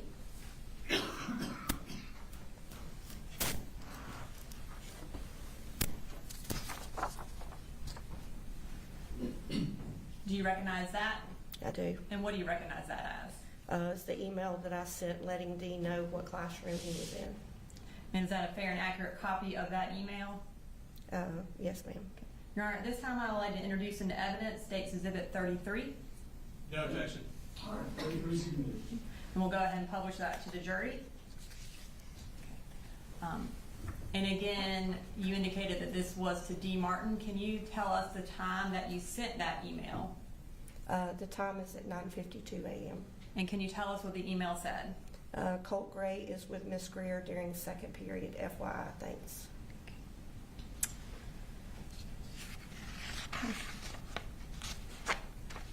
Your second period class, was it a planning period for you, or were you teaching a class? It was planning period. After that email, can you tell us what happened? So I have other students that share the classroom. They come in, we share the classroom together. And Alex English, which is another teacher, it's his first year teaching. He was teaching audio, video technology, and film. And he came in with his students. And so at some point during the class, I was just really nervous, and I just stood up and kind of addressed the whole class without asking him first. I just was very stern, and what I said was, don't ask me how I know, don't ask me any questions, but do not leave this classroom unless it's an absolute emergency. Because I just felt in every fiber of my being that something was wrong. At some point, did you become aware that there was shooting going on in the high school? Yes.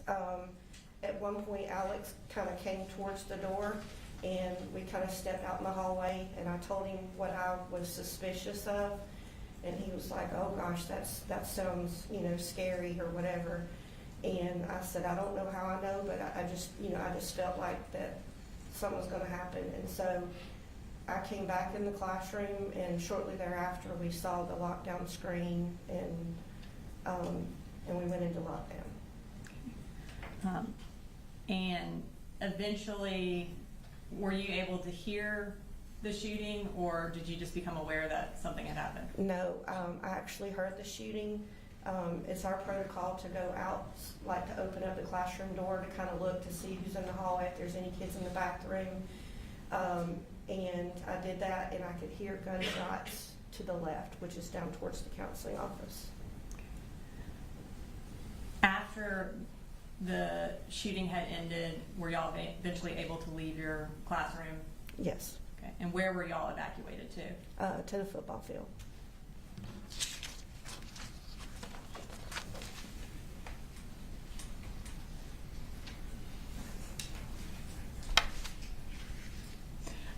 And I'm going to play one more clip for you, which is the clip for when Colt was leaving your classroom.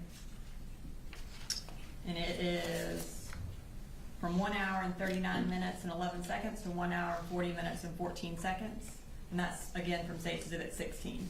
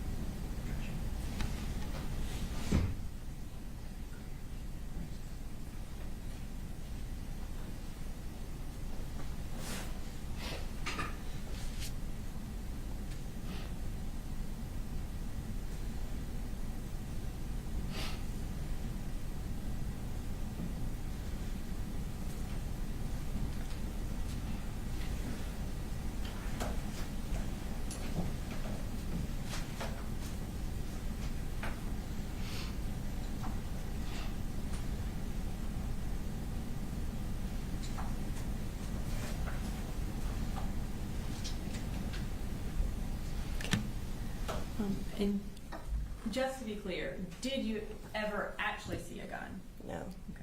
And so you had a feeling that there was a gun, but you never saw one? no. Okay. Nothing further. Cross? Yes, Sean. Good afternoon, Ms. Harris. Hi, how are you? I have a few questions. If I ask a question that doesn't make sense, or you'd like me to clarify, please let me know. Okay. And I'll go ahead and take care of that. All right, so you were in class and you observed this backpack that Mr. Gray had, correct? Yes.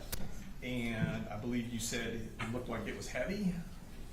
When he got ready to leave the classroom is where it appeared to be heavy. Based on how he was Yeah. lifting it, is that what you're referring to? Exactly, yes. Okay. And at some point after the shooting, you gave a statement to a couple officers from GBI, is that correct? Mm-hmm. And you have to say yes or no for the court Oh, reporter, I'm sorry. No, you're fine.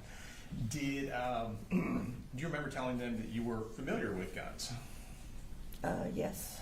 And I believe you said that you thought based on the length of the object that was extending from his backpack, that kind of made you suspicious. Is that Right. fair to say? Yes. How, was it about the poster board? How far was it extending out of the backpack? It appeared to be about that far. So you're holding your hands, and so I have to make a record for the court reporter, like a foot and a half?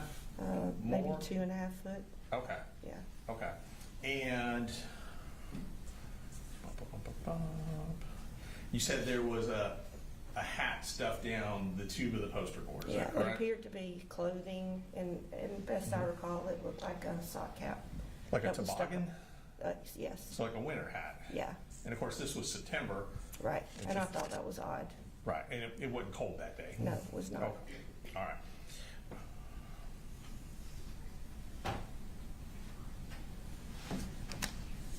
Okay, I think that's it. Let me check one other thing. And you said, we saw from where he was sitting in class on the video, he was sitting next to a couple other students. Mm-hmm. And without telling me what anybody said specifically, your memory is that they were engaging in conversations regarding missing assignments? Yes. Okay. Can I have 1 second, Judge? Yes. 1 second, I'll get home with that. Ms. Harris, that's all the questions I have. Thank you. Thank you. Based on cross, any redirect? No, Your Honor. May Ms. Harris be excused? Yes. Thank you, ma'am.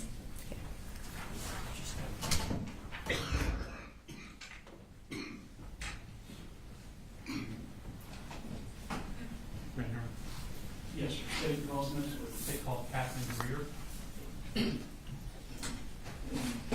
Just so that this is where I'll be in the habit of just excusing witnesses when they ask for someone that you don't want to be excused. Let me know.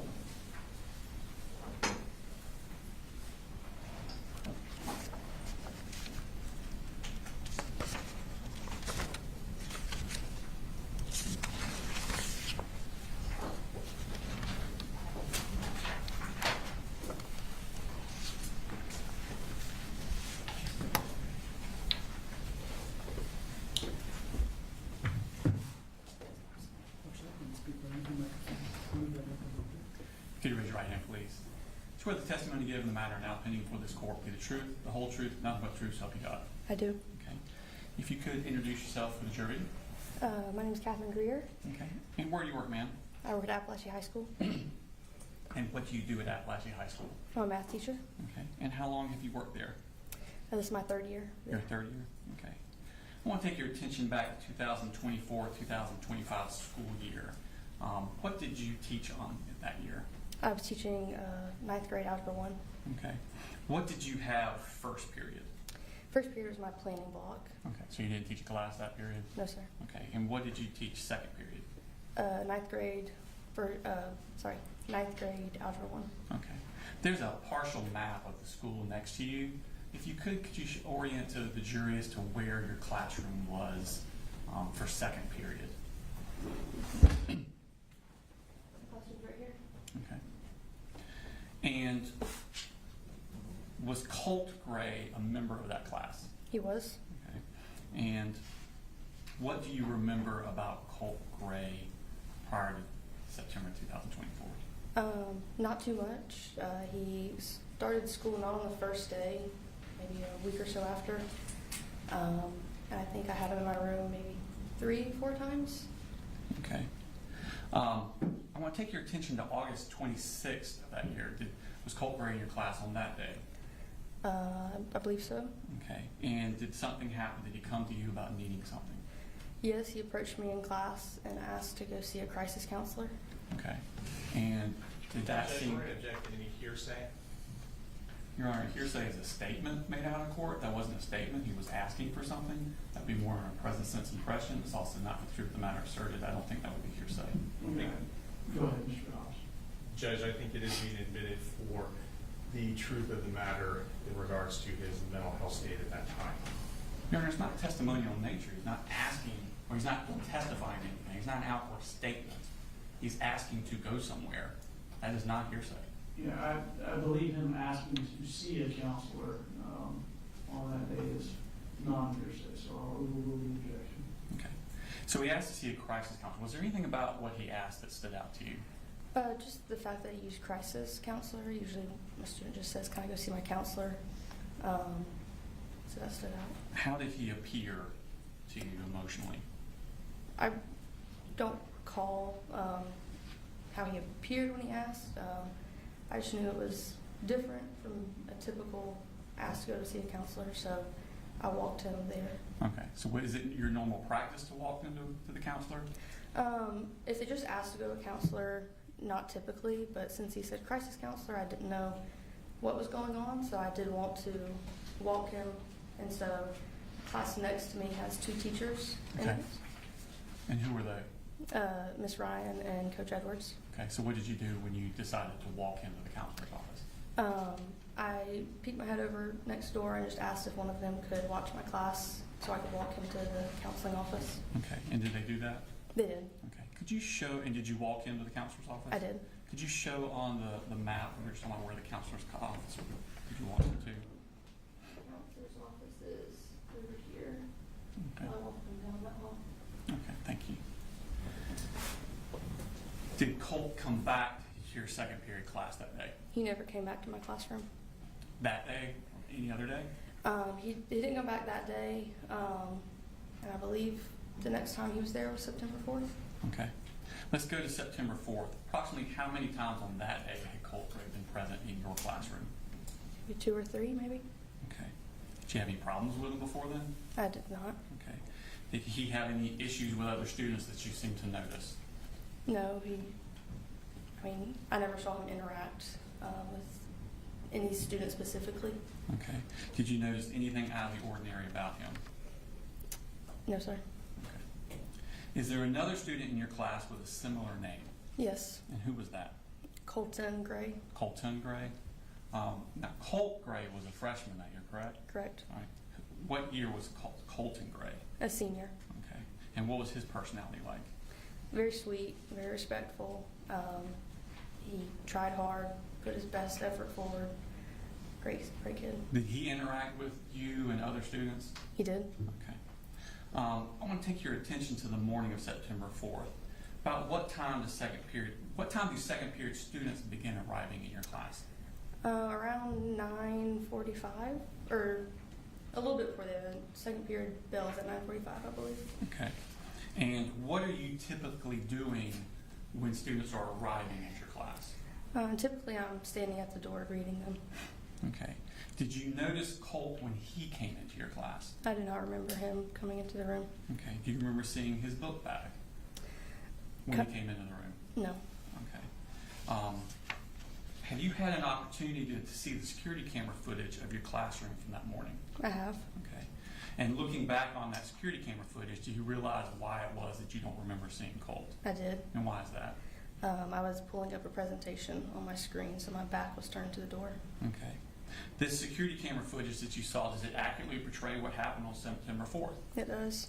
I'm going to show you a clip from what's already been tendered as State's Exhibit number 21.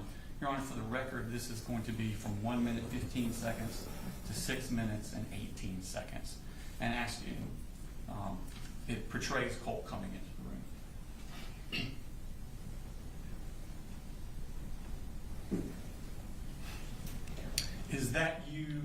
the 4 o'clock position? It is Okay. And what are you wearing? Just a color? green, Okay. And where's the door in this? diagonal to me Okay. on the other side of the wall. All right, thank you. Play.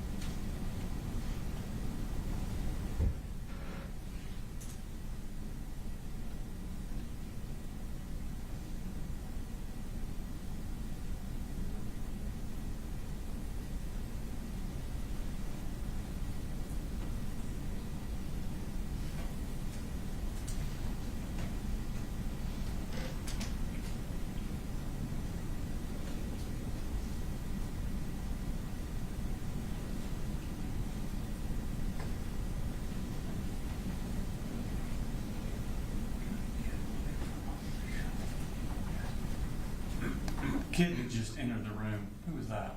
That's Colin Gray. The one with the black shirt and tan pants? Yes, sir.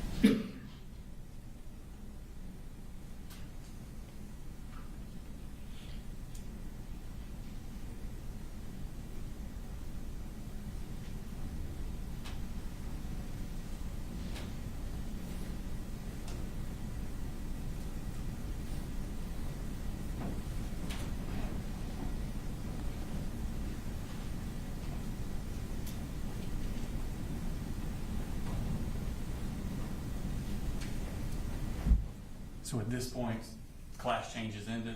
Yes, sir. At some point during class, does Colt ask to leave the classroom? He does. Okay. And what purpose does he ask to leave the classroom? He has to go see his counselor. Okay. At this point, do you take him, did you walk him this day? I did not. Okay. And did he take his stuff with him or did he leave it in the room? He took his book bag. Okay. And is this also shown in the security footage? It is. Okay. Your Honor, this time I'm going to show what's 13:22 to 14:22. It's close to 10 minutes. And this is another. It's also from the same, From from stage 21. 21, Your Honor. And let me just clarify for a second my last ruling. So I overruled an objection previously about hearsay on he asked to see a crisis counselor. I think him asking the question is admissible for the fact that he asked it. It's not admitted for the purpose of establishing that he was in fact having a mental health crisis. All right.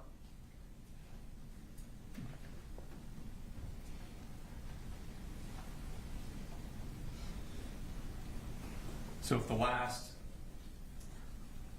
clip ended at 9:45 and this is 9:53, we're now about 8 minutes into the class. Okay.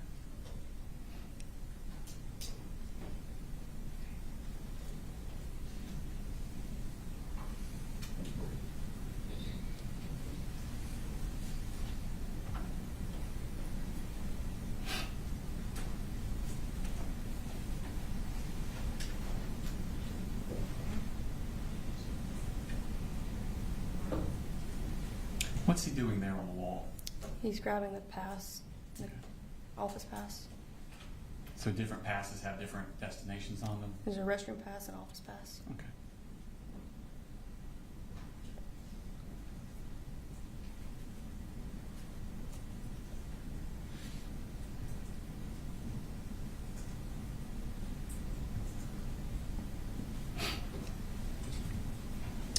After he leaves, at this point, does he come back inside the class? No, no sir. Okay. At some point after Colt leaves, does Colin Gray also leave the class? He goes to the restroom. Okay. Does he do the pass thing also? Yes, sir. Okay. And does he take his belongings with him or does he leave them in the classroom? He left him in the room. Okay. Is this also shown? Well, let me go further before we play the clip. After Colton has left the classroom, does someone come to your class? Yes, Miss Martin. Okay. And who is Miss Martin? Assistant principal. Okay. Why is she coming to the class? She came to class asking for a student. Okay. And what student did she ask for? I can't recall the name that she said. I must have heard Colton Gray. Who did you think she asked for? Colton Gray. Okay. Had he recently left for the bathroom when she asked for him?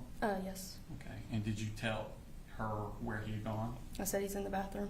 Okay. And did you give her his belongings? I handed his book bag to her. Okay. Is this also shown on the security footage? It is. Okay. Your Honor, this time I will show clip from 2342 to 2633, also from State's Exhibit number 21.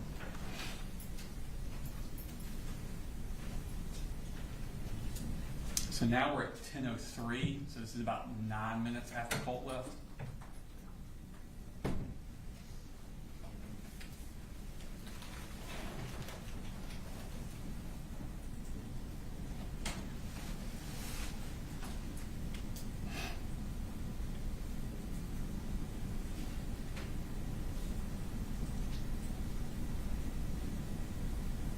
What's he doing there? He's signing out. Okay. So you have to get a pass and you have to write on the... Put your name down. Okay.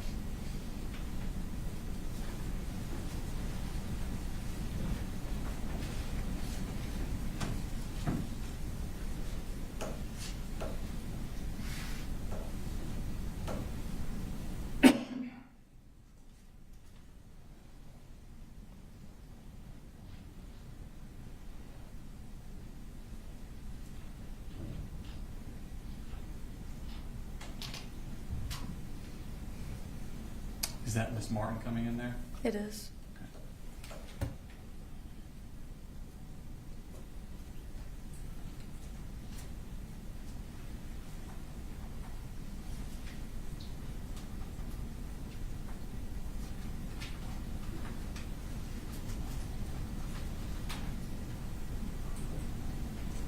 Now, at some point, does Miss Martin return to your class? She does. Okay, what happens when she returns to your class? She told me that she needed Colt Gray. Okay, and what did you tell her? I said he went to the counseling office. Okay, does she then leave at that point? She does. Is this also shown on the security footage? It is. Remember, this time on State's Exhibit 21, I'll show a clip from 30:25 to 30:53.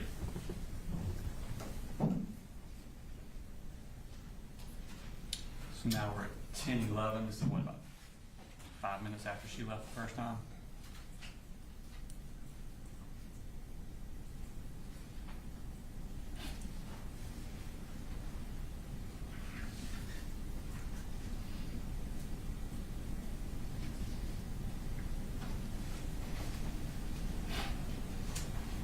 Now, after she leaves there, does she, and when I say she, I mean Miss Martin, does she communicate with you any more about Colt Gray? She does. What does she do? She intercomed into my room. I'm sorry, she what? Intercomed Okay. into my room. So she got on the intercom? Yes. Okay. And she asked me to check my email. All right. And did you check your email? I did. She was asking around what time he left the room, Colt left the room. Okay. I'm going to show you Mark State Exhibit number 34.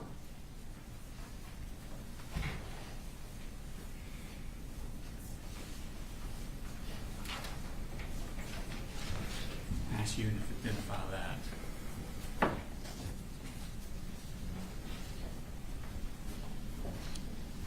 What is that? This is the email that she sent me asking what time he left, and the email that I responded with Okay. saying he left around 9:50. Okay. So you have the email to you and your reply on the same? Correct. Do they accurately reflect the email exchange you had with Ms. Martin? They do. All right, this time I tender State's Exhibit number 34 in the evidence. No objection. All right, 30 goes in. As we publish that to the jury. All right, so you're at the bottom? I am. All right, I'm sorry. I'm Ms. sorry, Martin's no. at the bottom. Miss Martin's at the bottom. Okay, and what time did that email come in? That came at 10:18. Okay, and your response is above that? Correct. Okay, and what time did you send that response? 10:20. And what did you say? I said he left towards the beginning of first, probably around 9:50. Okay. What happens then? Class continues, and I'm up towards the front of the room when I see some movement in my door. I catch a glimpse that it's him. Okay. Colt. Is the door open or closed? It's closed. Okay, how are you able to see movement? Is there like a glass or There's something? a glass window. Okay, and so you see movement? Mhm. What do you do then? I realized that it was him, so I immediately went to my computer to send an email saying he's at my door. Okay. I want to show you Smart State Exhibit number. Who'd you send that email to? Miss Martin. Okay. Show Smart State Exhibit number 35.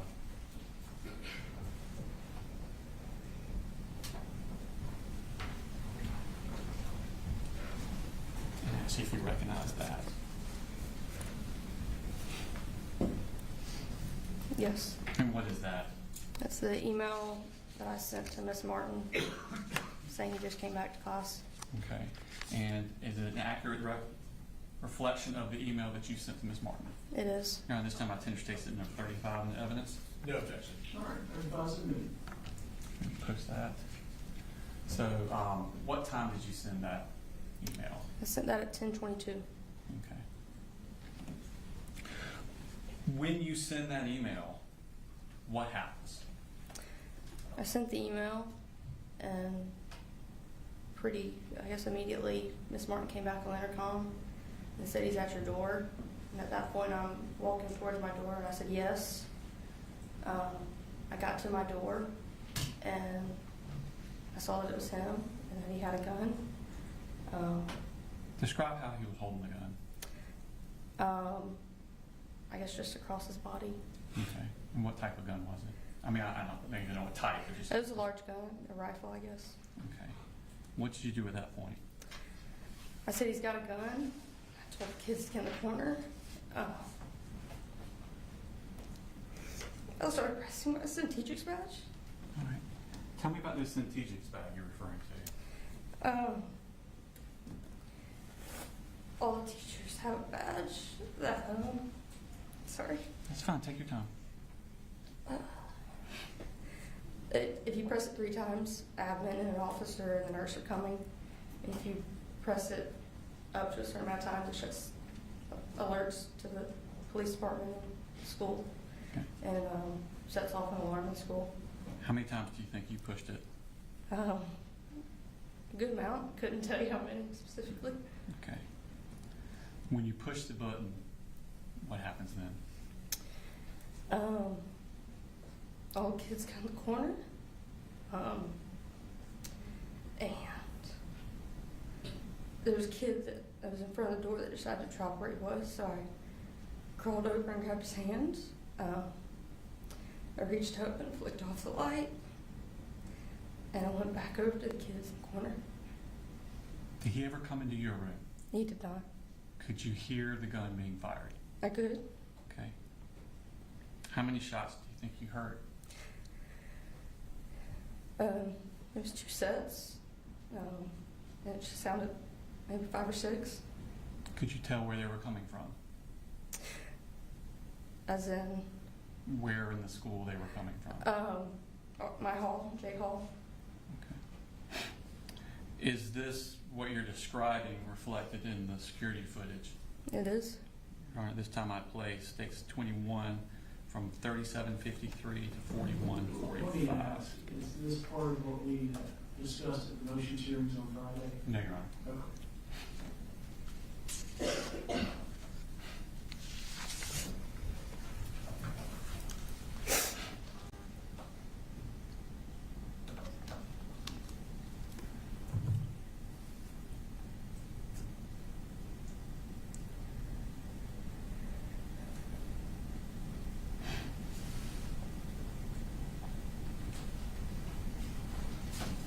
Is this when you're emailing with Miss Martin?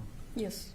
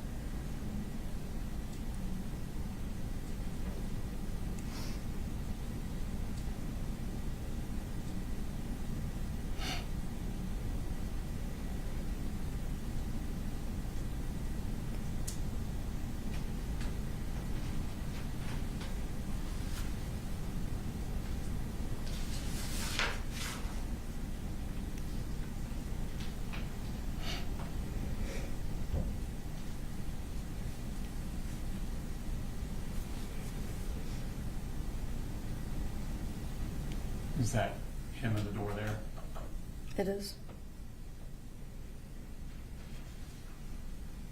Is this you sending the email? Yes.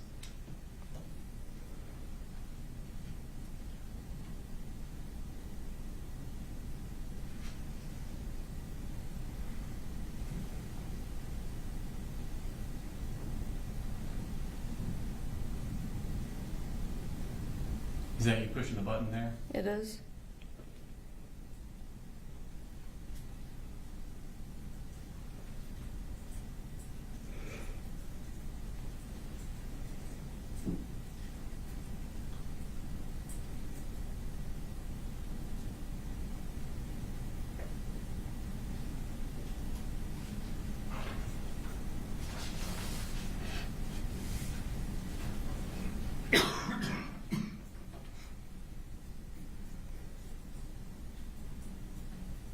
Is this what y'all are trying to do? During the shooter drill? Yes, sir.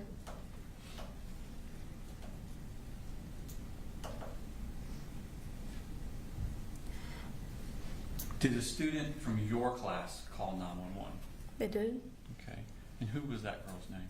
Jacqueline. Okay. Have you heard that 911 call? I have. And is that Jayleen's voice on the call? It is.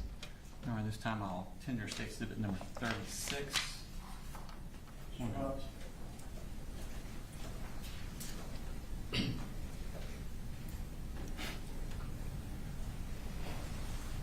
No objection, Judge. All right, 36 is admitted. Your Honor, that this 36 is the business certification record, and 36, the call itself is on the hard drive. We're going to play a clip that is 5 minutes and 42 seconds long. 5 minutes 42 seconds long.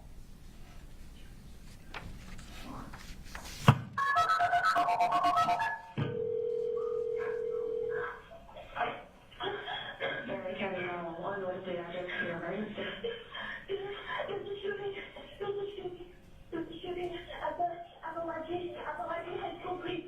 Today, what do we do? Please, he's sitting. Okay.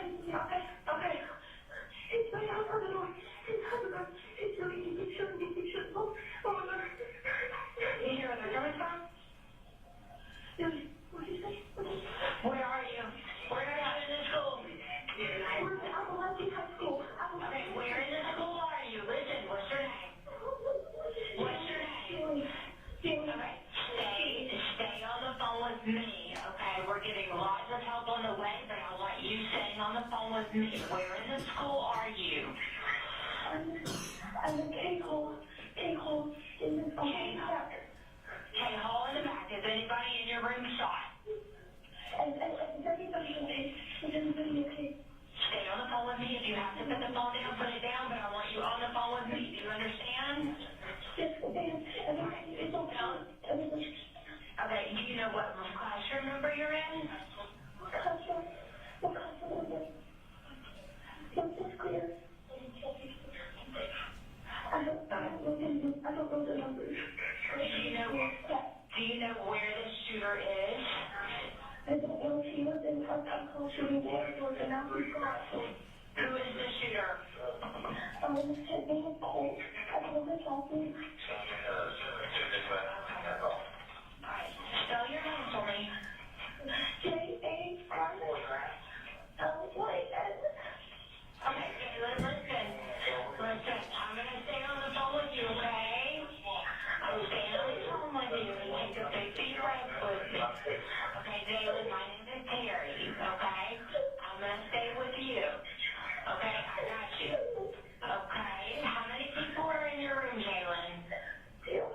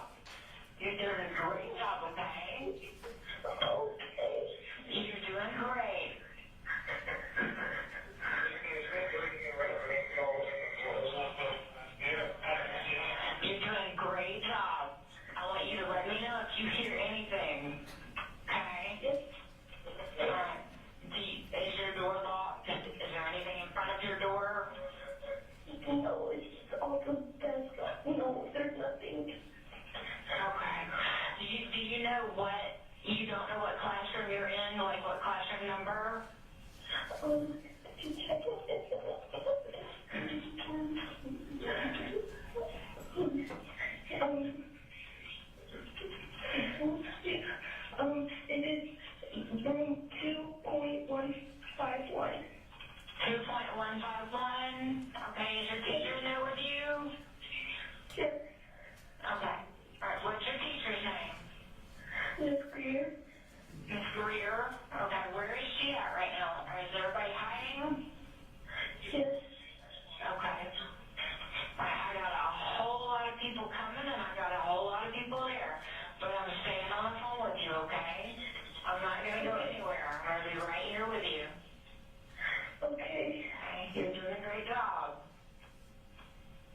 I want you to let me know if you hear anything at all. Do you know what Colt looks like?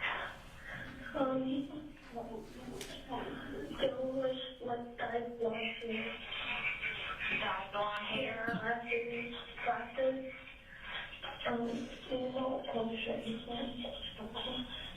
Did you see the gun or did you just hear the shots? I don't I heard the shots. You heard the shots? Yes. How many shots did you hear? More than 10? Okay. Right. Take a big deep breath. Big deep breath. I know you are very scared, but you're doing great. Stop staying. Okay, you're doing great. You're doing a really good job. How old are you? 14. You're 14? Okay.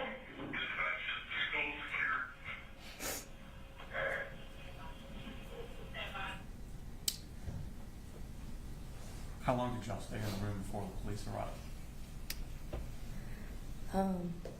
Maybe 10, 15 minutes. I'm not sure. What happened after the police arrived? Our door was unlocked by an SRO that came in.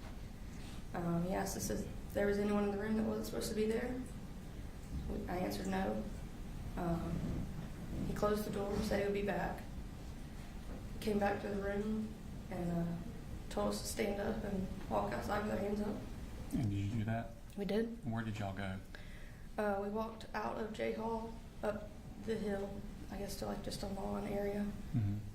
And then I guess once more classes started to come out, we walked towards the stadium. Okay. Did y'all go to the football field? We went to the football field. What was the scene like on the football field?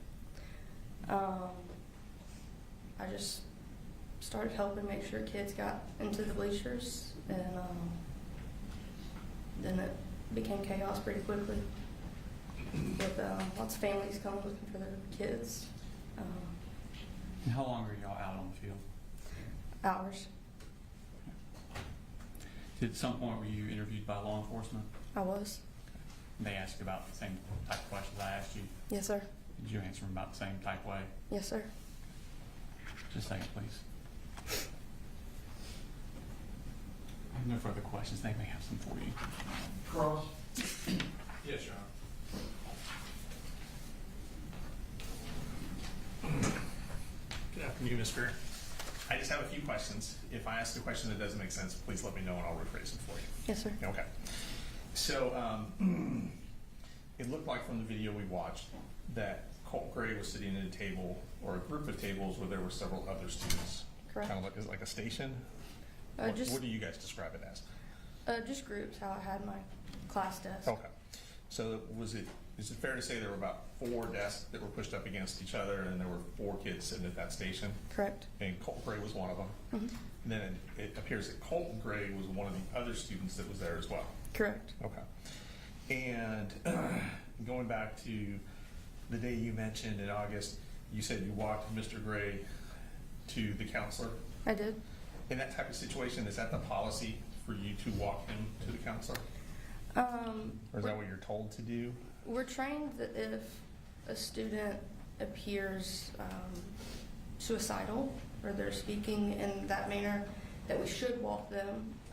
So not necessarily if they say crisis counselor, Okay. but I just felt like He said crisis counselor, and I didn't want to walk alone. So he said crisis counselor, he didn't mention suicide No, or no, anything no. like that? Okay. Thank you very much, that's all I have. Thank you, Judge. Any redirect? No, Your Honor, I should be excused. Thank you, ma'am. Appreciate it.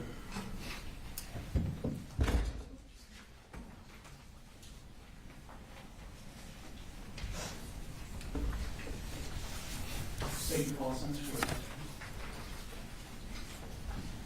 State calls Jason Wilkerson.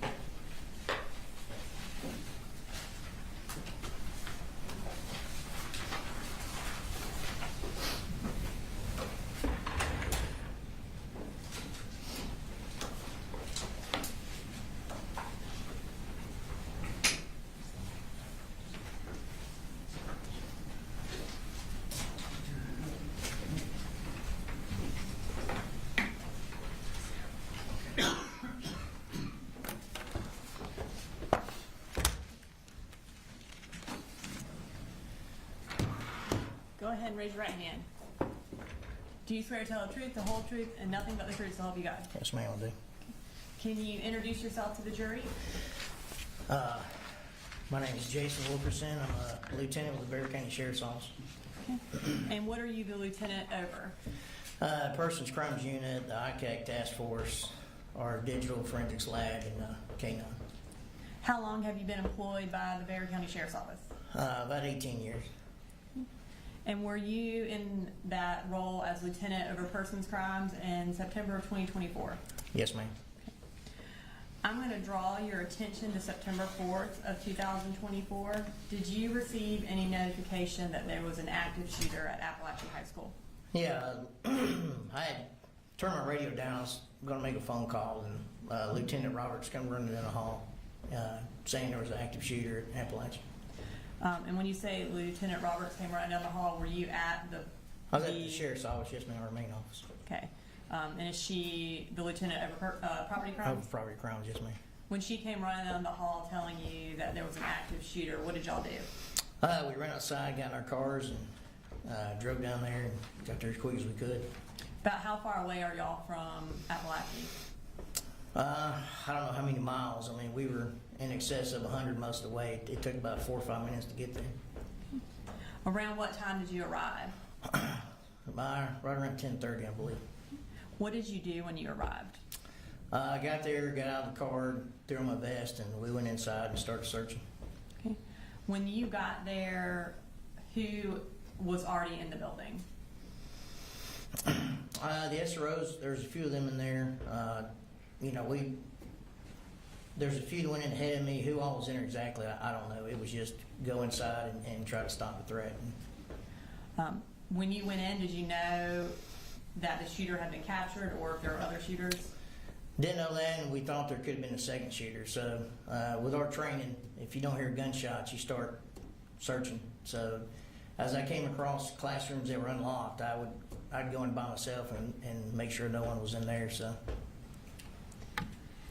when you were searching, did you come across any injured individuals?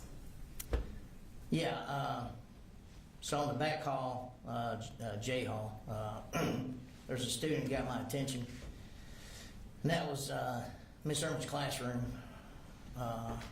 So I go in there to see what was going on. There was a female laying in the floor. There's a lot of blood. The student that helped her, he had done a really good job. He had held pressure. Her bleeding had stopped, and I knelt down to try to help her out, and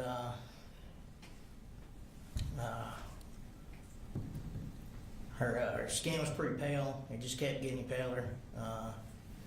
Her lips kept getting bluer, and she just said, "I can't breathe. I can't breathe." And I'm not. I mean, it's outside the scope of my medical training.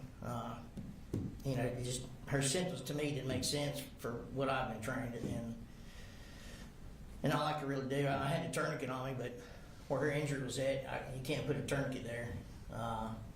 The bleeding stopped. I mean, it was, but she said she couldn't breathe. That just didn't make any sense. I didn't know what to do, and I just kept yelling for medics, and a few minutes later, some medics came in, and I got out of their way and left the room and went back out in the hallway and tried to help out where I could. So with Miss Jeremy, you did everything you knew how to do and waited until EMS arrived? Yeah, I mean, like I say, she was talking, so her airway wasn't obstructed. You know, she wasn't breathing. It was late. She had difficult breathing. Said she couldn't breathe, but just for her symptoms, it was outside the scope of my training. I didn't know how to help her. When EMS arrived and you kind of got out of their way so they could help her, did you become aware that she died that day? No, I had thought they left with her. I thought she made it.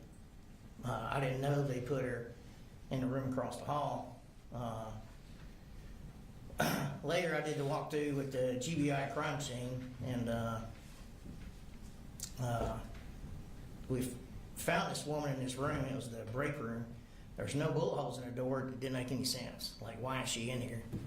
And I was under the impression Miss Irma had been transported. So I just couldn't put two and two together. And later, I did help place her in a body bag, and I did help the coroner remove her from the scene. And then at night, couldn't stop thinking about it. And next morning, I called the fire chief, and that's when I found out that was actually Miss Irma.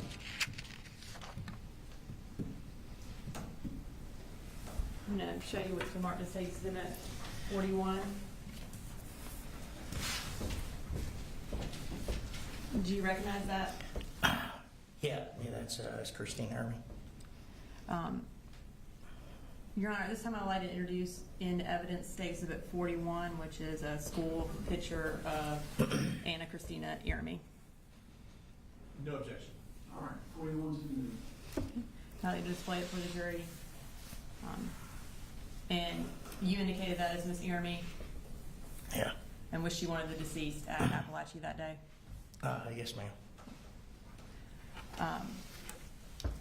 So you indicated that you then, I guess, started clearing the school more. Can you tell the jury what you did after you left Miss Jeremy's room? Went out in the hallway. There's a Hispanic juvenile female that had a gunshot wound to the shoulder. The injury was too high for a tourniquet, so another investigator held pressure and walked her out to the medics.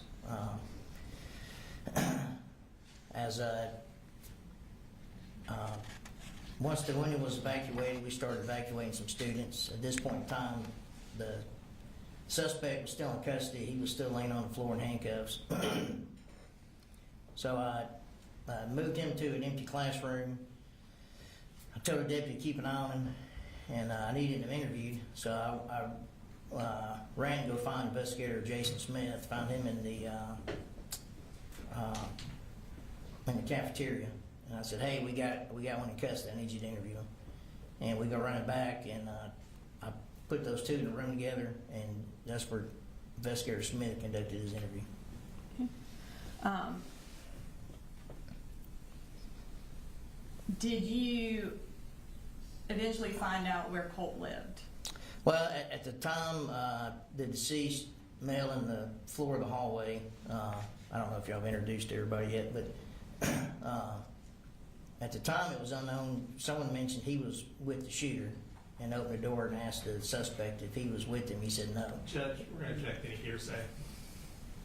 We'll move on, Your Honor. All right, I'll sustain the objection. So I did ask the suspect where his address was, and then called over the radio to the media center to have deputies go to that address and secure it for a search warrant. Okay. And as lieutenant over persons, were you in control of the investigation at that point? Yeah, I supervised the Bexar County Sheriff's side of it. Yes, ma'am. Okay. And who did you assign as the lead investigator from the Bexar County Sheriff's Office? Jason Smith. Okay. And did y'all call in the Georgia Bureau of Investigation for help as well? Yes, ma'am. Yeah, they were a big part of it.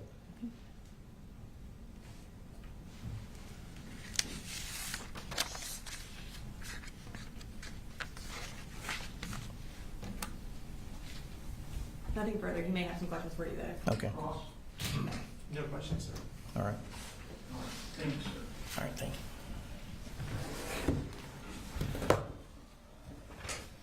you. Jurors, I'm looking at you. Are you okay? Do you need a restroom break? Raise your hand for you.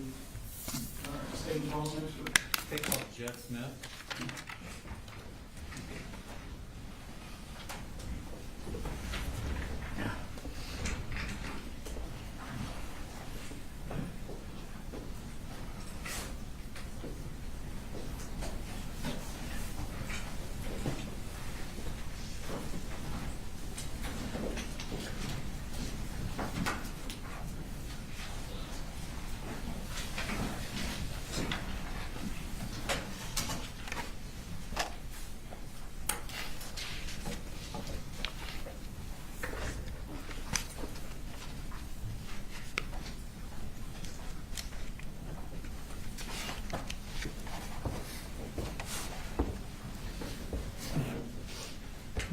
Swear the testimony you give, matter now pending before this court, will be the truth, the whole truth, and nothing but the truth, so help you God. So help me God, yes. Okay. If you could have a seat, and if you could introduce yourself to the jury.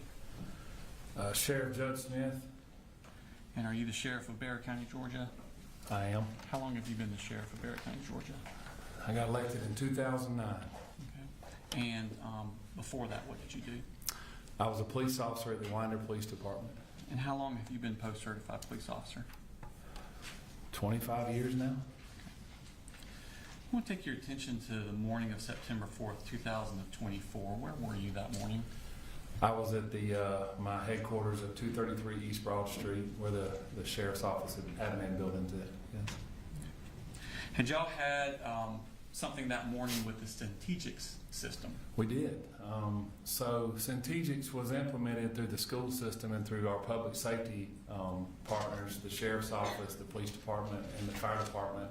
A few months prior to that, and that morning at 7:30, we officially tested Strategics for its rollout, if you will, at 7:30 a.m. that morning. Okay. What school was it tested from? Bethlehem Elementary. Principal Mindy Reed is the one that tested it for Okay. us. Did it go off okay? It did. Okay. I want to take your attention to around 10 o'clock. What were you doing? I was in my office at East Broad Street. I was checking emails, normal stuff that I do in the morning times. At the time, there was a GBI agent, not in our region, that was there checking the files of a former employee of ours. And we were having a conversation, and they were trying to hire this former employee.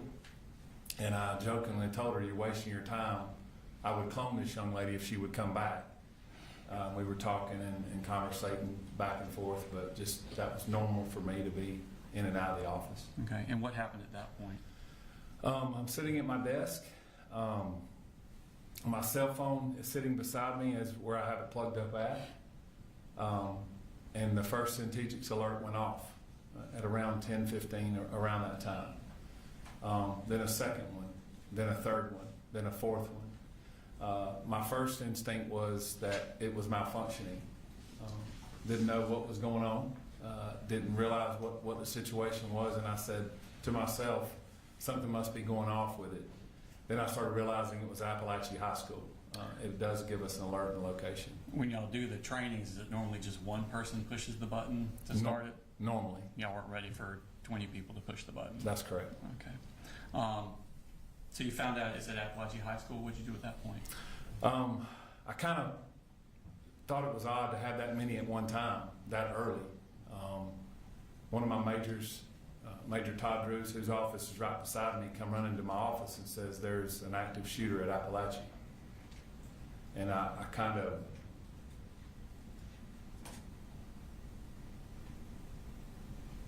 I said, there's no way. So I remember the GBI agent standing right there beside me, and I ran outside, put my vest on in the truck, and I don't really recall driving from 233 to Heyman Morris, where Apalachee was at. How far away is it? I'd say 3 or 4 miles. My phone was ringing. I do remember turning down Heyman Morris Road, and there was a line of blue lights and red lights from as far as I could see. And when I turned in, Apalachee has a circle drive, and I remember going to the left. I don't recall ever hearing on the radio where the location was at. Let me pull up the school map. Could you pull up States 3.1, which has already been tendered into evidence, Ron?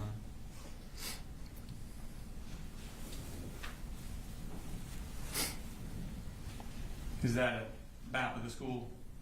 Yes, it is. Okay. Now, where you were, just talk about what you're talking about. Okay, so where the Apalachee High School Bear County logo is, I pulled here. I think you can touch the screen and it makes that like that. Okay. Football players and stuff. So, Did it I work? don't know if you're able to see me right here. I pulled right here behind a fire truck. And as I pulled up, Actually, the touching's not working for some sorry, reason. It's fine. There's a, should be a, someone stole it. There it is. There it is. Okay, cool. Yeah, you can use that. Thank you. as I turned into the school, I parked right here, and there was a fire truck here, and at that point, there were several people pulling up. By the grace of God, when I pulled in there, I run across Tanner Good, who was the former SRO at that school, and I said, "Tanner, where are we going?" And he said, "J-Hall." Tanner had gotten his patrol rifle out, so he and I intercepted in the middle in where the flagpole was at, and we started running that direction. And at that point, I couldn't hear anything. I don't remember or recall hearing anything of that, what the circumstances were. At that point in time, I intercepted Sergeant Schultz, and we had implemented what's called an RTF group, where our fire and EMS. Two of the firemen jumped off the fire truck, which was Jeremy Thayer, who's our captain at the time. He is still with the fire department, and Sergeant Mixon. They got their helmets on, their vests on, and they grabbed their bags, and they started going in the building with us. As we entered the building, we run down this side here, and J Hall is here. That's where we entered. I remember specifically giving them orders, because we didn't know if they start shooting out. Who were you giving orders to? To the deputies and the EMTs who were unarmed. They were with you? They were with me on our hip. Okay. I said, if they begin shooting out from inside the building out, do not shoot back in. Okay. That's how we're trained. Do you know how many shooters are in the school? We did not know at the time. Okay. So what did you do at that point? We entered the door, and when I entered the door, I observed who was later to be Colt Gray, handcuffed on the floor, and beside him was a rifle with several magazines laying beside him. Okay. What else did you see?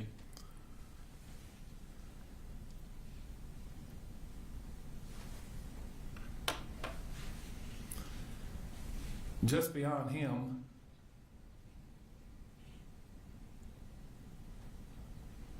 was a person laying face down that I could tell was not moving.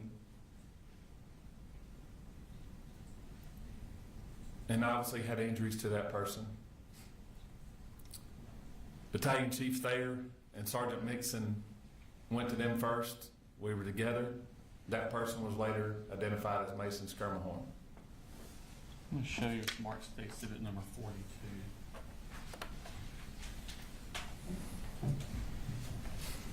Actually, you identify what that is. That is a picture of Mason Skirmahorn in the parking lot. On September 4th, 2024, was Mason Skirmahorn under the age of 18? Yes, he was. All right, this time I'd like to post State Exhibit number 42. No objection. 42 submitted.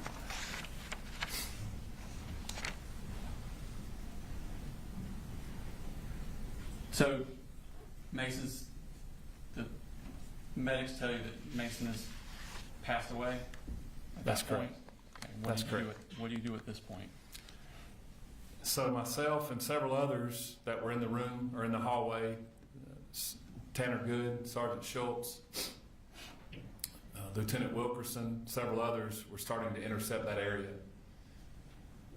I heard someone say, Deputy King and Sergeant Boyd had already taken Colt into custody. I heard someone say there may be a secondary shooter. We weren't sure at the time. So we began clearing that particular area of J Hall, K Hall, I Hall, and those that intercepted that hallway. Then we have a map here, so you can show on that, probably easier, it's kind of zoomed in, it's a portion of the map you were looking at already. And when you say clearing, what's your objective? Our objective is to stop the killing and render aid, whatever that may be. Our job is to go in and intercept whoever's doing the damage and whoever's doing the killing at this point. That's our job at that point. So myself and several others were clearing the bathrooms to try to find out if other people were in the building. All right. Show us about where you're talking about. I'm going to find J Hall here. The bathroom is where we first started. Workroom and bathroom area right here. This is J, right here. This is where we went and started clearing, and we started clearing each hallway as best we could. Then we started fanning out, and what we use is what's called a bubble technique, where the bubble expands like a balloon. Okay, so instead of everybody just running down one hall, you're all kind of... We're fanning out, yes. Okay. Do you have any difficulties getting into the rooms? Yes. Our teachers and our students and staff are trained that all of the doors should be locked or closed and no access to those rooms. Okay. So it's very difficult. And at that time, during the chaos of what's going on, the teachers are trained, do not let us get in the room, even though they're asked to. What did y'all do to overcome that? We have keys that are able to let us in the doors after we are able to clear the building later on. So in essence, the teachers and the kids are left to their own defense till we can go to the next room and clear it and make sure that room is safe. That's the difficult part. Once you've cleared for safety purposes, what's your next objective? Our next objective is to secure what we have, secure the scene, and secure what we have at this point in time, and render aid in this case. And that's what we did. We started rendering aid with our RTFs. Okay. What specifically did you do in the rendering aid part? Obviously, there were numerous people there. I began checking the area, and I came across one of the victims in the hallway. She was laying on the floor. Myself and Captain Rob Curott with the Winder Police Department at the time began rendering aid to her. You know what her name was?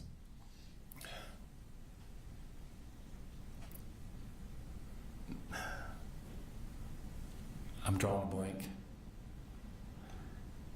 Tell me about her injuries. Did you see them? Yes, and I'll think of it in a minute. I'm so sorry. She had extensive injuries to her. She was bleeding in a lot of different locations that I could see.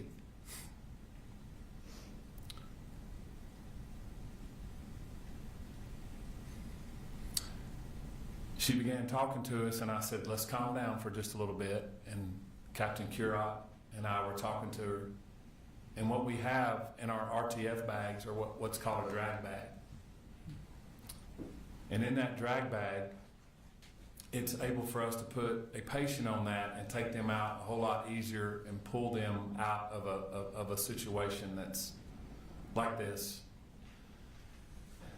We rolled her over, and I noticed that she had extensive injuries to her forearm and wrist. Devastating injuries. I remember later on I had a lot of blood on me from her injuries.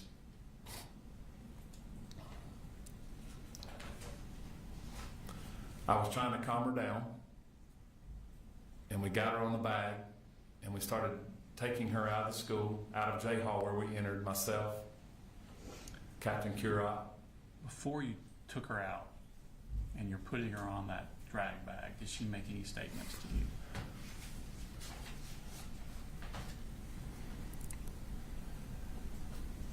She said, do not cover me with that sheet. Don't cover my face.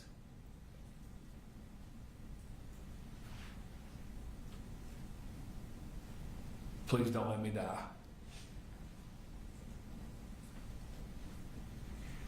And I said, we're not going to let that happen.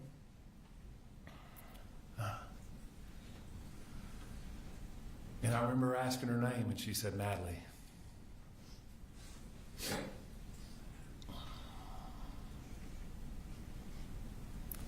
It's a beautiful girl. And she said, please, don't cover me. I said, we're not. Did you do any sort of medical type procedure with her? We did. So as we exited the building, Lieutenant Chad Norris had lined up about 4 or 5 ambulances right outside the door. And as we got her outside, I'm trying to calm her down. She's obviously very distraught. She's losing a lot of blood. I yelled for a tourniquet, and I didn't have one on me. And as we were lining up behind one of the ambulances, I yelled for a tourniquet, and Colonel Ham grabbed a tourniquet from one of the ambulances, and it was pink. I'll never forget it being pink. And I leaned down and I said, Natalie, this is not going to feel good. She said, what do you mean? I said, we have to put a tourniquet on you. You're bleeding pretty bad. And as I put the tourniquet up her arm, and Captain Curot did, I said, we got to go higher. And we got it up to her shoulder. And I said, this is not going to feel good, baby girl.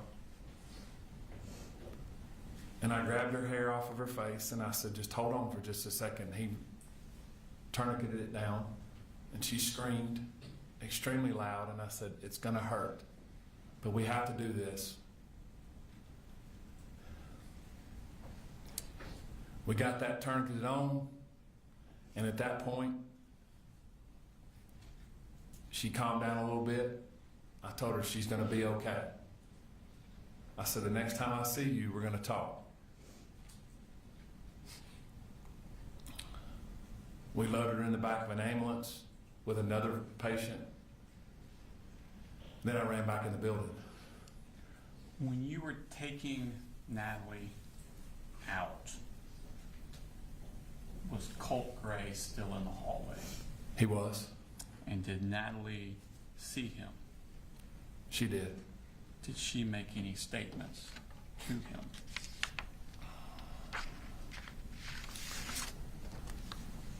She cursed him and called him some curse words pretty loudly. So Natalie is left in the ambulance. You go back inside. What do you see then? I began assessing the situation as best I could to try to locate. We had many RTF teams in there at that point, rendering aid to people. I walked just beyond the bathroom, and there was a copy room, if you will, and there was a victim that ended up being Miss Irmy in that room that was deceased. I walked down to the left, down, I believe it was K Hall or I Hall. Don't recall which hall it was, but I walked down and I located Coach A. By Coach A, who do you mean? Coach Aspinwall, I'm sorry. That's fine. Coach Aspinwall, we called him Coach A. Leaned down to try to find a pulse because I didn't know if RTF had found him, and he did not have a pulse.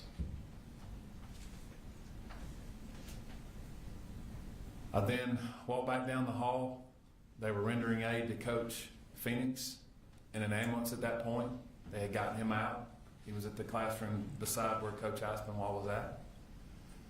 I went back down the hall and located the room where Colt had initially shot Natalie and the rest of the victims, and where Christian was laying.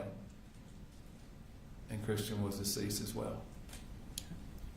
Was Christian also on September 4th, 2024 under the age of 18?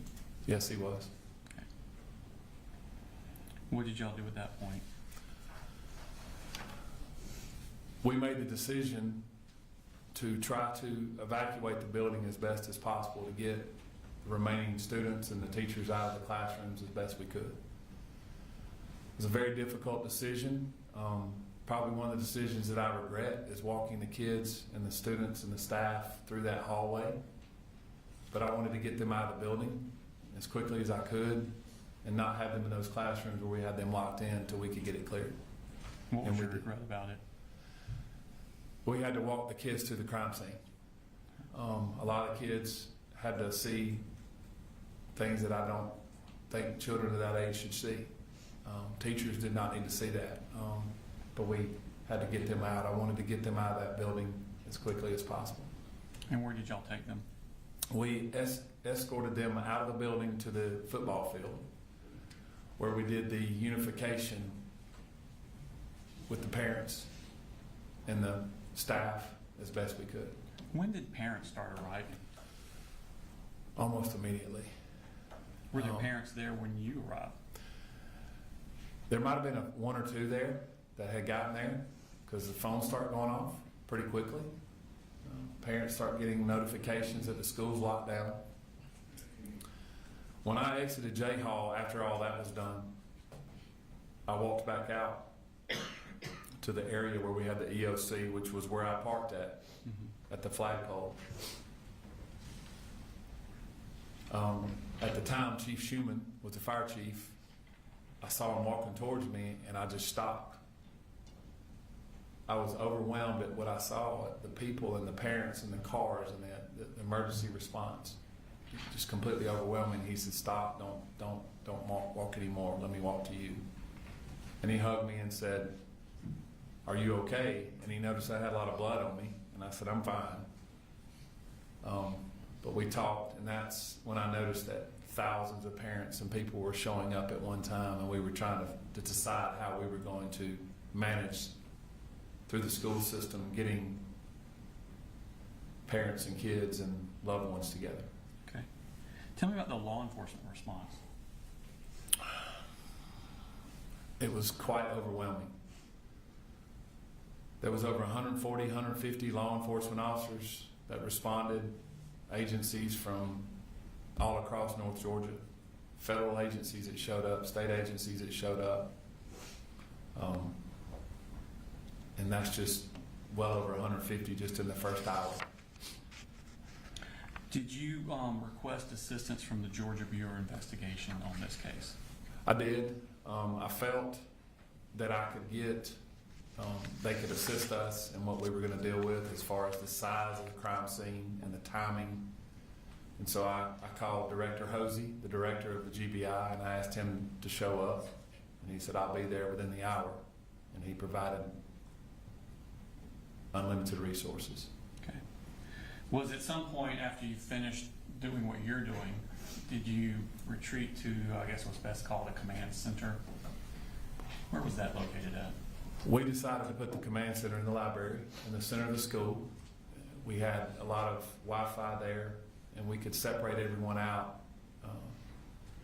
with patrol or law enforcement, EMS, fire, and we could have GMA, EMA directors and folks like that. So we made that decision to have it inside the school instead of outside the school. Okay. While you were in this command center, did you start getting tips or calls about possible other shooters? We did. My phone was obviously going berserk. We began getting calls that there were other shooters at other schools. As we said, we thought there was a secondary shooter in the school. I happened to pick up my phone, and it was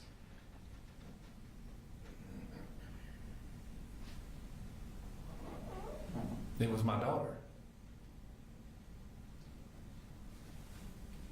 who was at the other high school, Winderberry. And she said, "Daddy, are we okay?"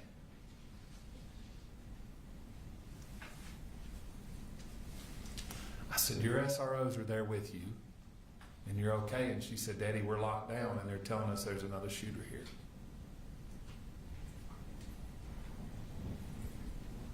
You know, as a dad, you're supposed to protect your children, and I couldn't do anything.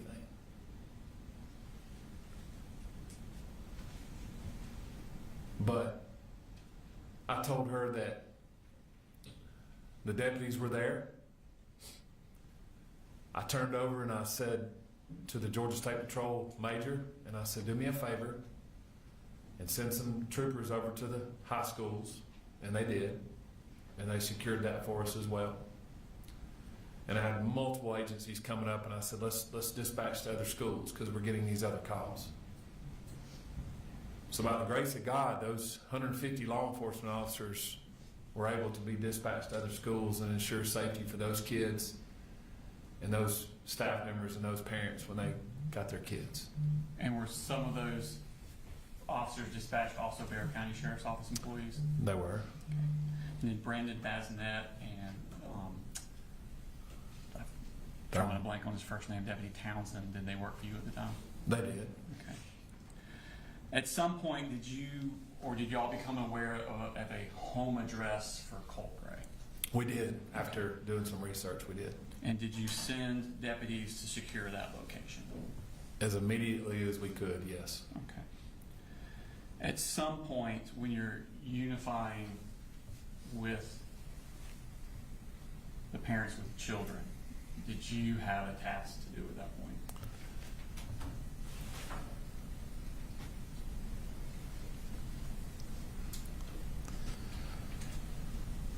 So we knew that we had 4 people brutally murdered.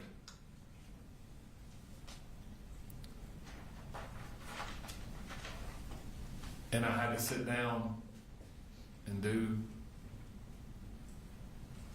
this 25 years, probably the most difficult thing I've ever had to do is tell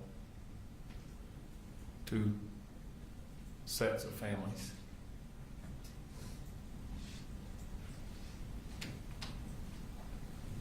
that their babies were murdered. Did you do that personally?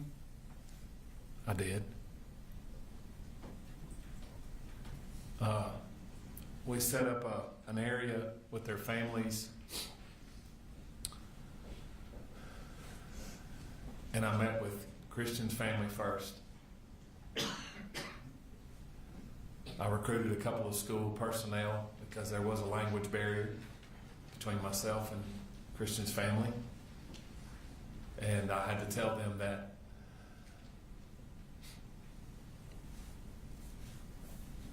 Christian's life was taken. And all I could do was sit there with him and pray with him and tell him I'm sorry. And then I had to meet with Mason's family and tell them the same thing. And then I had to meet with Miss Irby's husband and tell him that his wife was murdered. I wasn't able to meet with Coach Aspinwall's wife. She was not on site. That was done off-site. I later talked to her and talked to some family members. The residence that you sent those deputies to secure, was that in Bexar County? It was, yes. Just a second, please. No further questions, thank you. Is there any cross? No process. Thank you. Thank you, sir.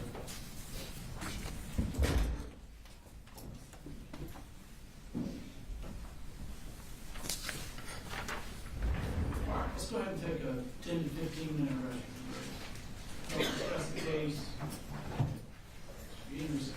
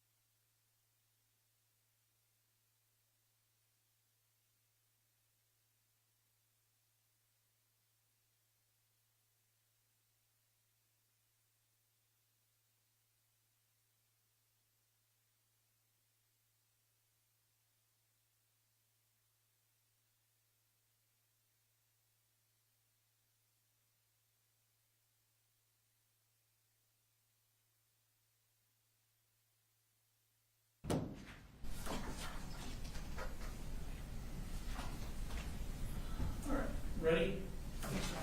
Yes, Sean. All right, bring the jury back in, girls. We're ready.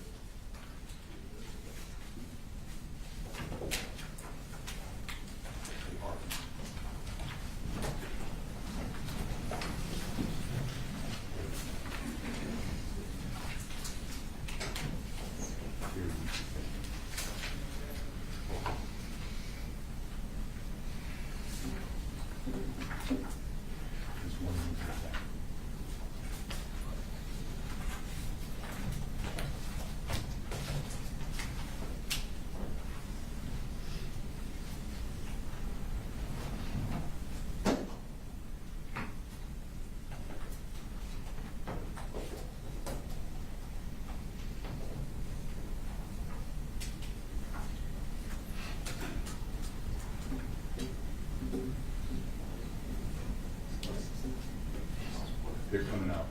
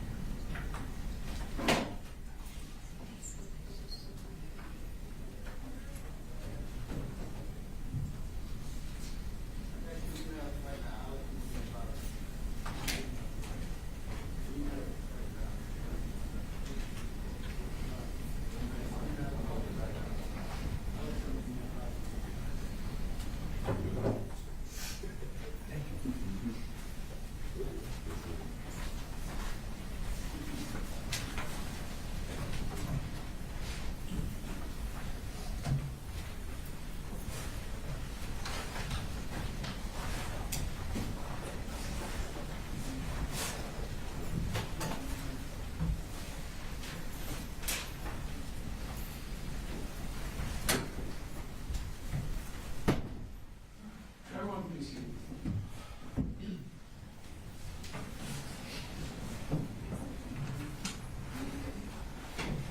State y'all's next witness. State calls Daniel Catapano.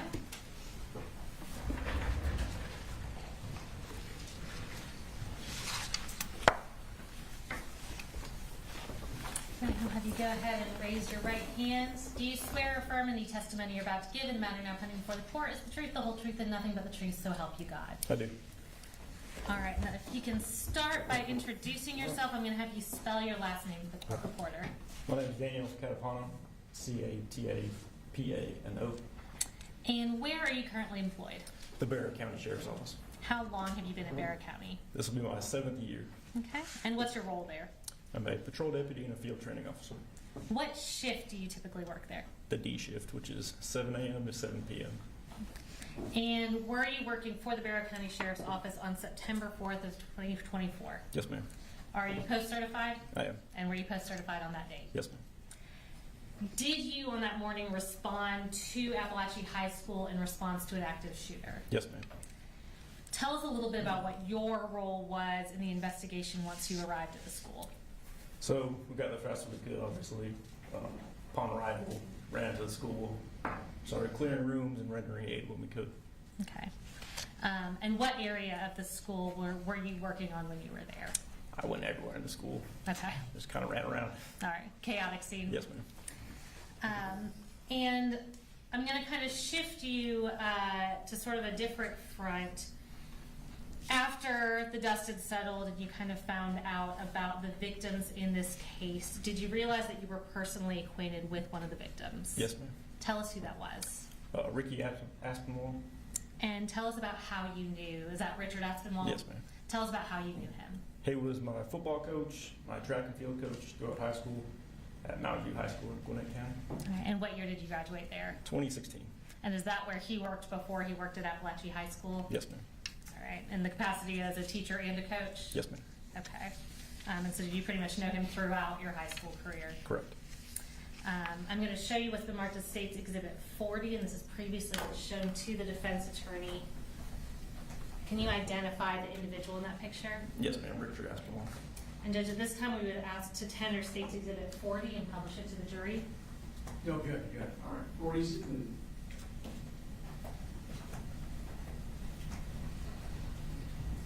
And is the individual in that picture Richard Aspinwall, who you knew as Ricky Aspinwall? Yes, ma'am. no further questions. The defense may have some questions for you. Ross? Good afternoon. Sir. Just got a couple of questions for you. I understand you are in charge of keeping the logbook. Crime scene log? I'm sorry? The crime scene log? Crime scene log? Yes, sir. And tell us, what do you do to keep a crime scene log? What are you looking for? So you, basically it's a form that shows who came in and out of the scene, the time, the date, the time of the day they left the scene. Okay. So you kept all of the times that people came and left? Yes, sir. Did you do any collection of any of the evidence at all? No, sir. Okay. So that was done by someone else? Correct. And I think you indicated that you initially got the call from someone else. Correct. Do you recall the time that you got that call? I do not. When you arrived, I think in the report you indicated you may have been the third or fourth car there. Yes, sir.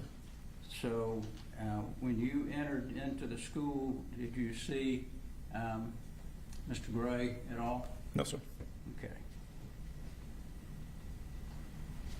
Nothing further. Thank you very much. Any redirect based on cross? No, sir. All right. Thank you, sir. Thank you, sir. State calls Cassandra Ryan.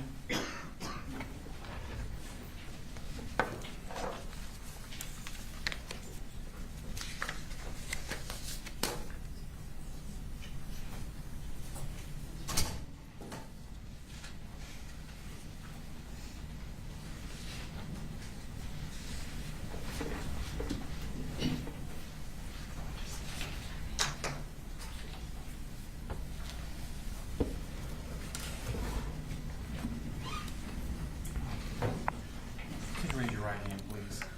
Swear the testimony given in the matter now coming before this court be the truth, the whole truth, and nothing but the truth, so help you God. I do. Okay. If you could introduce yourself to the jury, please. My name's Cassandra Ryan, but I go by Cassie. Okay. And Ms. Ryan, what do you do? I'm a teacher at Apalachee High School. Okay. And how long have you been a teacher at Apalachee High School? This is my 4th year there. Okay. Were you a teacher there in September of 2024? Yes. Okay. Now I want to take your attention specifically to that year.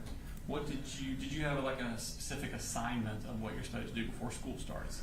Yes, I had, we call it front loop duty, but basically we're just waving the students in the morning during their drop off. Okay. And is that the bus entrance or the car rider entrance? Car rider. Okay.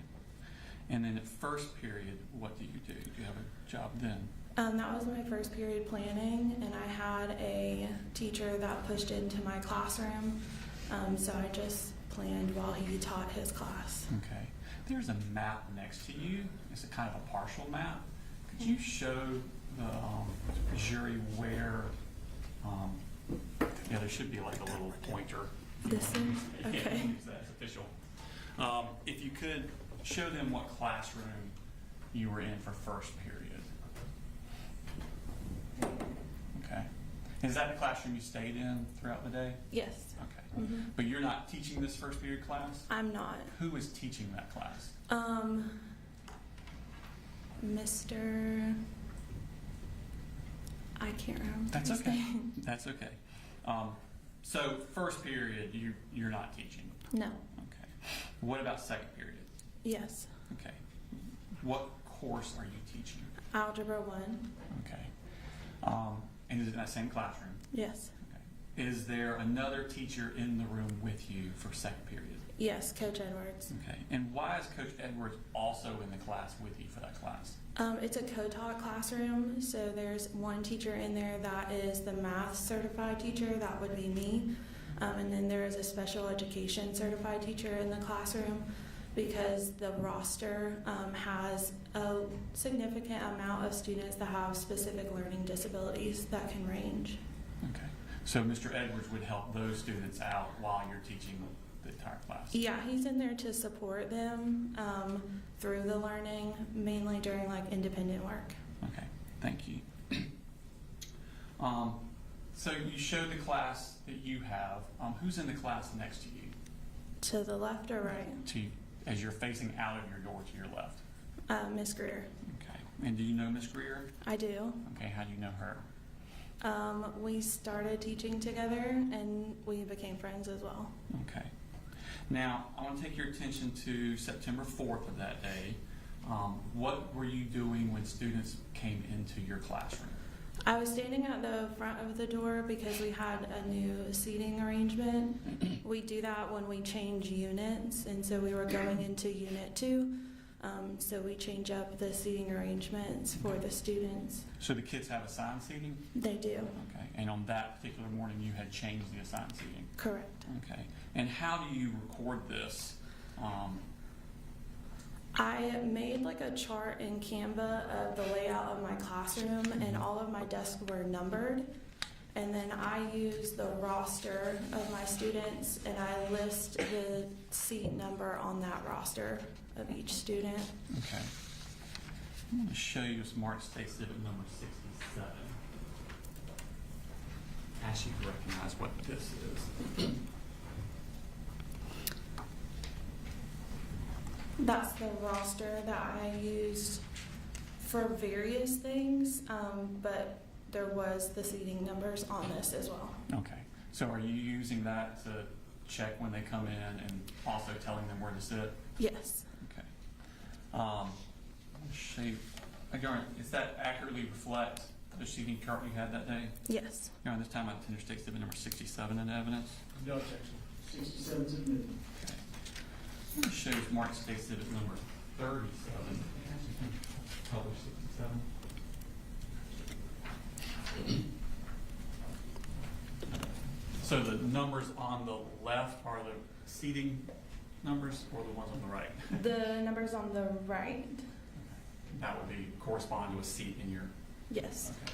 Show you Smart State Exhibit number 37. Ask you to recognize what that is. This is a roster of my classroom. Okay. And were those the kids that were present in your classroom that day? September 4th, 2024. Yes. Okay. And were all of those students on that day under the age of 18? Yes. Was Stephen Edwards also in your room on September 4th, 2024? Yes. Okay. Your Honor, I tender State Exhibit number 37 into evidence this time. No objection. 37 is admitted. Okay. Now I'm going to show you what's marked as State Exhibit number 38. Ask you to identify what that is. This is the seating chart layout that I created of my classroom. Okay. Has names been added to the numbers? Correct. Yes. And are those names added to the numbers accurate as to where the children were assigned to be seated that day?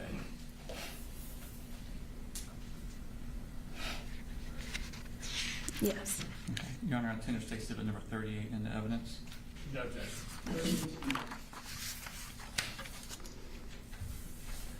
So as we're looking at 38 on the screen, if you could identify first where the front door is. Like the point? Yeah, you can use the pointer Is it behind here? you. Oh, okay. We used to have it where you could touch the screen, but that seems more difficult.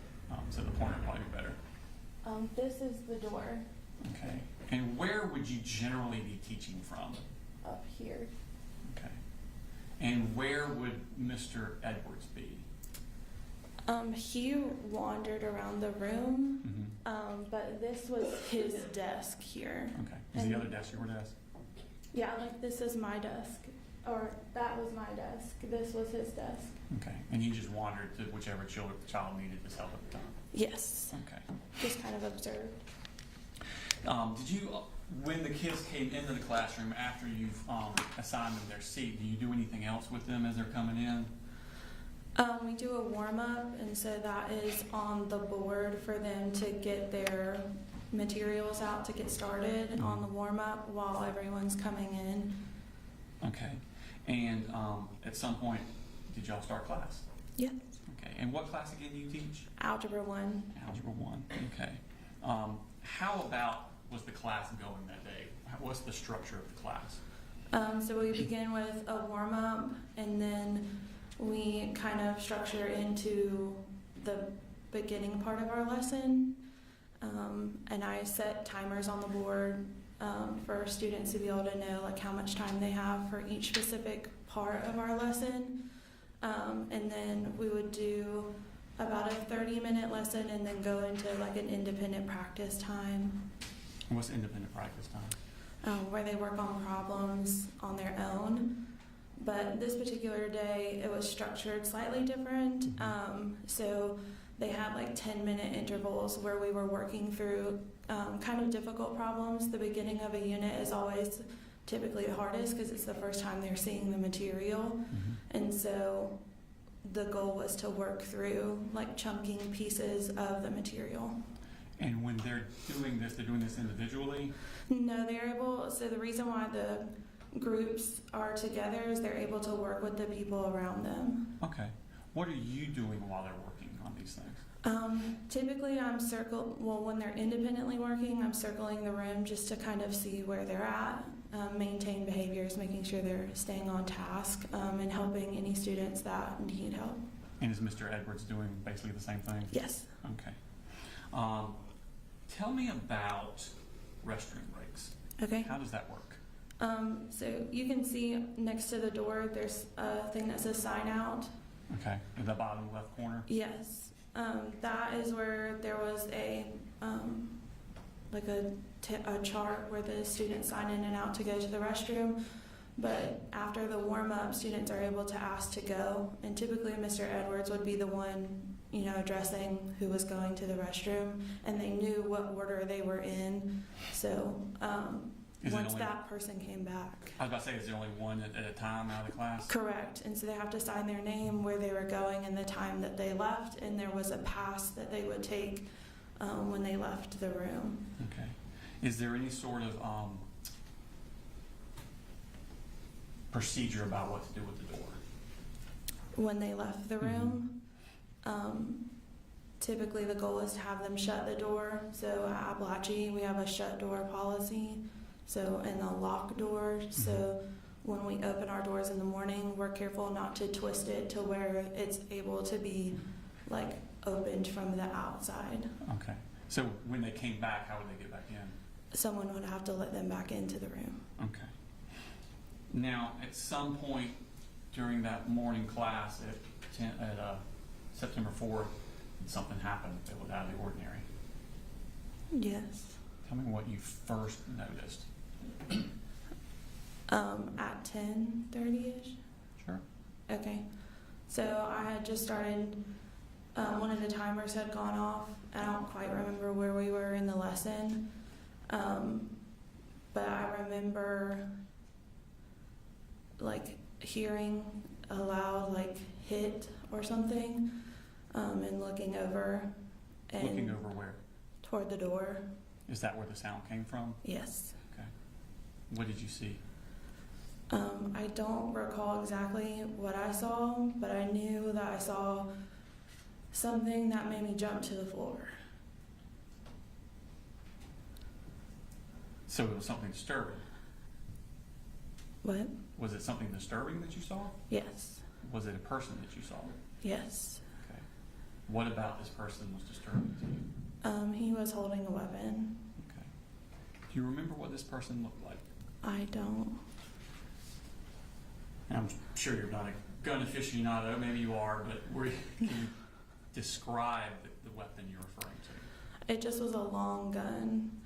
The only thing I remember about the person is that he had like unnatural bleached hair. Okay.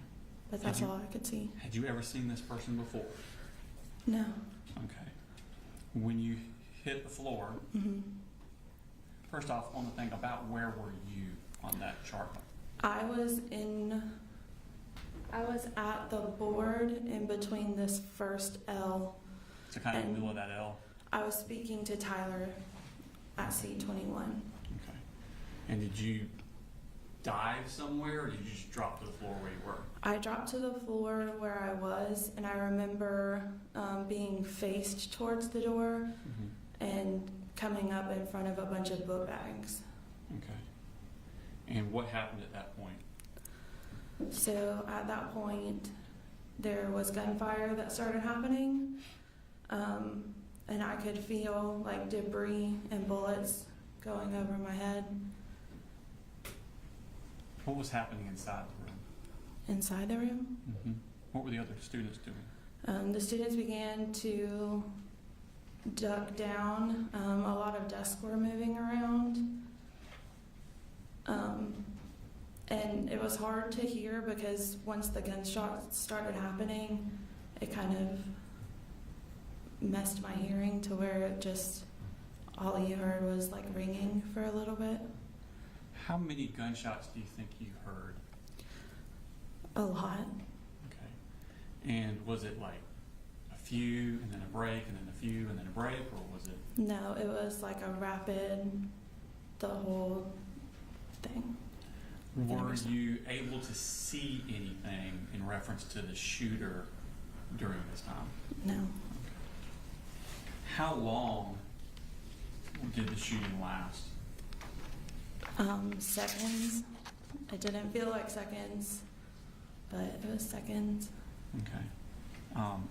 When you look up, was the shooter still in the room? No. Do you know how far he came into the room? I think he just stepped 1 foot in. Okay. Once he left, was the door open or shut? Once he left, I remember starting to get up and I saw the door closing and Ronaldo was throwing chairs toward the door. Okay. Tell me about what happened at that point. What's going on inside the room? So I remember seeing Ronaldo throw the chairs and then dart to the corner of the room.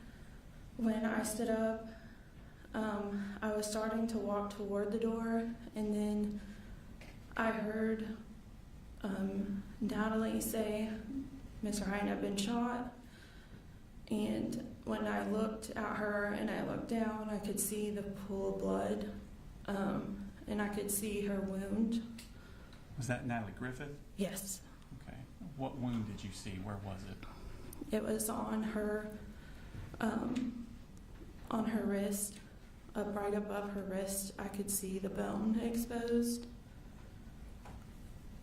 How was she? Was she conscious? She was, yeah. Okay. And was she saying anything or doing anything? She just kept repeating that she had been shot, and so I grabbed her and laid her on the ground, and then I grabbed a nearby hoodie and wrapped it around her wrist to try to help the bleeding. And then I heard Melanie say that she had also been shot. Is that Melanie Delira Castaneda? Correct. Okay. Am I pronouncing that name right? Is it Delira? I think it's Castaneda. Okay. And did you see her wounds? I could see that she had been shot through the shoulder, and I saw the blood there, but I couldn't see the actual flesh of the wound. Okay. And how was she? She was very quiet. I think she was scared, but I've known Melanie for a little while before, and so she does have a very calm demeanor, and so she was very calm and quiet, and just grasping her shoulder. Did she appear to be in pain? Yeah. Okay. Did you notice any wounds to Nautica Walton? I did. So once I had laid Natalie down and I put Melanie next to Natalie, there was a group of girls that were already in the corner, and one of them, Hayden, had asked if we should move the smartboard in front of the door, and at that point I was trying to assess what was happening, and so I then saw Nautica on the ground, and she was quite frantic and grasping at the back of her leg. I couldn't see her wound or any blood, but she was in severe pain. Okay. And did you see Taylor Jones? I did not see Taylor Jones. Okay. Were you aware of any injuries to Jackson Beaver or Ronaldo Bates? I was aware that Ronaldo when, after the police had come in, he had said something that he was also injured. And then when we had gotten out of the room and up to the top of the hill, Jackson had said that he asked me to look at the back of his leg, and he did have something lodged into the back of his leg. Okay. Did you see Christian Angulo in the room? Mm-hmm. Where was he located at?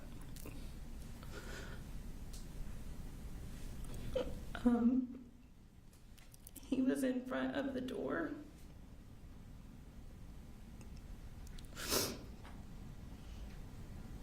And he was on the ground. What, could you tell if he was alive or not? He was alive. And Coach Edwards said that we needed to make a barricade around him after everything, all the shots had fired. And so they stacked desk around because he didn't want to move him.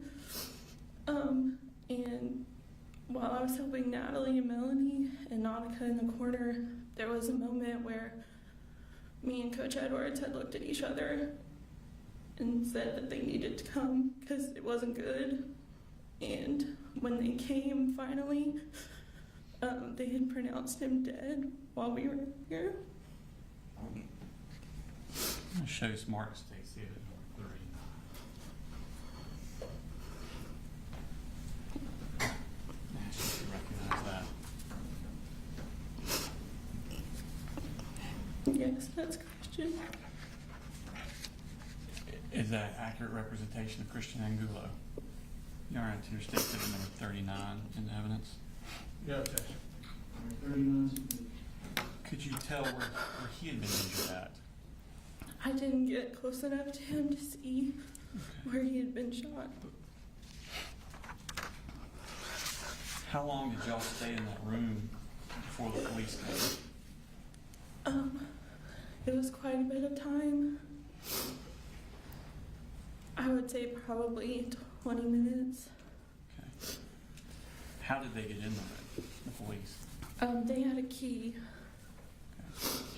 Then they had to push through all of the stuff that they had piled in the door. Y'all had barricaded stuff in front of the door? Ronaldo did. What did they do when they came in first?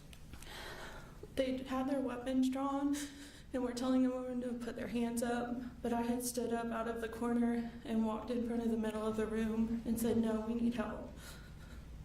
Okay. And did medical personnel start coming into the room? They did not. So I had started to tell them where everyone that I knew was hurt. And they had, at the beginning, asked me to help carry Natalie because there was only a few of them. And then more ended up coming into the room. Okay. So they took Natalie out? I didn't see them take Natalie out. So when they came in the room, they flipped the lights on. And that's when the students had noticed Christian on the floor. And they knew he wasn't with us anymore. And so the students began to get really upset. And they had pronounced him dead, but we had to walk by him out the door. Because he was right in front of the door? Yeah, and Martin started holding Brittany's face and telling her she could do it. And I had to grab Hayden and tell her that it was going to be okay, just to get them out the door. Where were they going? They were exiting us up towards the right, up the top of the hill after you leave J Hall. Okay. Did you stay at the top of the hill very long? No, or I don't know. We were the first ones up on the top of the hill. So y'all were like the first students evacuated? Mm-hmm. Okay. Did other students start coming out from other classrooms? They did. Okay. Did y'all stay on the hill or did they move you somewhere else? They started ushering us towards the football field. Okay. And what happened when you got to the football field? I started ushering students to the football field and waving my hands, and I came across 2 students that I had taught before, and they came up and hugged me, and they said, "Miss Ryan, why do you have blood on your hands?" And that's when I noticed that I had blood on my hands. And so, I just hid my hands because I didn't know where to go wash them yet.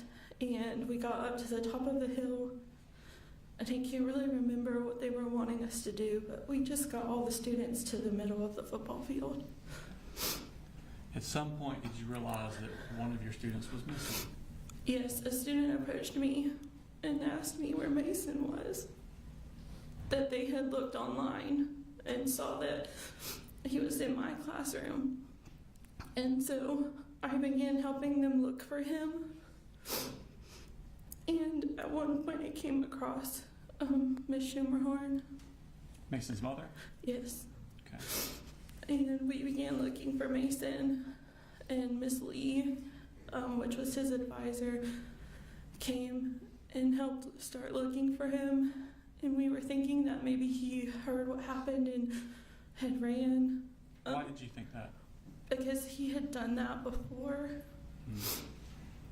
Not in high school, but in his earlier education.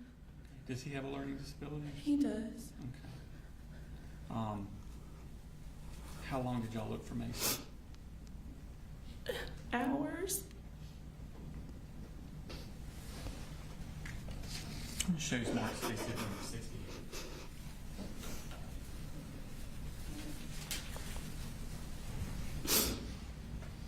As you realize this.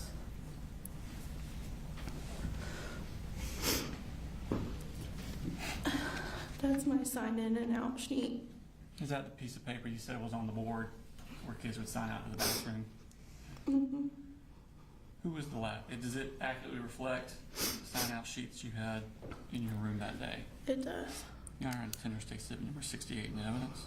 No objection. All right, so kids can... And who signed out last? Mason. Thank you. Ross.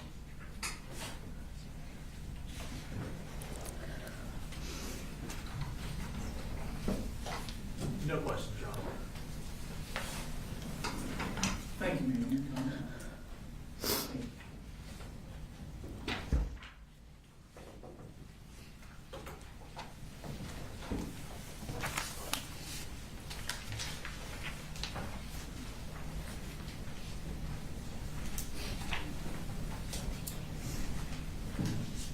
Folks, do you know why the other monkeys there? You said what? Do you know why that's there? Yes, when they get up and point to the board. All right, state calls next witness. State calls Jacqueline Garcia.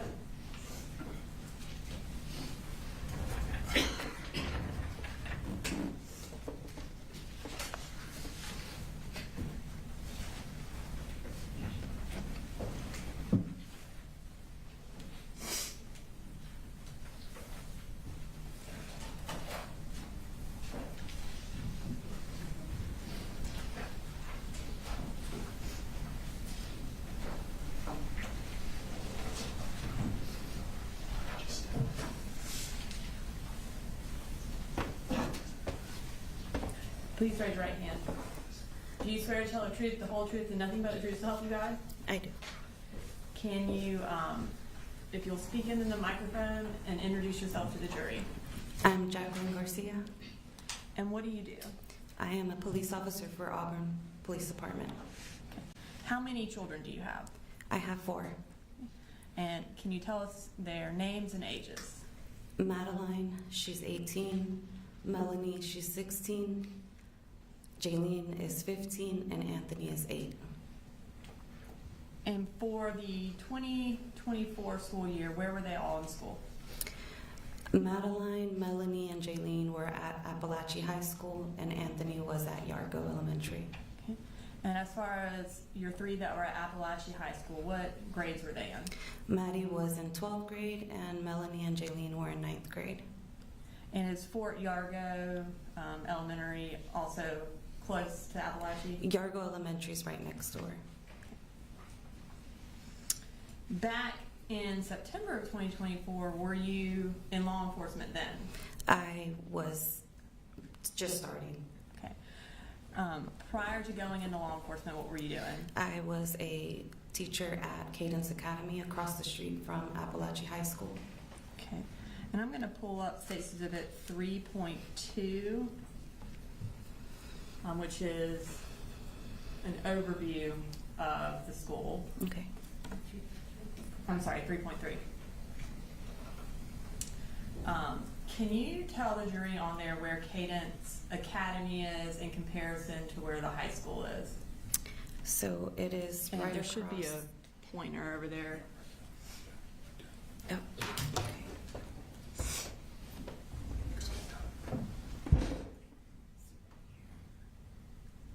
And so that was Cadence? That's Cadence Academy. All right, and is, if you will then, that circle, is that where the entrance to Apalachee is? This is the entrance, and this is the side entrance to the parking lot. Okay, thank you.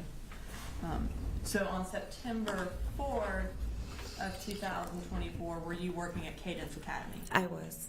Okay. And since you started law enforcement shortly after that, was this one of your last weeks there? Yes, I had just put in my 2 weeks notice. Were all of your children at school on September 4th? Yes, they were. For Melanie, who was her second period teacher? Coach Ryan. And who was Jaylene's second period teacher? Miss Greer. We heard a 911 call earlier from a Jacqueline. Was that your daughter who called 911? Yes.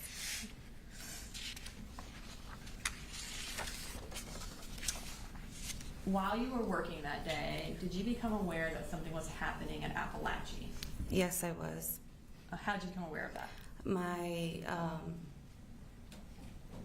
assistant director that day was, I guess, they were going on lockdown, and she was coming around the classrooms to tell everybody that we needed to get all the children inside of the rooms because we had kids on the playground. And then she told me that something seemed to be happening at Apalachee High School about somebody possibly bringing a gun. When she told you that, what did you do? I was about to go on lunch, and so I knew that there were previous fights at the school. So I assumed that maybe just there was a fight and somebody brought a gun. So I was about to go on lunch, excuse me. So I was gonna check once I left. And what did you do after that? I ended up leaving to go to lunch, and I saw there was my previous lieutenant who was directing traffic right in front of Cadence, and I saw a lot of police officers, and so that got me really worried, and I ran towards the road to my previous lieutenant to ask him what was going on. And tell me what you mean by previous lieutenant. He was my lieutenant at Statham Police Department. So prior to working for Auburn Police Department, did you first work for Statham Police Department? Yes, I did. So I assume at this point he wasn't your lieutenant, but you already knew him because you were in the Correct. process. I was in the process. What did you do when you went and talked to him? I ran and I asked him because, again, he's from Statham and he's over here in Barrow County's district, so I was kind of confused, so that worried me a bit to see him there because he's from the city of Statham. So when I asked him what was going on, he said there was an active shooter, but he was contained. At that point, what did you do? At that point, I called my husband, I think, and then I started calling my girls. But in my mind, I was thinking, well, I just found out about it a couple minutes ago, so how much damage could have been done? He's contained, everything's fine.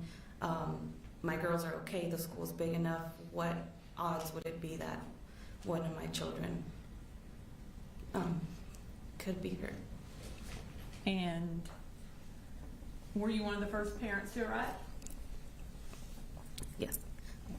As you're there, are more parents arriving?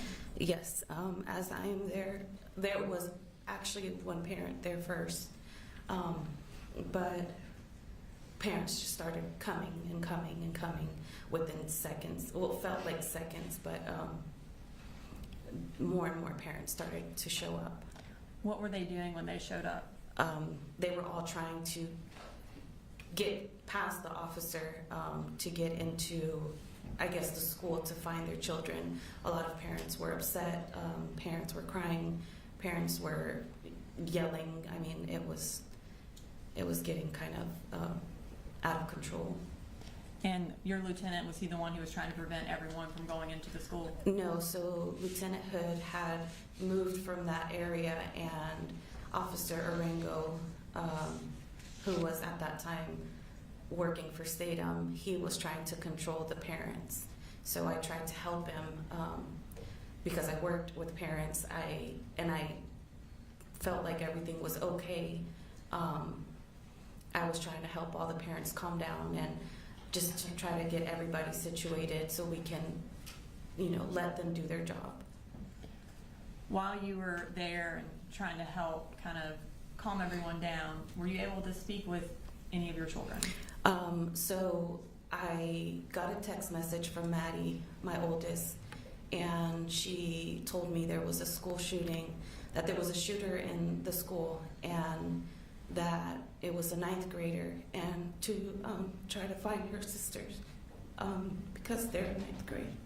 So I couldn't get in contact with Jacqueline or Melanie, so I called their dad, and I asked,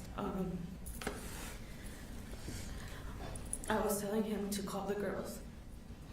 Excuse me. I was telling him to call the girls because I couldn't get in contact. So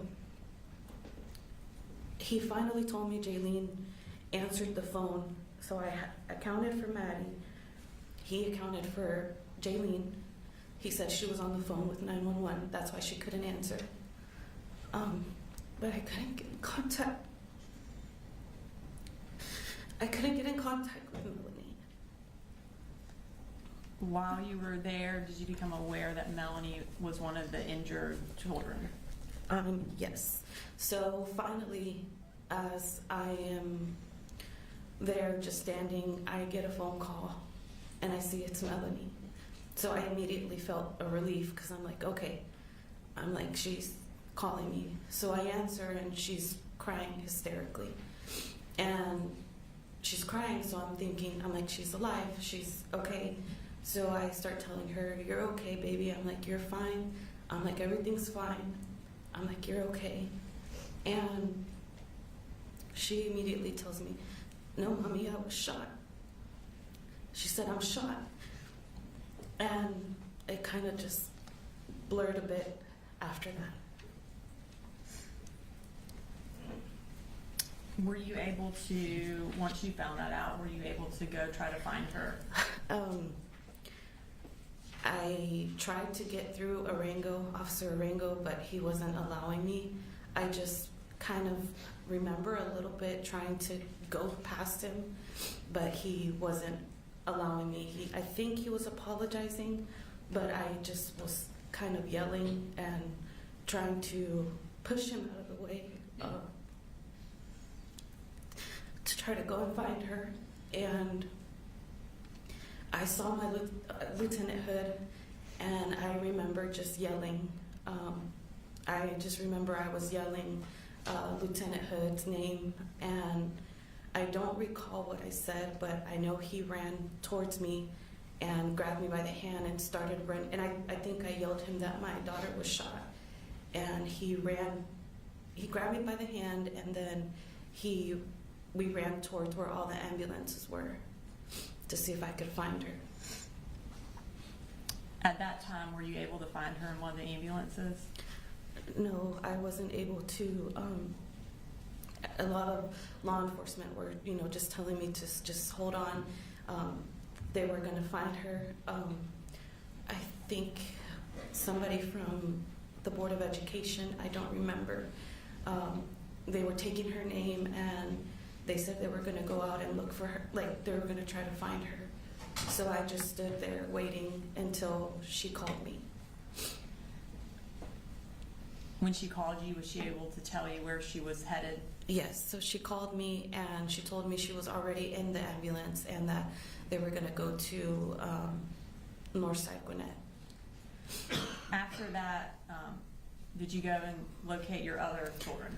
After that, I was trying to make phone calls to let everybody know what was going on. So I was running through the parking lot back and forth because I was trying to get my son. I was trying to get to my son and make sure he was okay. So I was running in the parking lot, just back and forth. I didn't know where to go, so I called his school and they said they would keep him. So then my brother was gonna go get my girls, but I remembered that he wasn't gonna be able to get them. So from the front of the school, I ran all the way to the back, to the field to go look for Maddie and Jaylee. And by field, you mean the football field? The football fields. Tell me what it was like on the football field, who all was there, and what was happening. So when I got to the entrance, I feel like I was just telling everybody that I needed to find my girls, a lot of the officers, and I needed to find my girls, and they were just directing me to the field. And finally, when I got to the front, I had to explain that my other daughter was shot and I needed to get my girls because they were not letting students leave at that time. So finally, an officer let me go in and I ran, and I've been so involved with my girls' school that I knew a lot of the students. And I saw a lot of the students that I knew, and they were crying and they were trying to hug me, and they were, you know, super scared. And I kept trying to tell them that it was okay, that they were safe. And it was just full of students. I mean, everywhere I looked, there were students just super upset, super scared. And I had to just keep going to see if I could find my girls. Had other parents been let on the football field yet? I don't recall. And were you able to find your children? Yes, so I was able to find my brother, who was already with my girls.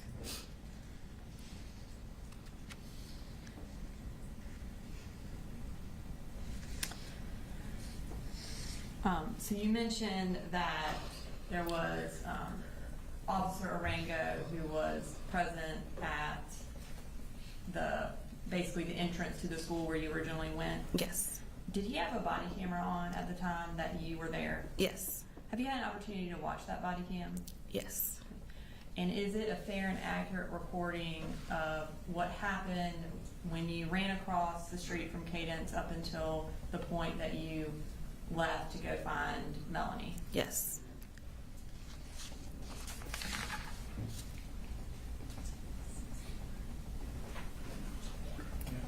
And Your Honor,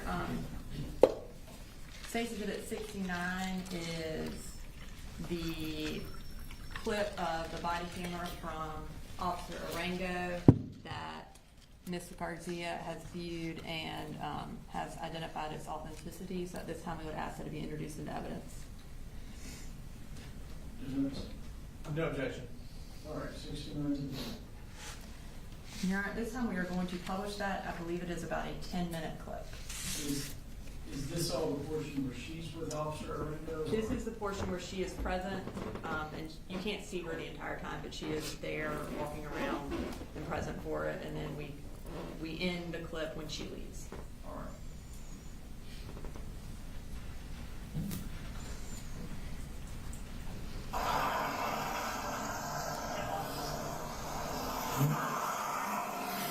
And is that you there? Yes.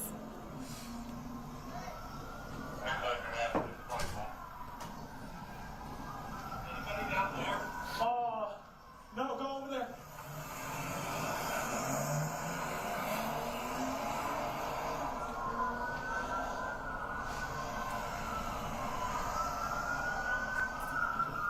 Sorry, sir, the school's on lockdown. So I can see you're stay over there. What? Yes, you're here. We are. Shooting? Yeah, just stay over there, sir. Oh, man, I didn't see my kids all right. We're doing. Sir, please, make sure. Sir, I understand. Man, I didn't see my kids all right. We're gonna go check in, but right now, can't nobody go in the building, sir. Please, let us do our job. Let us. Is he not hurt? Not that we know, sir, but please just stay over here. Okay? Please, let us do our job. We're overwhelmed, okay, sir? But you need to stay out here, please. I understand your frustration. I understand that you're worried. Please stay over here. Everything's good. The kids are okay. Just please, go out of the way, please.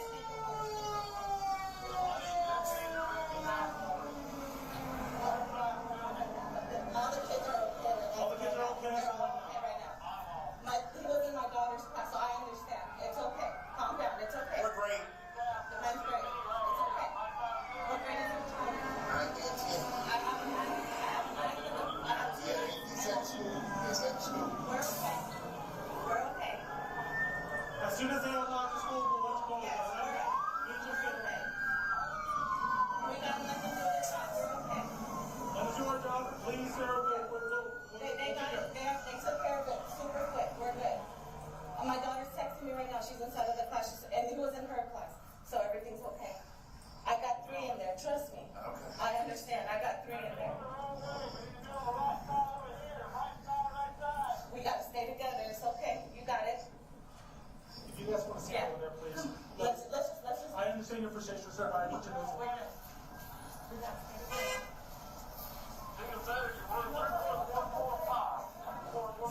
Señora, quédese ahí un momentito, deja que hagamos nuestro trabajo y ya se entiendo muy bien que su hijo sabe ir adentro, pero necesito que ustedes tenemos más de 100 oficiales allá. Déjanos hacer nuestro trabajo. Por favor. I understand. Just stay right here. Stay out of here, please. Just stay right there.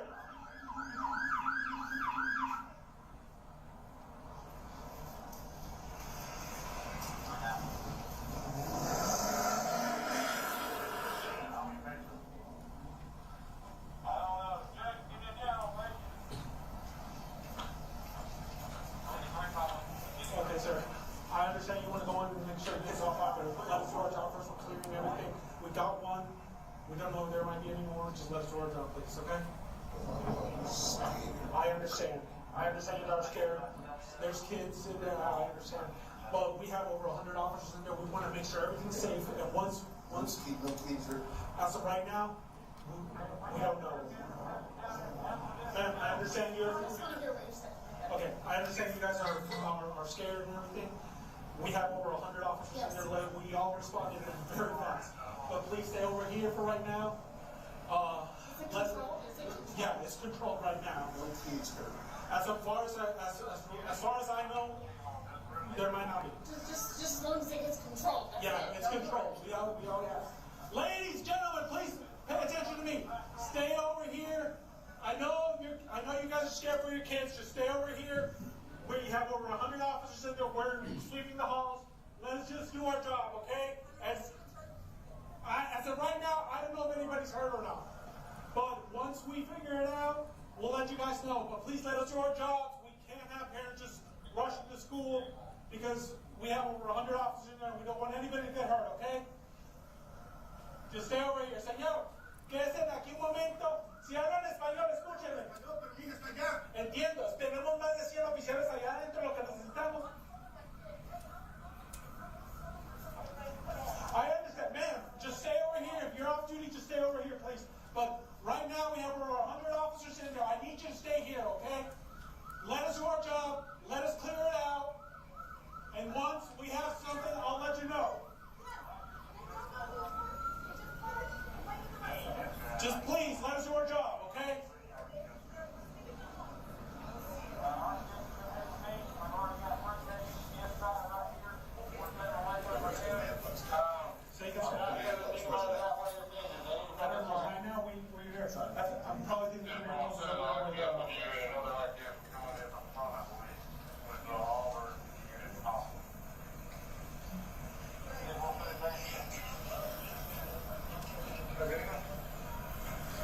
And are those all the parents that are showing up and people just kind of parking wherever they can? Yes.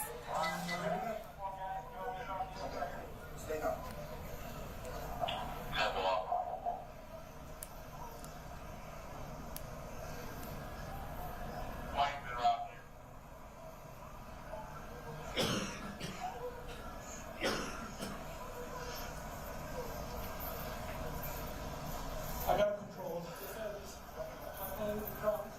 Yes, sir.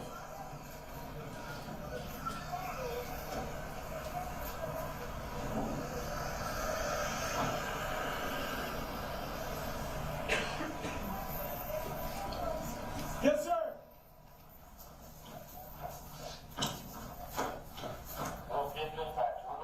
Please stay over there. Sir, gentlemen. Oh, get over here. Get over here! Get over here, please! Ladies, gentlemen, please stay behind the patrol cars over there. I know you guys are worried about your kids. Let us do our job, please. Okay?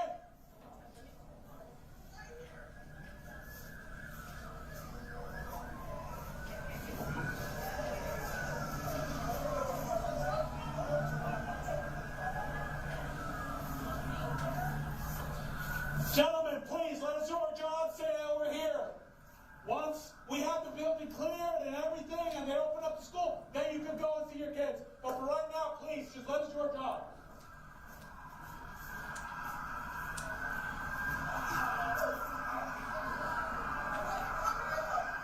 Just, right now, you can just stay over here, keep over here.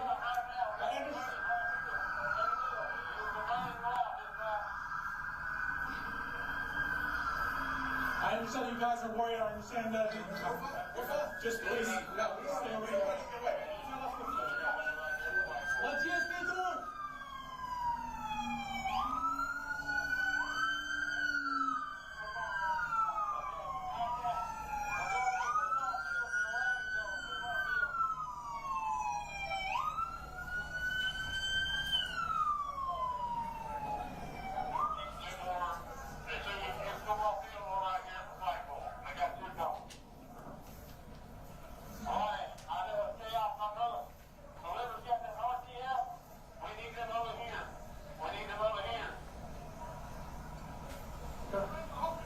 Yes, sir. Ladies and gentlemen, you're just getting here. Please stay right here. Do not go through. Let us do our job. I know you guys are worried about your kids. I understand. We have over 100 officers in there. Let us do our job. Once we clear everything, once we get everything locked down, then we will be able to let you in and see your kids. But please, do us a favor. Stay right here. We don't want anybody else getting hurt.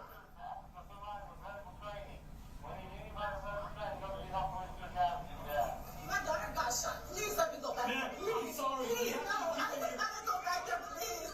No, please let me go back there. Please let me go back there. I understand. I can't let you get this. I'm sorry. Please, I gotta go. Gentlemen, ladies.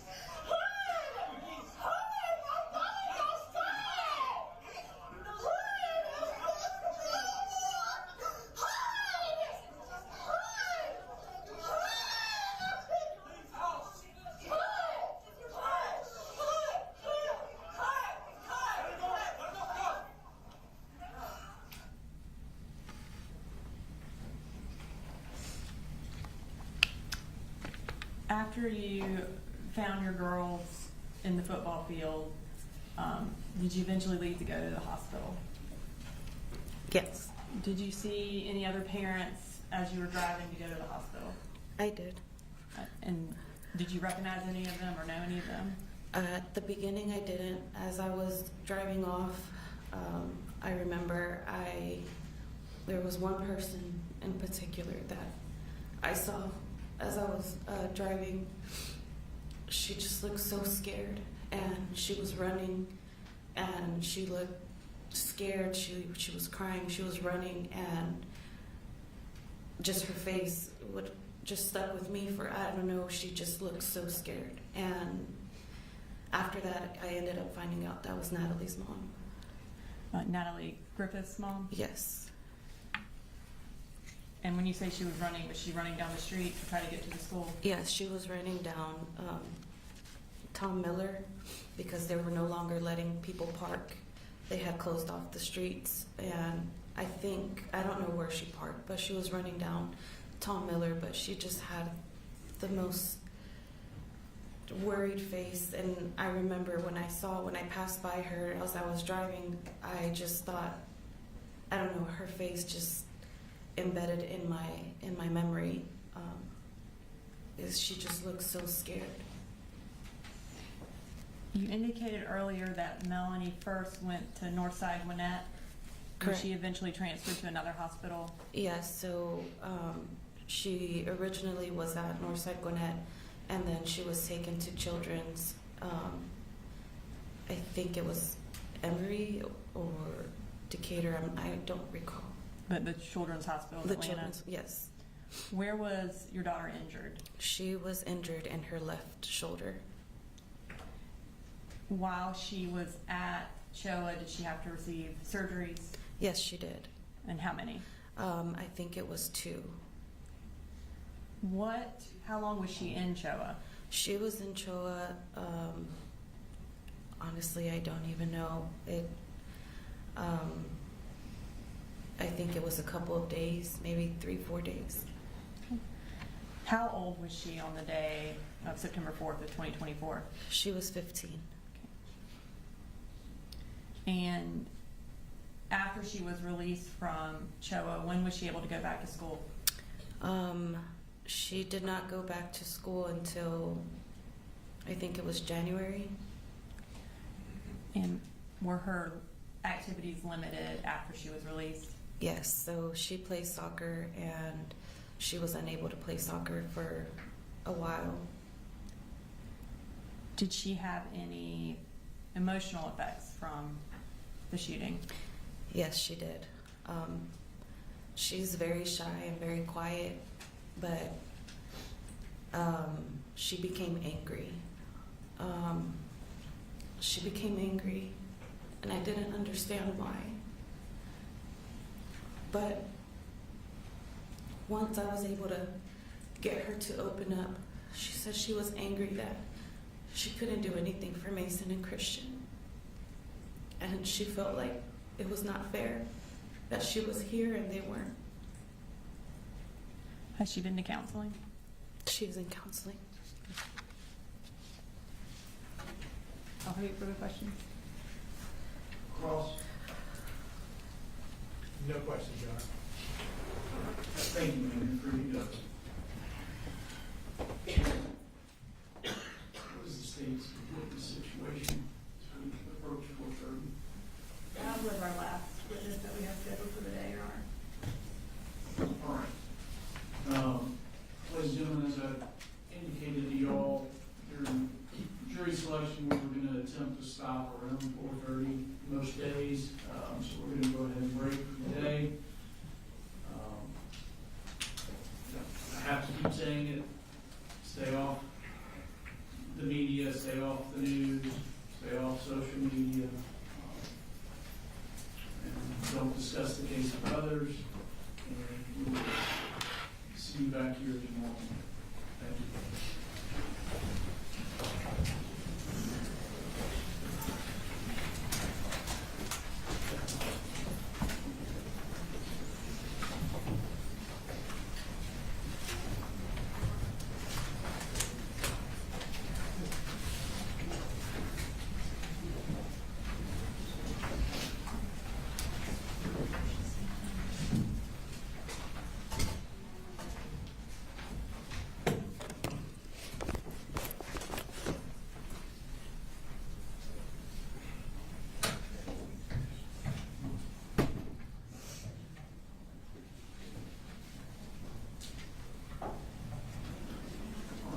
Is there anything we need to address? Not for the day, Your Honor. Not this time. All right. Let's just go ahead and plan to convene at 9, and we'll see what time the jurors get here. Works, read in the hall. Judge, there is one thing. Yes. We're in the back where the jury is. We're a little confused concerned about that. We were wondering if we could go down to the second floor. There are a couple of turning rooms down there. It would be much better. I just don't want to run into the jury